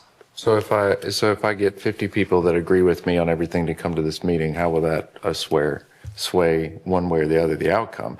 I think it's still a sample size that may be too small, even in a meeting piece. I think it's an important component, but I don't think it's the only component that we need. So I talked to Jonathan about this, and I have a tentative hold because I was going to have a little, before the planning, I was going to do what you're talking about, but just for my constituents. And I was just going to go to the McKenzie house and just be able to walk around and everybody have comment cards. And we kind of give them, in the very beginning, Jonathan would kind of say, hey, this is what we're trying to, the services, this is what we're doing. Now, it's more on staff if we have 4 separate ones, but that's exactly what I was going to do. That, and then I was going to create a survey to put online for it and say, hey, if you want to fill this out and let whatever. And I was going to bring the information that I had heard with me. It's basically the same thing you're saying. So I guess what we're saying is we could either, if we do that, we still need to have another meeting for us to all communicate and say, okay, these are, for this year, these are the 4 things that we're going to focus So on. both and. We do the individual in our 100%. wards and then bring that information to our strategic planning priorities workshop. That's a fast timeline. And I would just add, keep in mind, we're also got the 4 CRA socials that are planned in February as well, one in each of the, we'll have 4. sticky I know that notes doesn't there, affect Ward 3 necessarily, but I'm sorry, sir. So is there, oh, that's right, he doesn't get to do that, yeah. You can go to all of them. Or why don't we could just do the one meeting, we just need to do it before a formal meeting to know what to bring from the public, so. I mean, for me, like, I think, Jenna, you're the same way. This is routine for me. Like, I have the ward sectioned off in about 5 or 6 different areas. I go and do a community meeting. People show up to it. I get prioritization and those things, and that's what comes back and drives decision. I don't push anything. I don't push anything that the citizens don't care about. So if there's something happening, it's because there's a group of citizens that have advocated for it. Like that's the But I don't mind sharing baseline. one if we just want to do one, so we don't have to have 4 different things going on, and then have the, whatever. If I might suggest, Mr. Mayor, Commissioners, we could slightly push back the strategic priorities workshop maybe into later into March and have time to do an individual town hall in all 4 wards. And, you know, the mayor could come to each of them and listen to that, and then that could specifically influence. I will say, just as a reminder, you know, the reason that I scheduled this in February was one of the feedback I got last year in the budget process. My first one as city manager was kind of starting it in July was a little too late.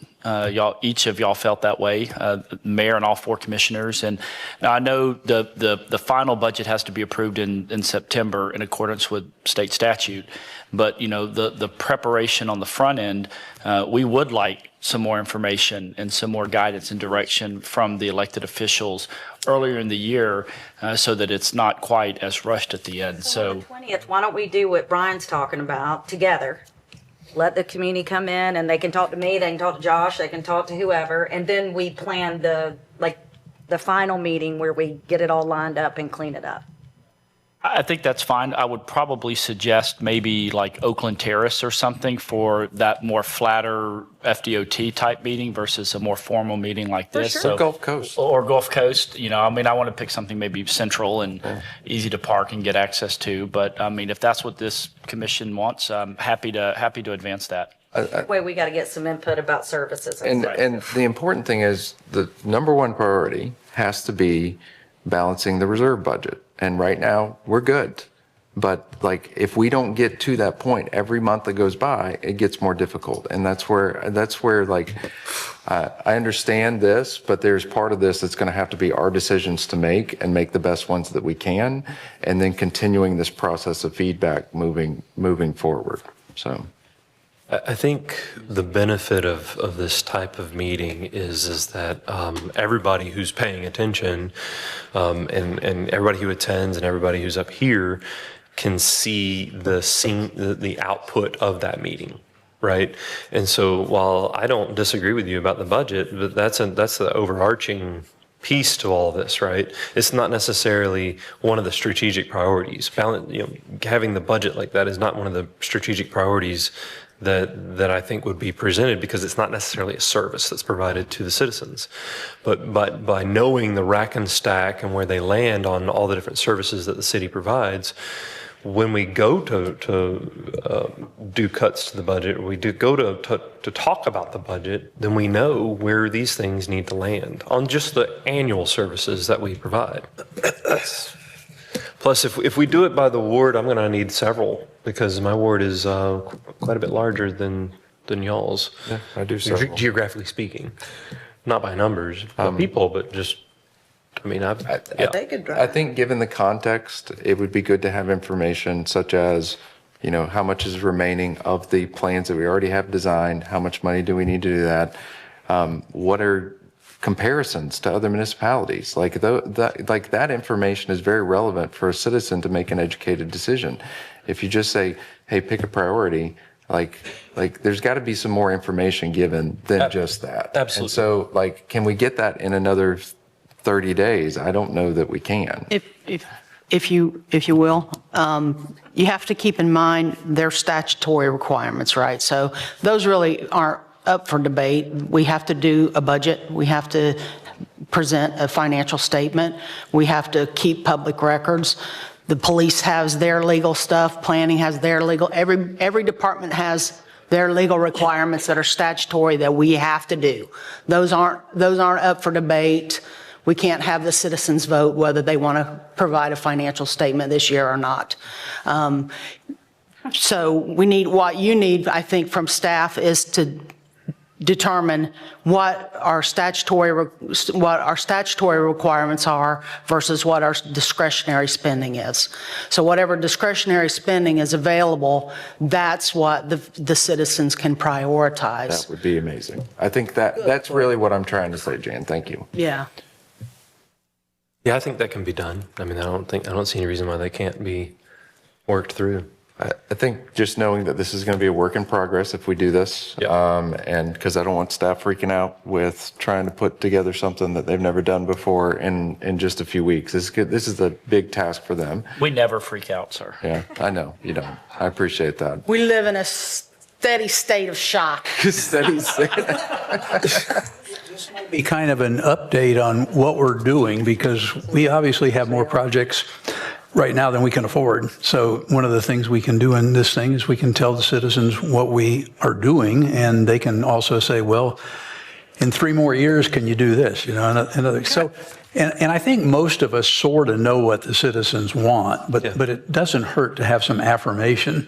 But at the same time, like Jan says, we can't dilly-dally around with this. No, we need and like Jonathan said, we got to get this done, because it's not good in July to, be under the gun to get things done and have to do it in a rush. We need to do it with some deliberation. We signed the budget at the 11th hour. Right. We don't need to do that again. Oh, absolutely not. That was really, really. It was down to the wire. It was frightening. Yes.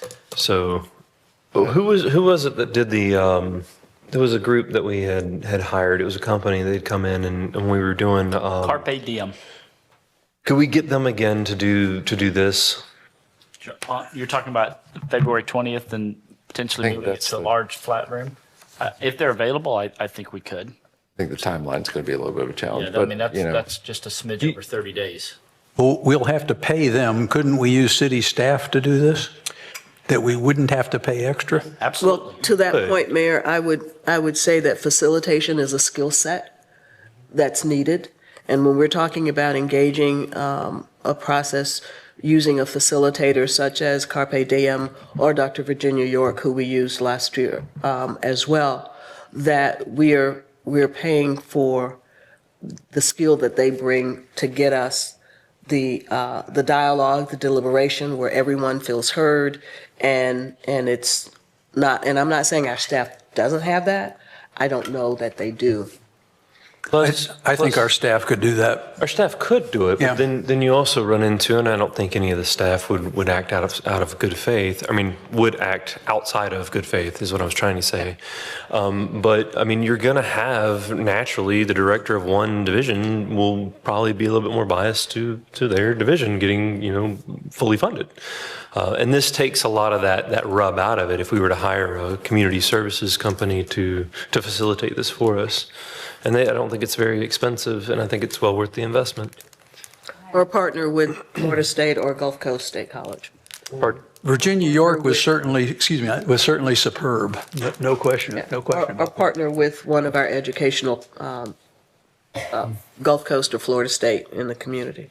I wouldn't be against partnering, but I kind of with the mayor on this one, in the sense that like what I was going to do was just going to be me anyway, just me and talking and listening and so I don't know. I don't know if it needs to be that big of a deal. I just wanted to get good feedback, and the only reason I say that is because there's not, like when we had it's Dr. York, right? Yes. When we had her, she was literally facilitating because people were getting up and speaking on a microphone. Whereas I picture what you're talking about is just very relaxed and just kind of come and go. So I don't know, Mayor, I'm kind of with you on that one. There's no question to call for, there's no vote. However, I think perhaps staff has sufficient information and we have consensus to put it in their good hands. If they think they can handle it. I mean, I think if we do want to change the format and location, I think, I think getting a formal consensus communicated to that, because that's a big change from what we're doing right now, February 20th. I think maybe bring something back next meeting for us to kind of just give the stamp of okay with, because some of this stuff all it said on the agenda item was discussion on strategic priorities and budget and planning workshop. So like I've gotten a lot more to think about at this point, and happy to communicate with the team on trying to help shape. And I would encourage everybody else to do the same. I think that's fair. How about that? How about a motion for staff to explore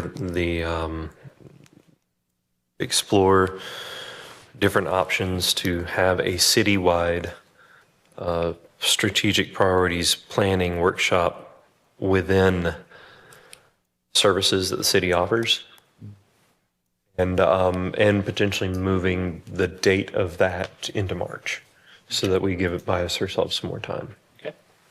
I second that motion. Any further discussion?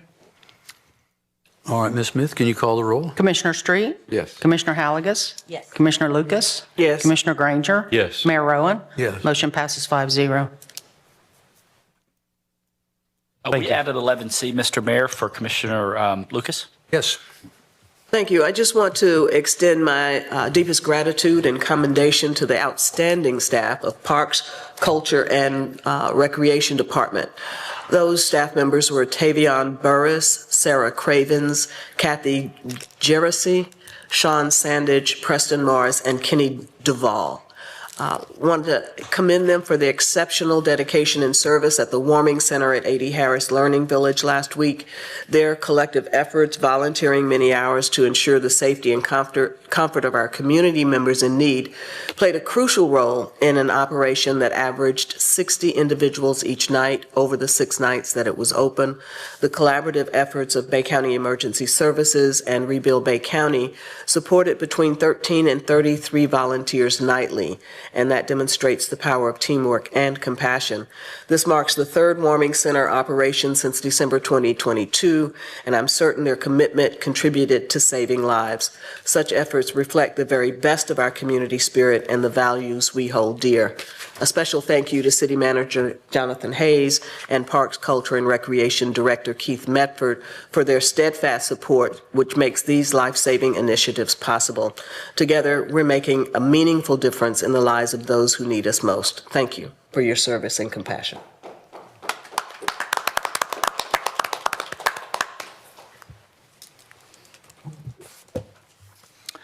All right, Jonathan, Yes, you're sir. up. All right, item 12A is consideration of approval of revised contract with Two Hired Guns Consulting, or 2HG, for the increased scope of work and revised terms.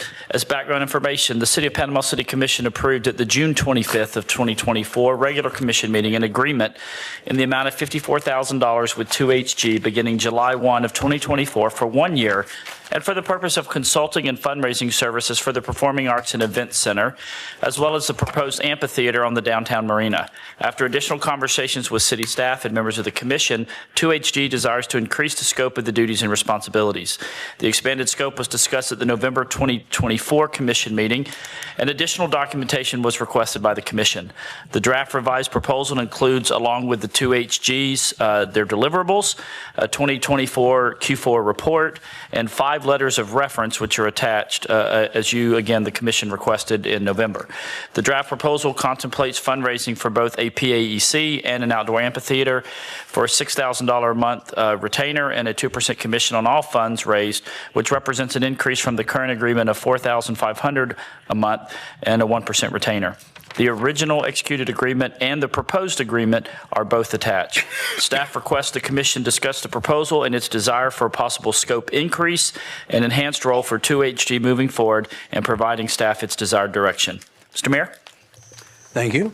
Would any members of the commission like to discuss this? Or who would like to discuss it first? Well, I think that his services are needed as we continue to explore options for various things in Panama City. As we've discussed several times today and previously, we don't have the necessary funds to do all the things that we want to do. I think that there is a large untapped group of people who'd be willing to contribute to certain things with private funds. So I think, I mean, if do you want to have him come down and talk to us a little bit about what he's been doing? Yeah, and I failed to mention that Mr. Sean Preston with 2HG is actually here and is willing to address the commission and answer any questions you may have. Okay.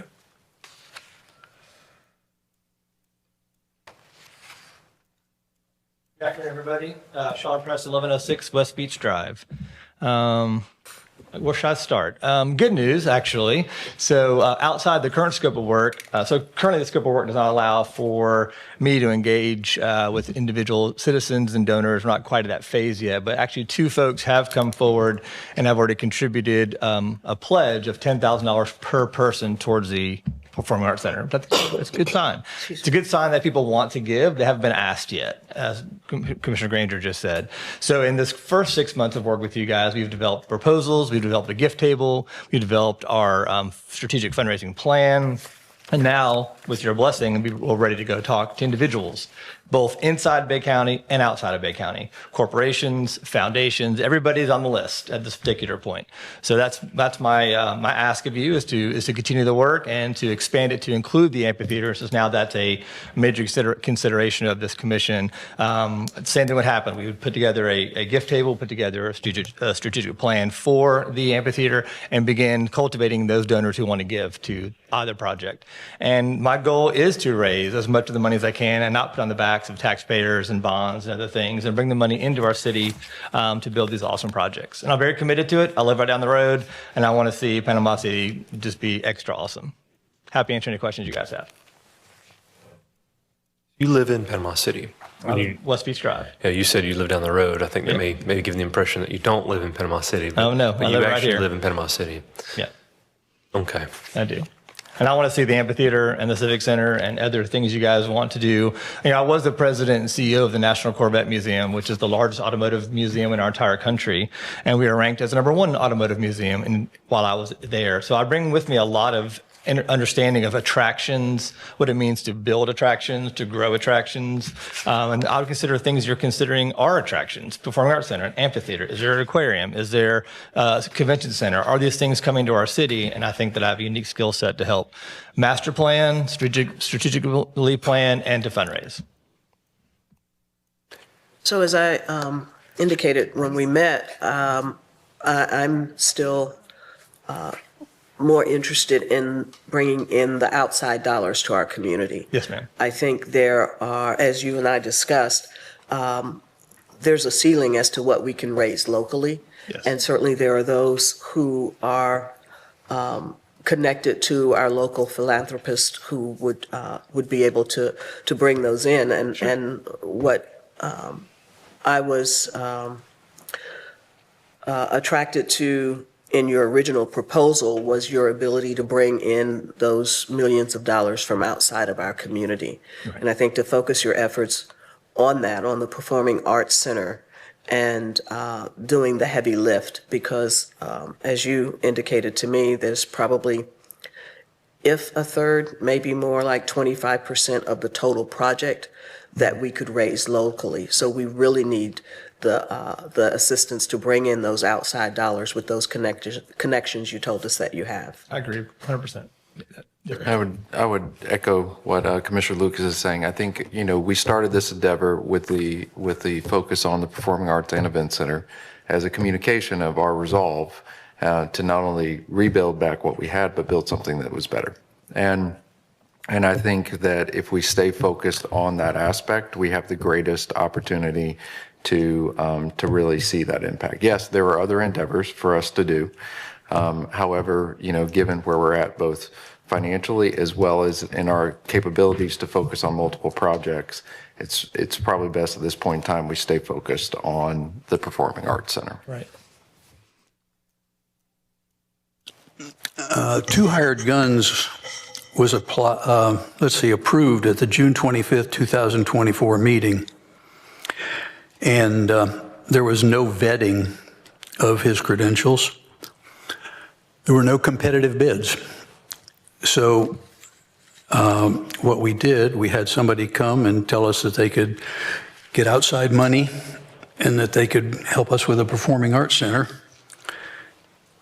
And I'm ashamed to say that I voted yes, because I really don't think it's a good idea. I think if you're going to hire somebody, first of all, you need to tell them what you want. Then you need to find out who's out there, and you need to get competitive bids. You need to choose somebody that's based on the best price, the credentials, and the experience. So you need to have somebody that's experienced.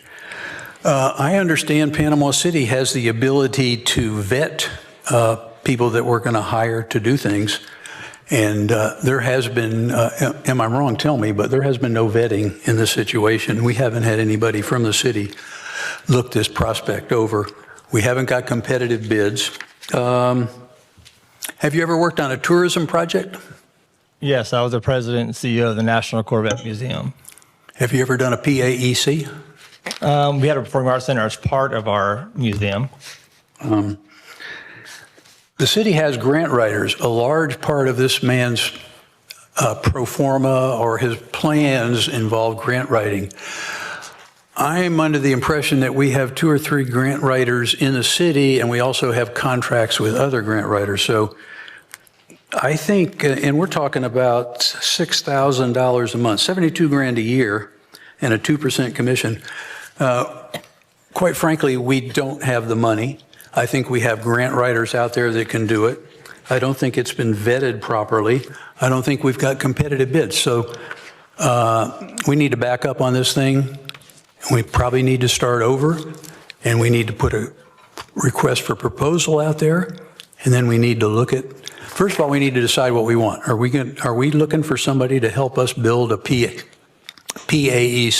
We've already got the amphitheater kind of under control, so I don't think we need to worry too much about that. So we need to get somebody, if we want to build a PAC, which is probably at least a $150 million project, we should get proposals. We should get the people that are interested. We should get them vetted, and we should get competitive bids. So my feeling is that right now we don't need to be doing what we're doing. We need to stop this. With 30 days notice, we can quit and decide what we want to do. Anybody else want to speak?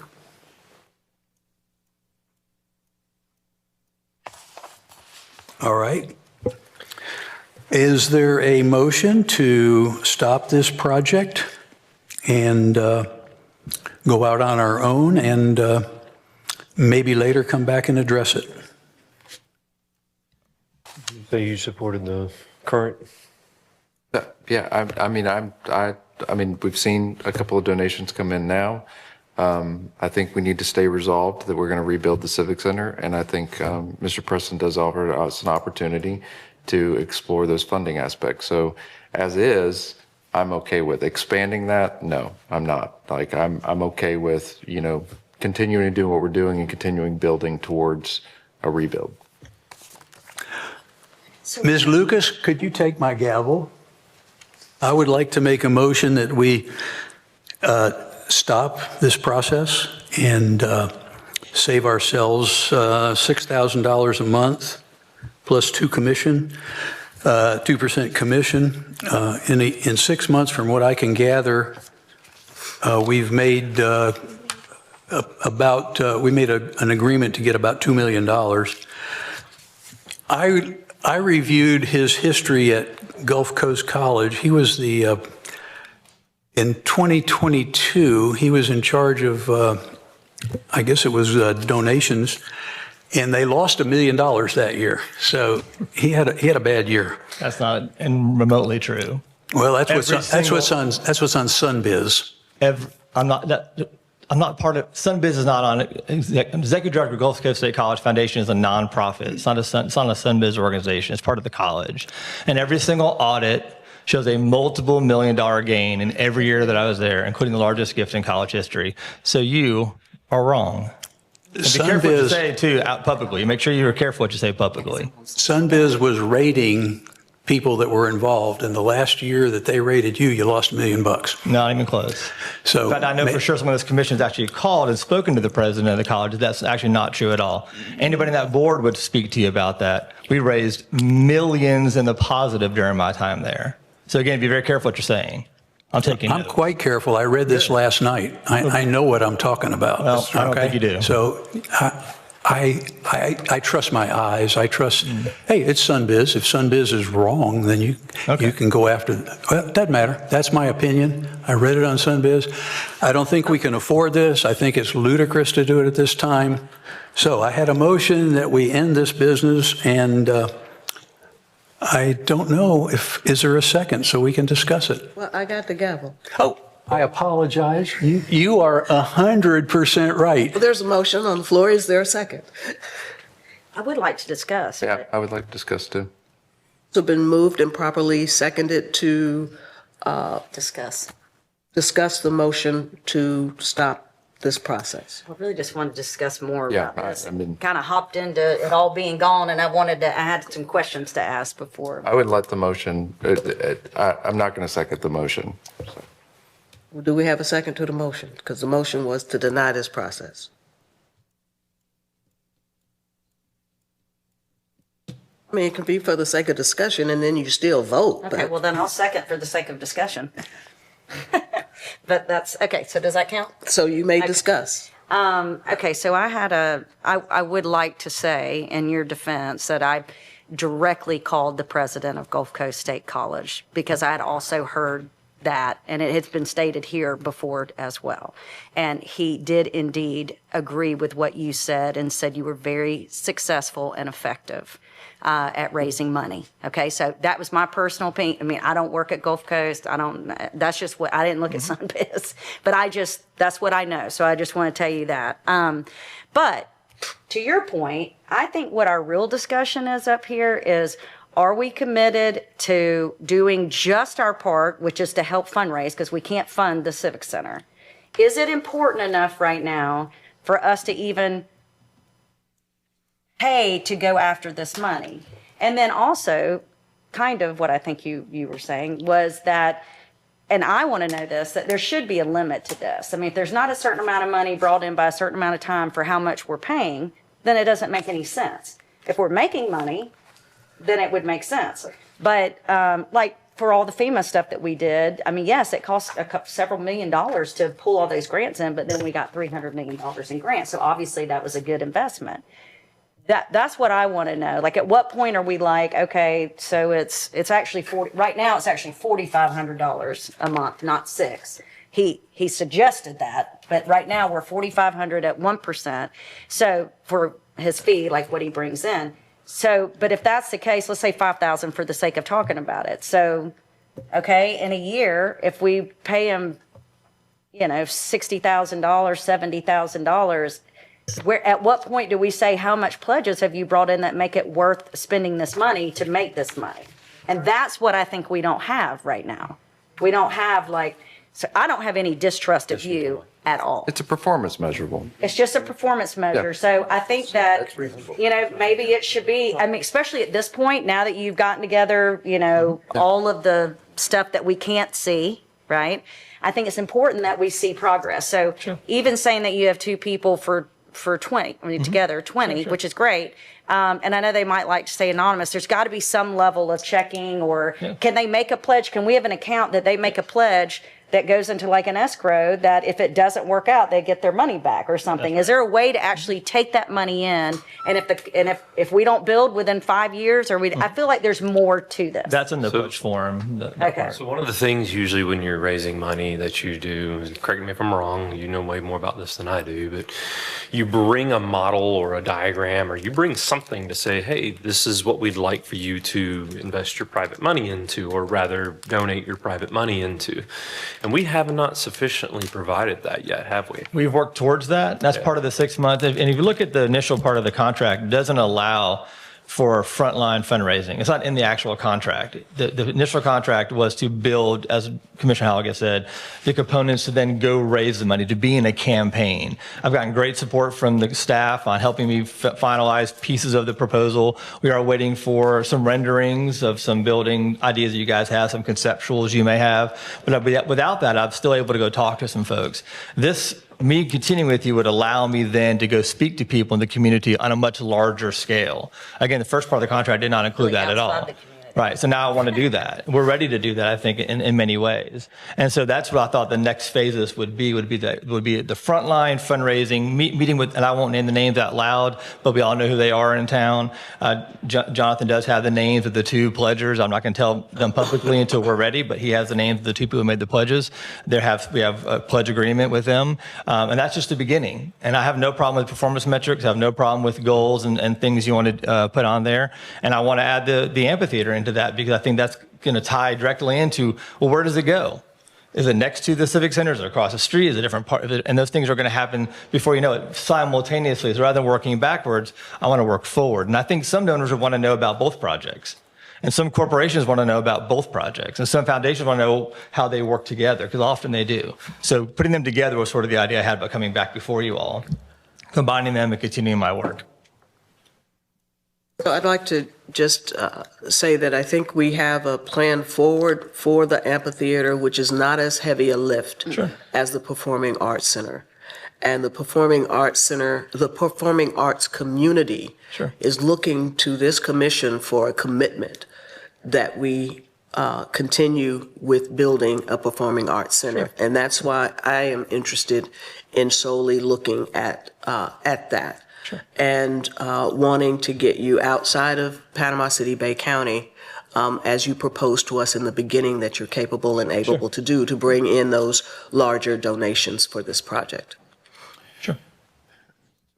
I'd like to clarify a couple of things just from a financial picture component. Obviously, raising funding is a cyclical thing.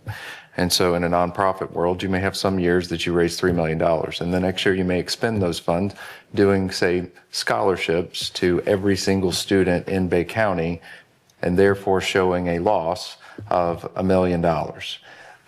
That's not a loss. That's a nonprofit expenditure that's reflected into that.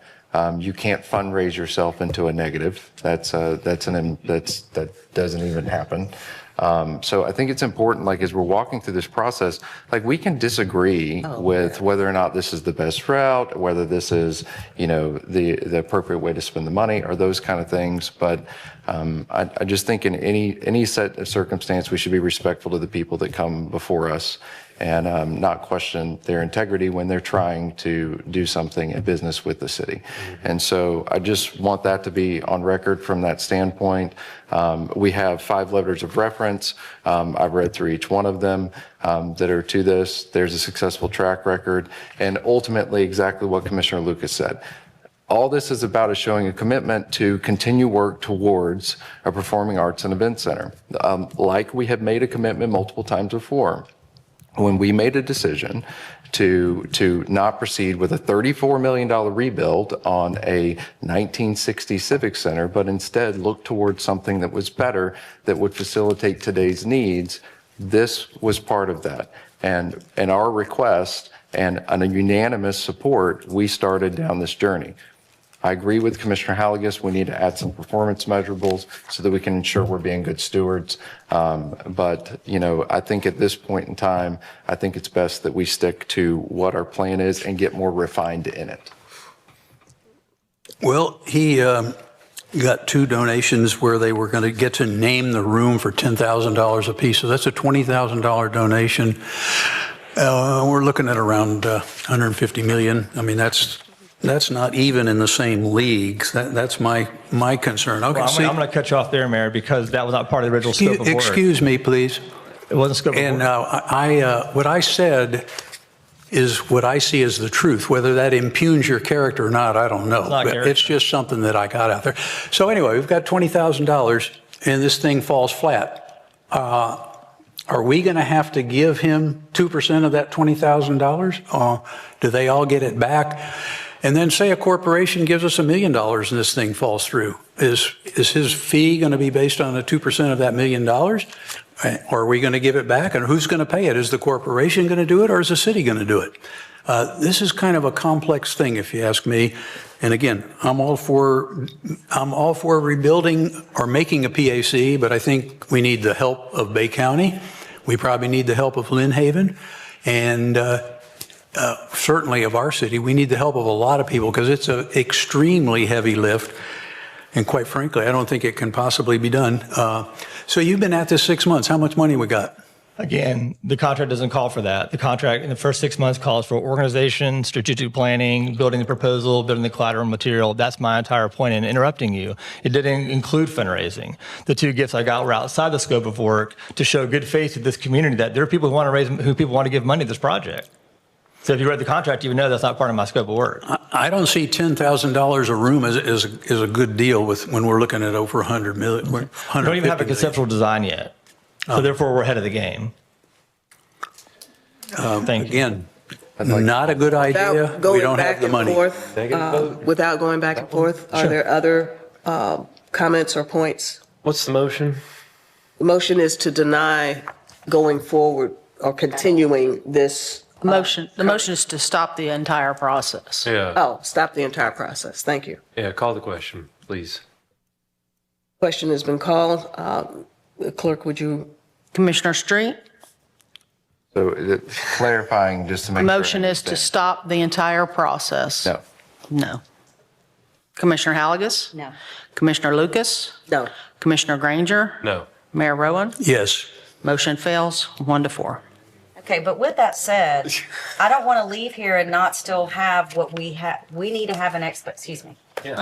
I'd like to make a motion that we add performance measurables to the current contract moving forward. And I don't know how we might do that. I'll work with Jonathan. Just working with staff to create some performance measurables to bring back that maybe take a place over a year period or something like that. So Yeah, we would need to extend it because I mean, as of right now, it's, you know. to extend with the caveat that performance measurables will be brought back to the commission for our approval. I second that. Extend the present? The present, not this current proposal, but the present proposal.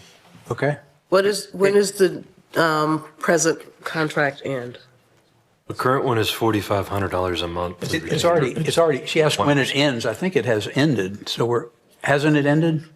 It has not ended. Oh, I'm sorry. We would enter into phase 2. And just a point of clarification, the agenda item did say 4,500. That was an average of the cost of the first year. It was 6,000 a month for the first 6 months and then 3,000 a month going forward. Phase 2, it's 3,000 ongoing monthly retainer until the fundraising goal has been met, payable on the first month via wire transfer. And so actually the amount is actually dropping down. Yes. And continuing. Thank you for that clarification. So when does what we are currently under contract, what is the end date? It's not. It's until the fundraising goal is met. So it's terminated at any time with 30 days' notice. So we didn't terminate But the contract hasn't stopped. It continues to phase 2. It rocks on at monthly or when $50 million is achieved at $3,000 a month. Let me modify my motion. My motion is for staff to work with Mr. Preston on some performance measurables moving forward and bring those back at a subsequent date upon when you have those. Yeah, I think that's fine. The only thing I think we need clarity on is because a couple of you have mentioned to me individually about maybe pulling the amphitheater out of this effort. So I think having that discussion would be relevant too, if we want to limit the scope to just the PAEC. Correct. And what would the salary be, Commissioner Street? I think it's $3,000. Okay, so it stays at that level. That's well, what? it actually moved down after the 6 month. It was at 6,000. Now it's 3,000. So the 4,500 was their, I didn't know that, but it was a combination of an average, yeah. So we're already out of the $6,000.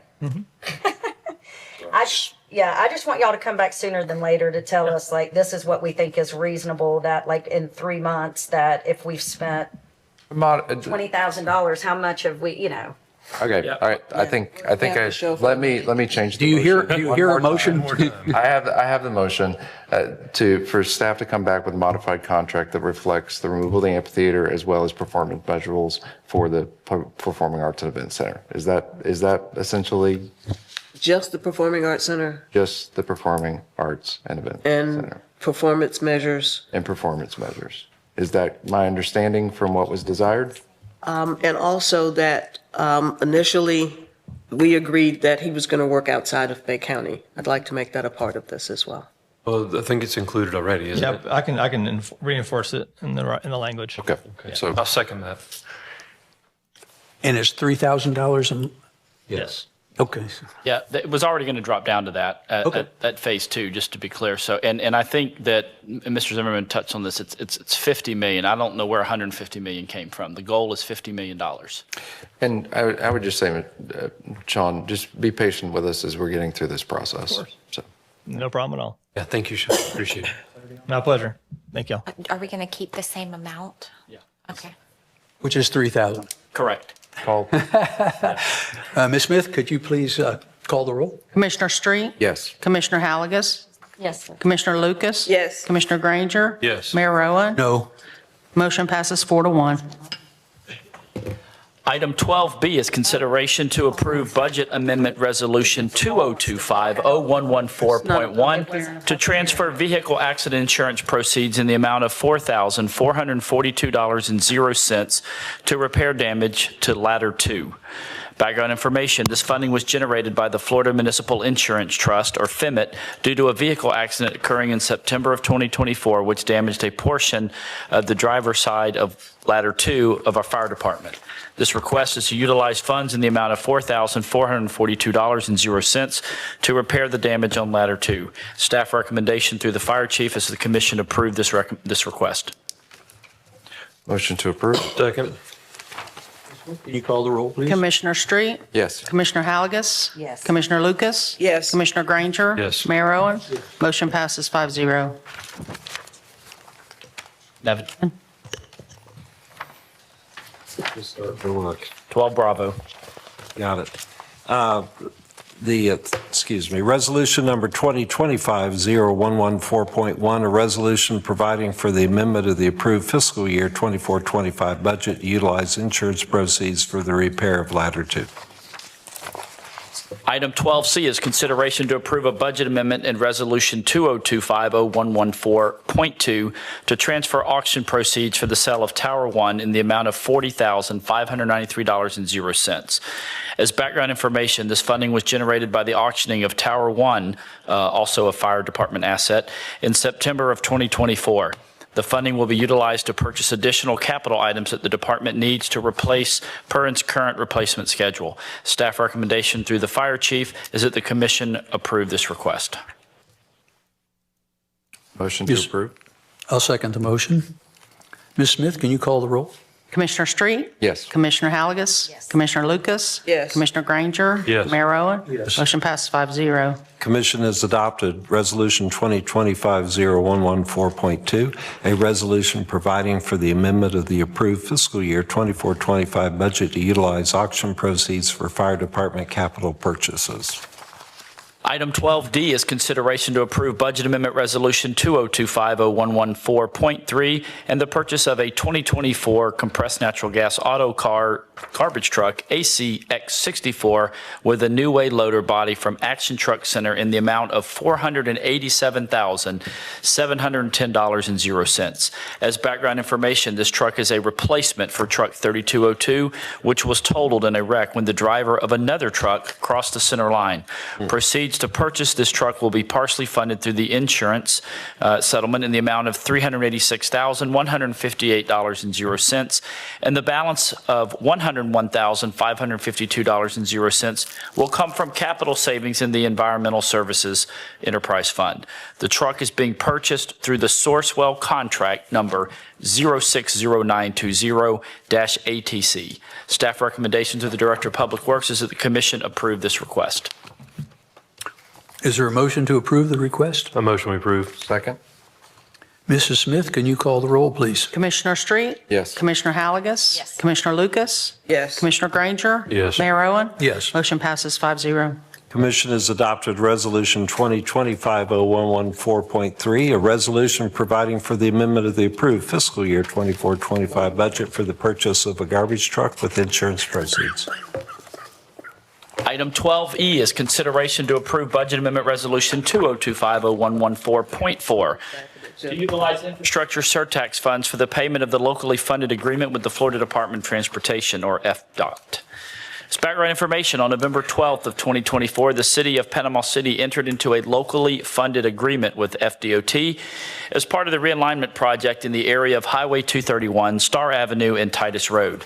This agreement provides for a payment of $2 million once FDOT provides notice to the city of its need for the city's portion of contribution.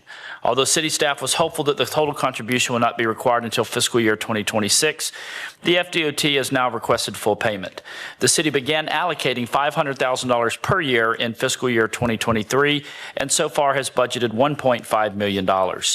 Staff recommends utilizing funds from the infrastructure surtax to cover the issuance of this payment. And I'll just note to the mayor and the commissioners that originally this project was estimated to be around $12 million, $2 million from the county, $2 million from the city, and then roughly $8 million from the state. This is now an $18 to $20 million project, and the FDOT is still only asking us to contribute $2 million and the county to contribute $2 million. So this is a very critical project, and this will also reduce the budget need by $500,000 for next year, since we'll go ahead and advance it now. So, A motion we approve.